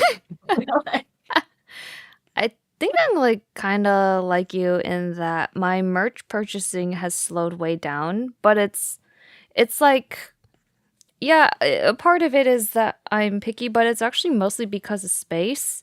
And I've learned over the years. I don't have anywhere to put it. Yeah, a lot of I learned over the years is like, man, when I don't have room for something, I end up just having to toss it, and that feels like infinitely worse. Oh yeah, for sure. So now I'm Especially just like for me, there's some things that I like wish that I know that people want, but like they're not anywhere nearby where I could give it to them. So it's like either the option of like throwing it away and feeling bad, or like jumping through the hoops of getting it to them. Yeah. Farmer picky, there's no more space for new things. Yeah.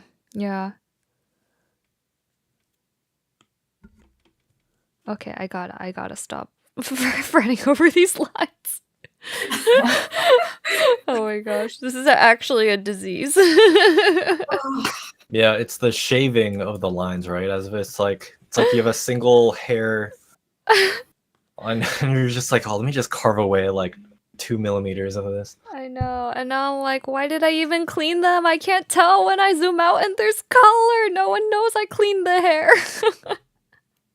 I do feel like it's more noticeable in the clothes though, because hair by nature is kind of frizzy, but clothes are like pretty, I don't know, demanding. I'm not looking forward to this lace hairband. I actually don't know how to draw this.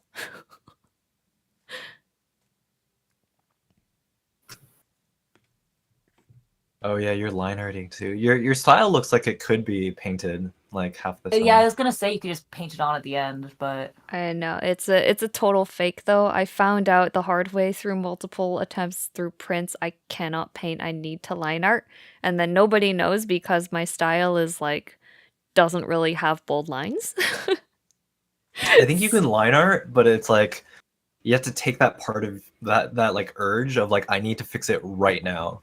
To like I keep a notepad on the side, be like, remember to like fix the perspective on the eye, remember it, because sometimes it's like, oh, this line's in the wrong spot, let me fix that. Oh, let me change where the color layer below that is. Oh, now the shadow layer is up. Okay, let me change that. And that's like 3 extra steps, right? Versus just going in at the end. And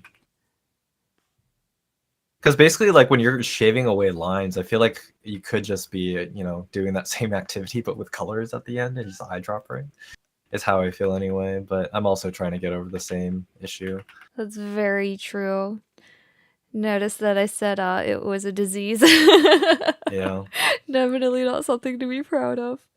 That's one of the main things that, like, you know, when I started watching more art videos on YouTube, it was just like, oh yeah, man, like people reviewing their past like time lapses. It's like, oh, look at me shaving away at those lines. Oh man, look at me like drawing the crosshair on the head and not even using them. Oh yeah. I still like- do that. Yeah, like all these classic things, and like you feel safe, right? Because they're not talking about you specifically, but you know in your heart that like this is something that you need to fix, but without like, you know, without that energy to just sit down and then like really think critically about it, like it'll never change. Yeah, it's a good point. I am gonna put. Oh, go ahead. No, go ahead. Oh, I was just gonna say I have this thing where I'm glancing at everyone's streams and it's just like I jump around to like 4 different pieces at once because like Whoa. I don't know if anyone else does this, but like if I get annoyed at one thing I'm doing, I just switch to a different canvas and I always have like 5 things open at once. Does anyone else get this? I agree with the mentality, but I don't. But I definitely don't open that many things at once. Okay, I think I'm yeah. just a little kooky. I do it with where can I? Here's my charms. I often have like multiple charms on the same canvas, and then in that case, I commonly jump really all over the place. But like a single piece is kind of hard because it fills like my entire canvas or my entire screen, and it feels like a chore to always be cutting away. The switch, yeah. Tablet. I think I've switched between like 5 different things I'm doing on the stream. So I'm just like, I don't know what's happening. I feel like that's a really good mentality though, because I am the opposite where I bash my head against the same thing over and over and over again until it's done, or I just give up on it. The other thing is that I keep like 10 billion layers, so that would slow my computer down significantly. Yeah, same. I think I'm pushing like 100 layers on like a bunch of my files. Oh no. I have actually very few. My character has 3 layers right now. Oh, that's it? Yeah. Well, part of it is this is not an iPad Pro, it's an iPad Air, so I actually can only support between 15 to so many. something layers at a time. Maybe a blessing in disguise. Yeah, it did end up changing my style a bit when I look at like what I drew on computer versus tablet. I'm like, it definitely feels more painty because I do a lot more merging down. Yeah, kind of interesting.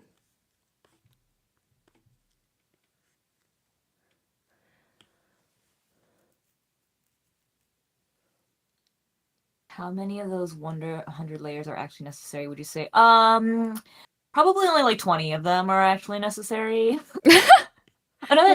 So the thing is that like I don't actually have like 100 layers like at once. It tends to just be like the total number tends to be pushing 100. Like I do like merge down, and so like then it starts to push. But I'm the kind of person like, especially with like my current file, I'm currently on layer 40 right now. But that's because like I have a bunch of things in folders that I don't know what they are, and I'm too lazy to look at them, and so I just hide them, and I just don't ever open it again.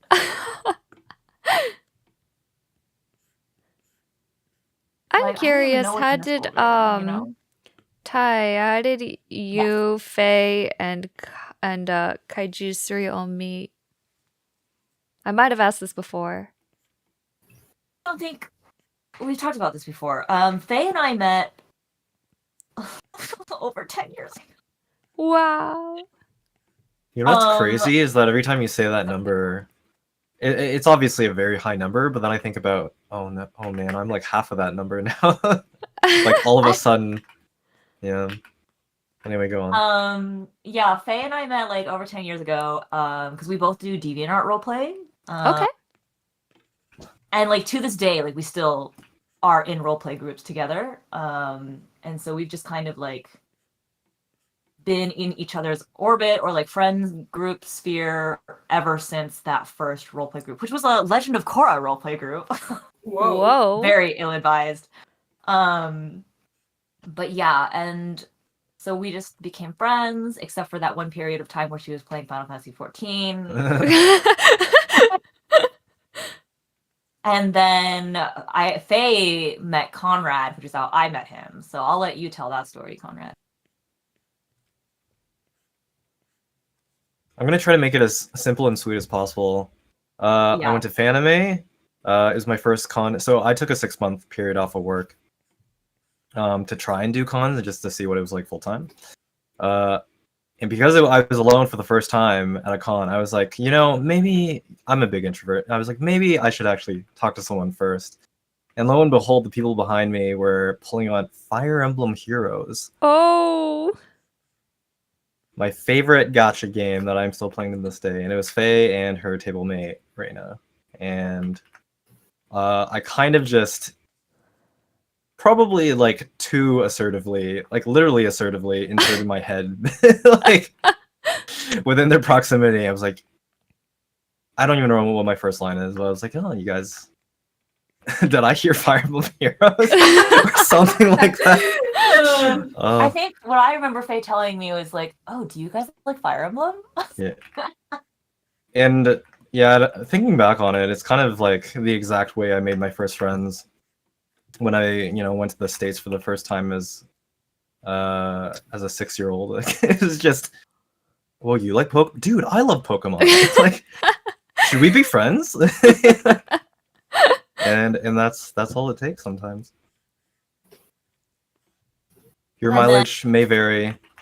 Faye introduced me and Conrad, but I remember the first time I met him, I was like on high guard. I was like ready to like judge the shit out of him. Why? And it was so bad because like we met and we were sitting in an Uber back to the convention center, and we obviously knew that Fire Emblem was like our shared interest, right? Mm-hmm. And Conrad goes, "My favorite character is Cordelia," and I go, "Oh, I hate Cordelia."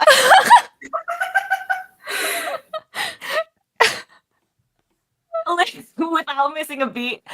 And there was like so much. We were like basically at each other, like saying like, "Oh, like Cordelia is my favorite character," or like, "Oh, like this is like my favorite thing," and like back and forth. We were like, "Oh, I hate that thing." Yeah. It's like I like Cordelia. I hate Cordelia. Okay, lean forward, present your arguments. Like, gamer lean. Yeah, justify your reasoning. Go on. It was like literally like within 5 minutes of meeting. I remember it's pretty awkward. But then I think we were like, okay, like what's your favorite Final Fantasy? And then I said 6, he said 6, and we were like, all right, we can sit next to each other. we can stand each other's presence. Oh my gosh. That's hilarious. Now I'm sitting here drawing Cordelia. Do you still hate her, or has it changed since then? I can see the appeal. Okay, that's progress. The fact that she even hesitated has shown that character has developed. I'm so proud. Man, when everyone around you is basically a fan, you start to question, right? Is it are you the problem? Like, is it me? Like, if it's popular, surely there's a reason it's good. Not true, by the way, but yeah. But I mean, I don't know. Maybe it's just because I'm around Conrad, but I feel like the amount of Cordelia fans that I've met is like I would never have dreamed.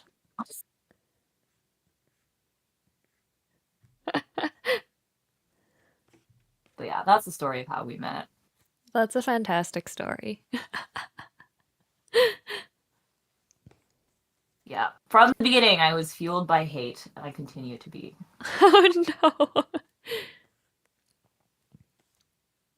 Yeah, you always say that first incident was pretty awkward, but I think like, I don't know, when I heard it, I kind of just like laughed it off. I was like, seriously, like go on. I would love to hear To be why. fair, I personally did not think it was awkward because I was very confident in my assessment. But I can see how it would be awkward for most normal people. Yeah, not normal guy over here. It almost helps break the ice in a way, because if you get somebody, even if you did get somebody mad, it's not awkward.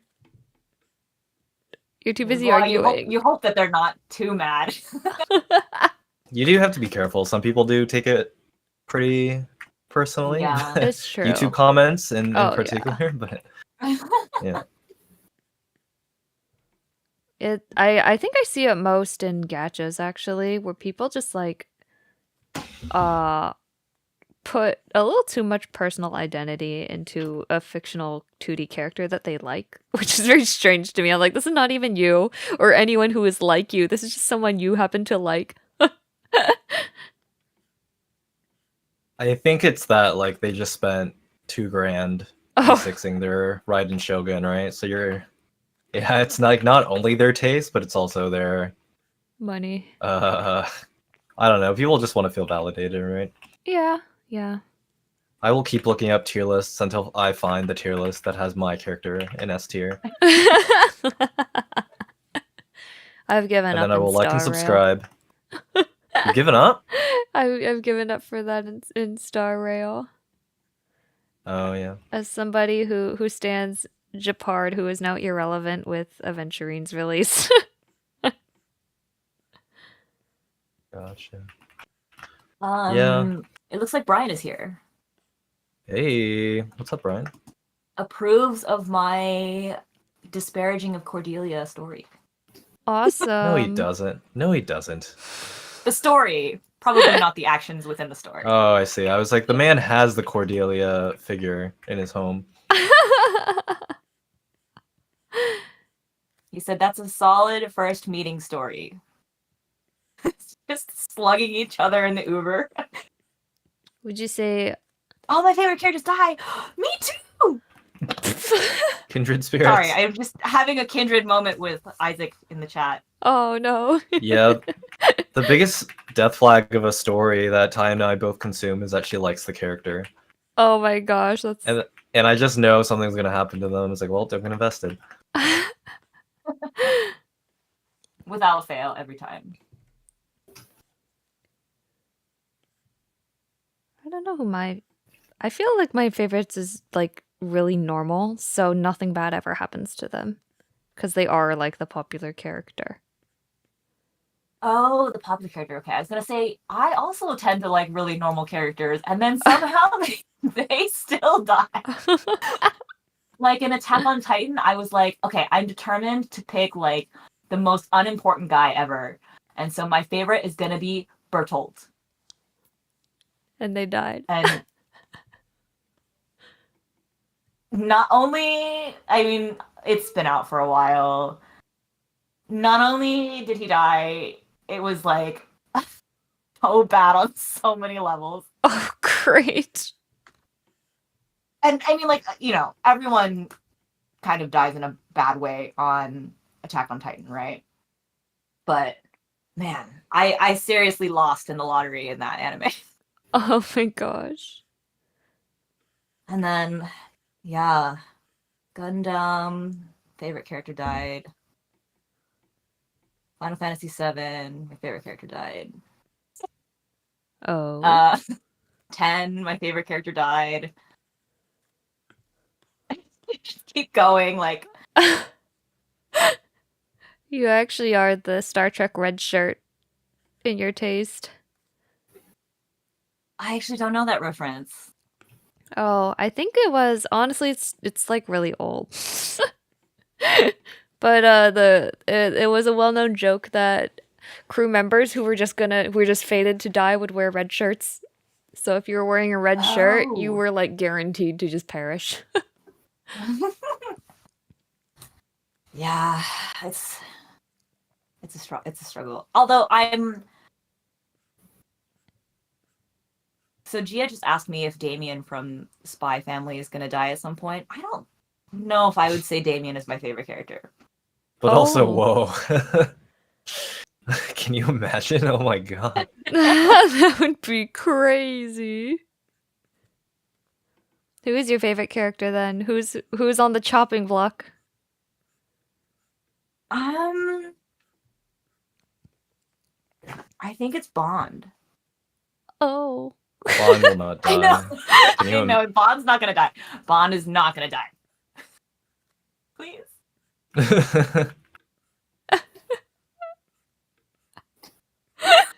She was like, oh no. We're just acting like we wrote Bond's name in the Death Note or something. No, Bond is gonna be fine, you guys. He can't kill the dog. Exactly. I'm safe this time. It's so funny, like, when all of these guys were telling me to watch Jujutsu Kaisen, right? And I was like, within like the first like 2 or 3 episodes, I was like, oh, this is my favorite character. They all just like stopped replying to the chat. And I was like, they were like, oh no. It's happening again. You already knew at that moment, huh? They were doomed. Yeah, that's why I'm really scared for my favorite One Piece character. But we're not gonna talk that. We're not gonna speak that into existence because Inspire is here, and I don't wanna devastate her too. Oh.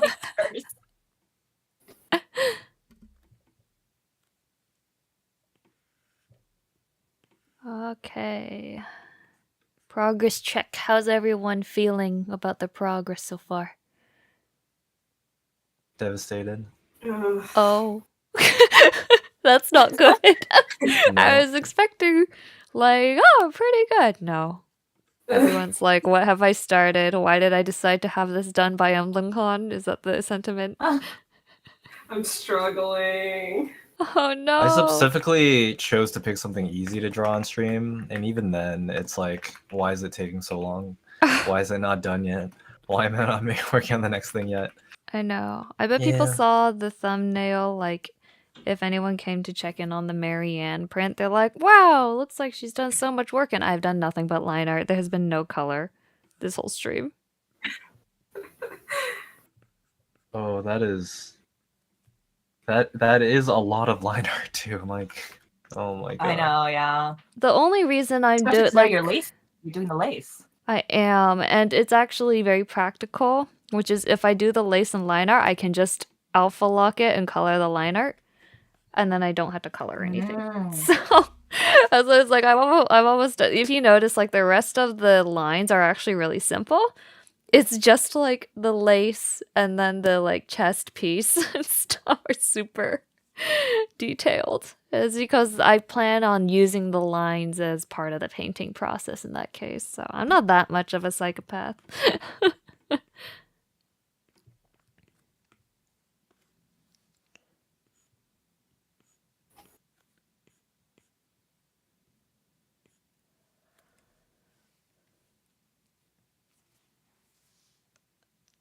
Penguin question mark? She's asking me who my favorite character in One Piece is. Oh. Oh. With the hopes of not speaking the death into existence, I suppose. You're like the oracle of character death now. I really wish I wasn't. So who's your favorite in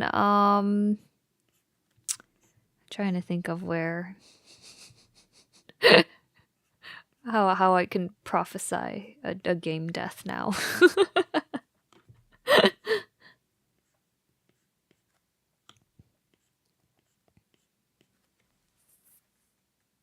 I'm trying to think of an example because I feel like it's happened so many times that I just like don't keep track anymore. Oh no.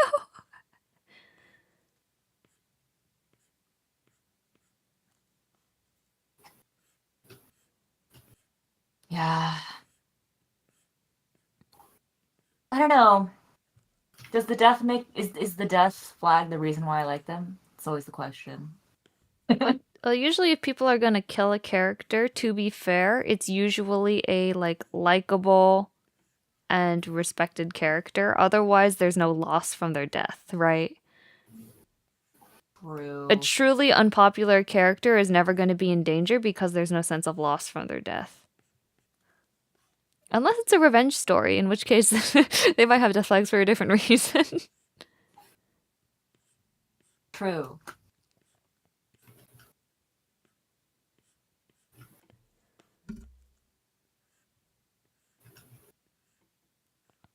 seems like Isaac has a near 100% kill rate on picking favorite characters. Oh. Do you have any like non-spoilery examples?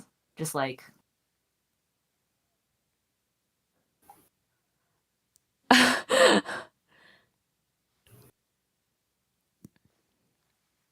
Suddenly they'd be like, I'm getting married soon. My wife is so beautiful and I love her. This is really funny in the Octopath Gacha, actually, that you mentioned that.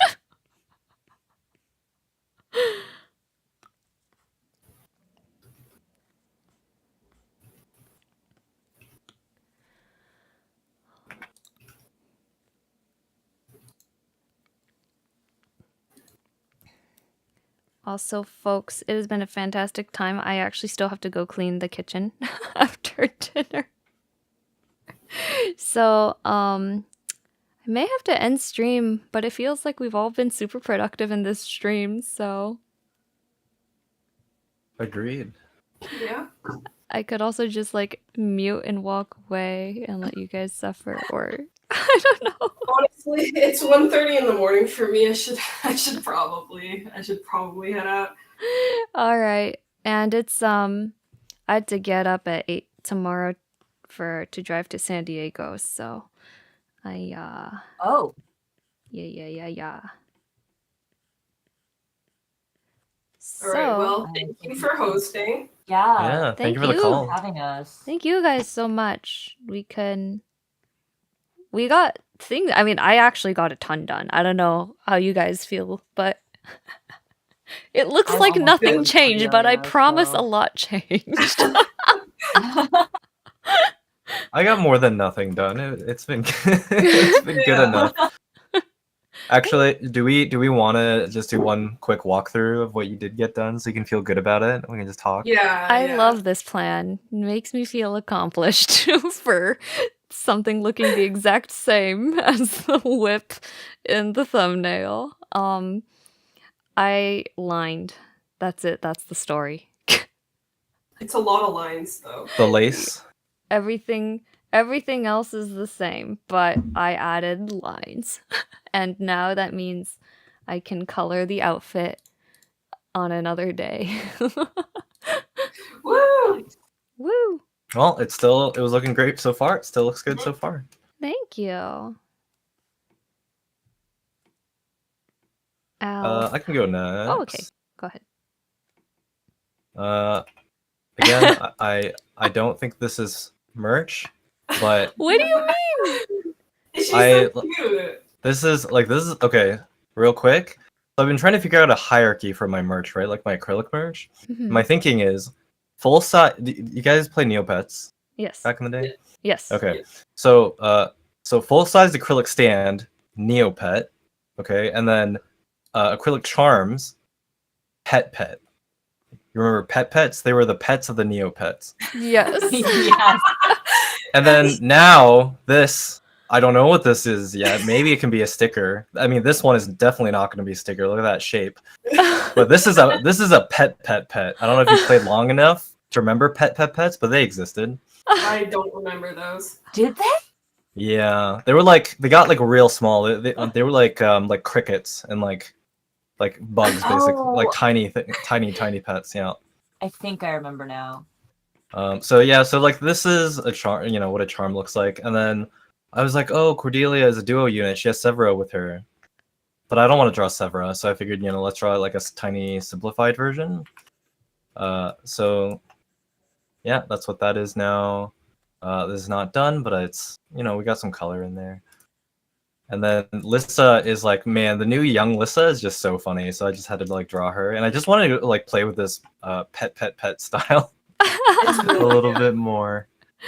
Thanks. Yeah, it doesn't look like my usual thing, but this is just a fun thing to post on social media mainly. I feel like people would actually be very attached to that, and they might want it as a sticker.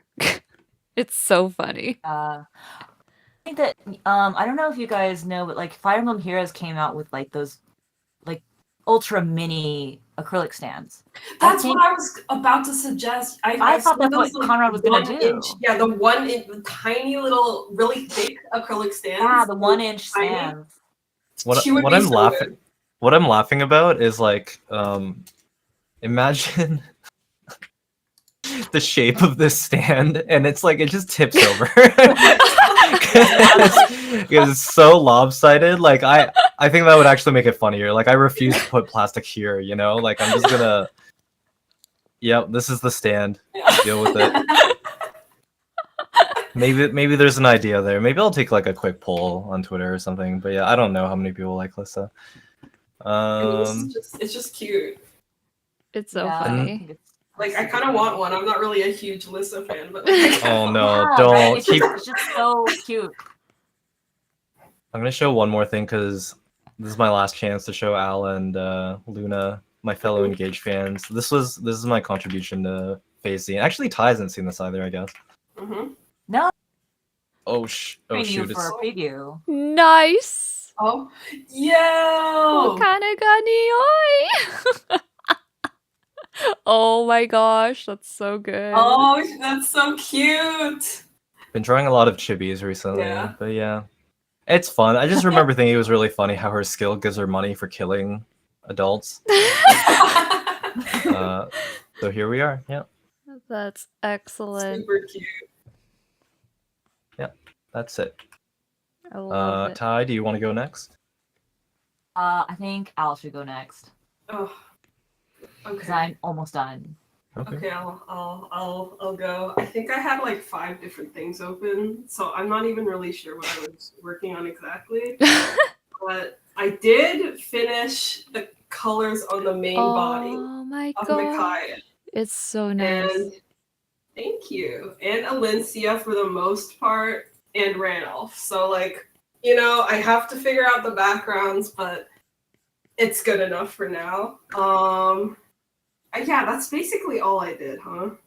They're so I think it's aesthetically- crazy how good your Lucina looks without lines. Like Oh, thank that's you. your style. I don't.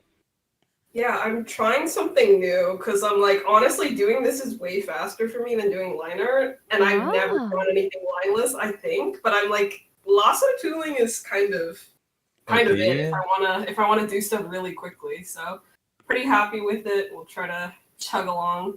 I know I was trying to do chibis a while ago, but like I don't have the magic touch for it. All 3 of you do. All of your chibis are so good, and then when I try to do it, it takes me 2 times as long as drawing like a regular proportioned person. And I'm like, I'm just not built for it. I think it's because like the most like eye-catching part of your style is just how like you know exactly where to put the angles. Like the Yeah. like instead of a round head, it is more of like a hexagonal head, right? Yeah. Mhm. And chibis are, you know, classically very, very spherical, so that might be part of it. Yeah. But yeah, I it looks agree though really that good. your lineless style is incredible. So if it saves you Thank you. time, Yeah. absolutely. I think Yeah. people really like for it. sure. Going for it.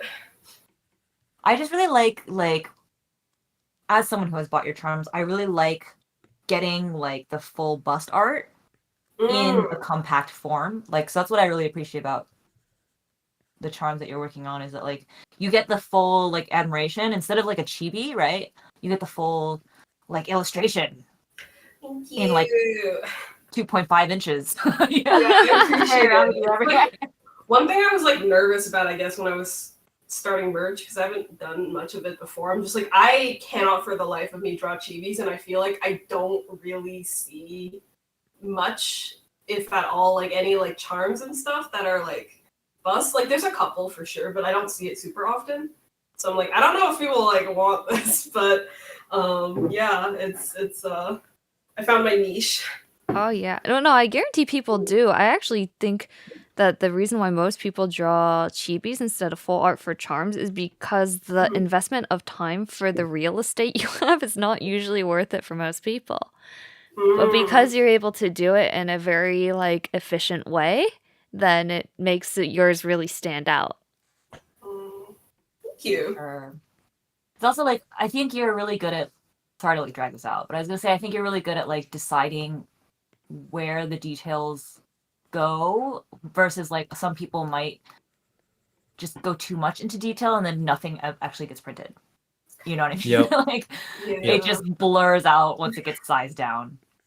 It does. Like even with some of these like Tellius ones, I'm like, I'm getting way too in the weeds about all the detailing and stuff. It's it's way too much.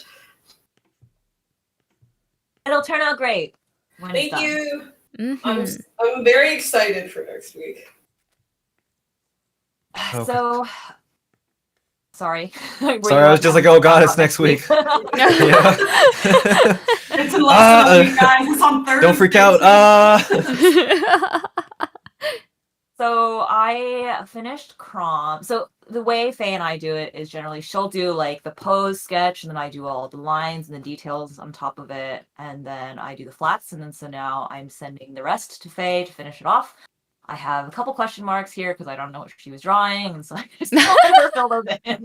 Like, what is his hand? Like, where does the sun go? What is his arm doing? I don't know. So that's for her. Obviously the sword is also for her. And then I have Cordelia, who's also done, and I will send that to Faye for finishing as well. I'm not really sure. Sorry. I think she's got stuff on her arm that I still need to draw, and like some more armor that I have to like squeeze in there somehow. And I'm not sure if her Pegasus actually has all this like armor that like, because it's copy pasted from our Pegasus template, which the Pegasus sisters' horses have these like armor things on them. I'm pretty sure that Cordelia probably doesn't. So I'm like, from a Cordelia fan, Conrad, do I need to get rid of them, or does it not matter? Oh man, you think I've ever tried to draw that horse? I have no idea. Yeah. I will take it as it doesn't matter. I think most people will not notice. Yeah, that was me tonight. Excellent. Yeah. Here's my Alencia. She's Oh. also on a horse. Cute. Oh, she's so cute. Oh my god. I think Faye's already finished her though, so she looks different by now. Oh, she's so cute though.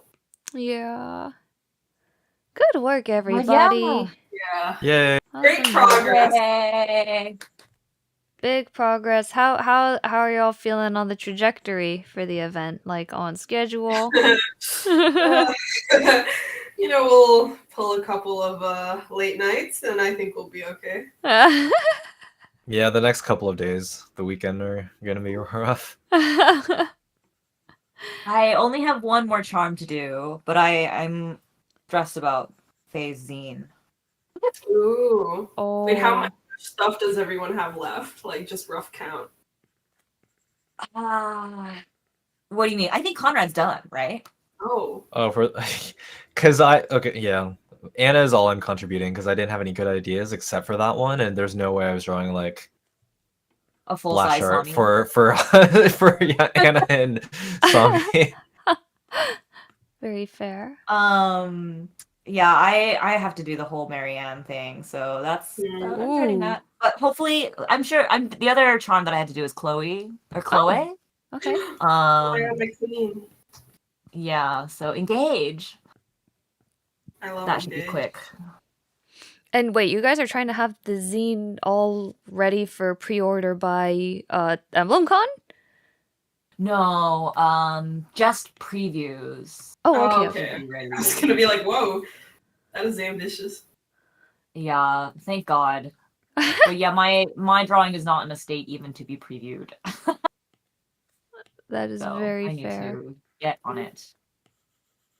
Well, this has definitely helped me because, like, before today, I was so not motivated to finish this. I was even thinking, like, maybe I, like, just shouldn't finish this for yet another year. No, you should. No.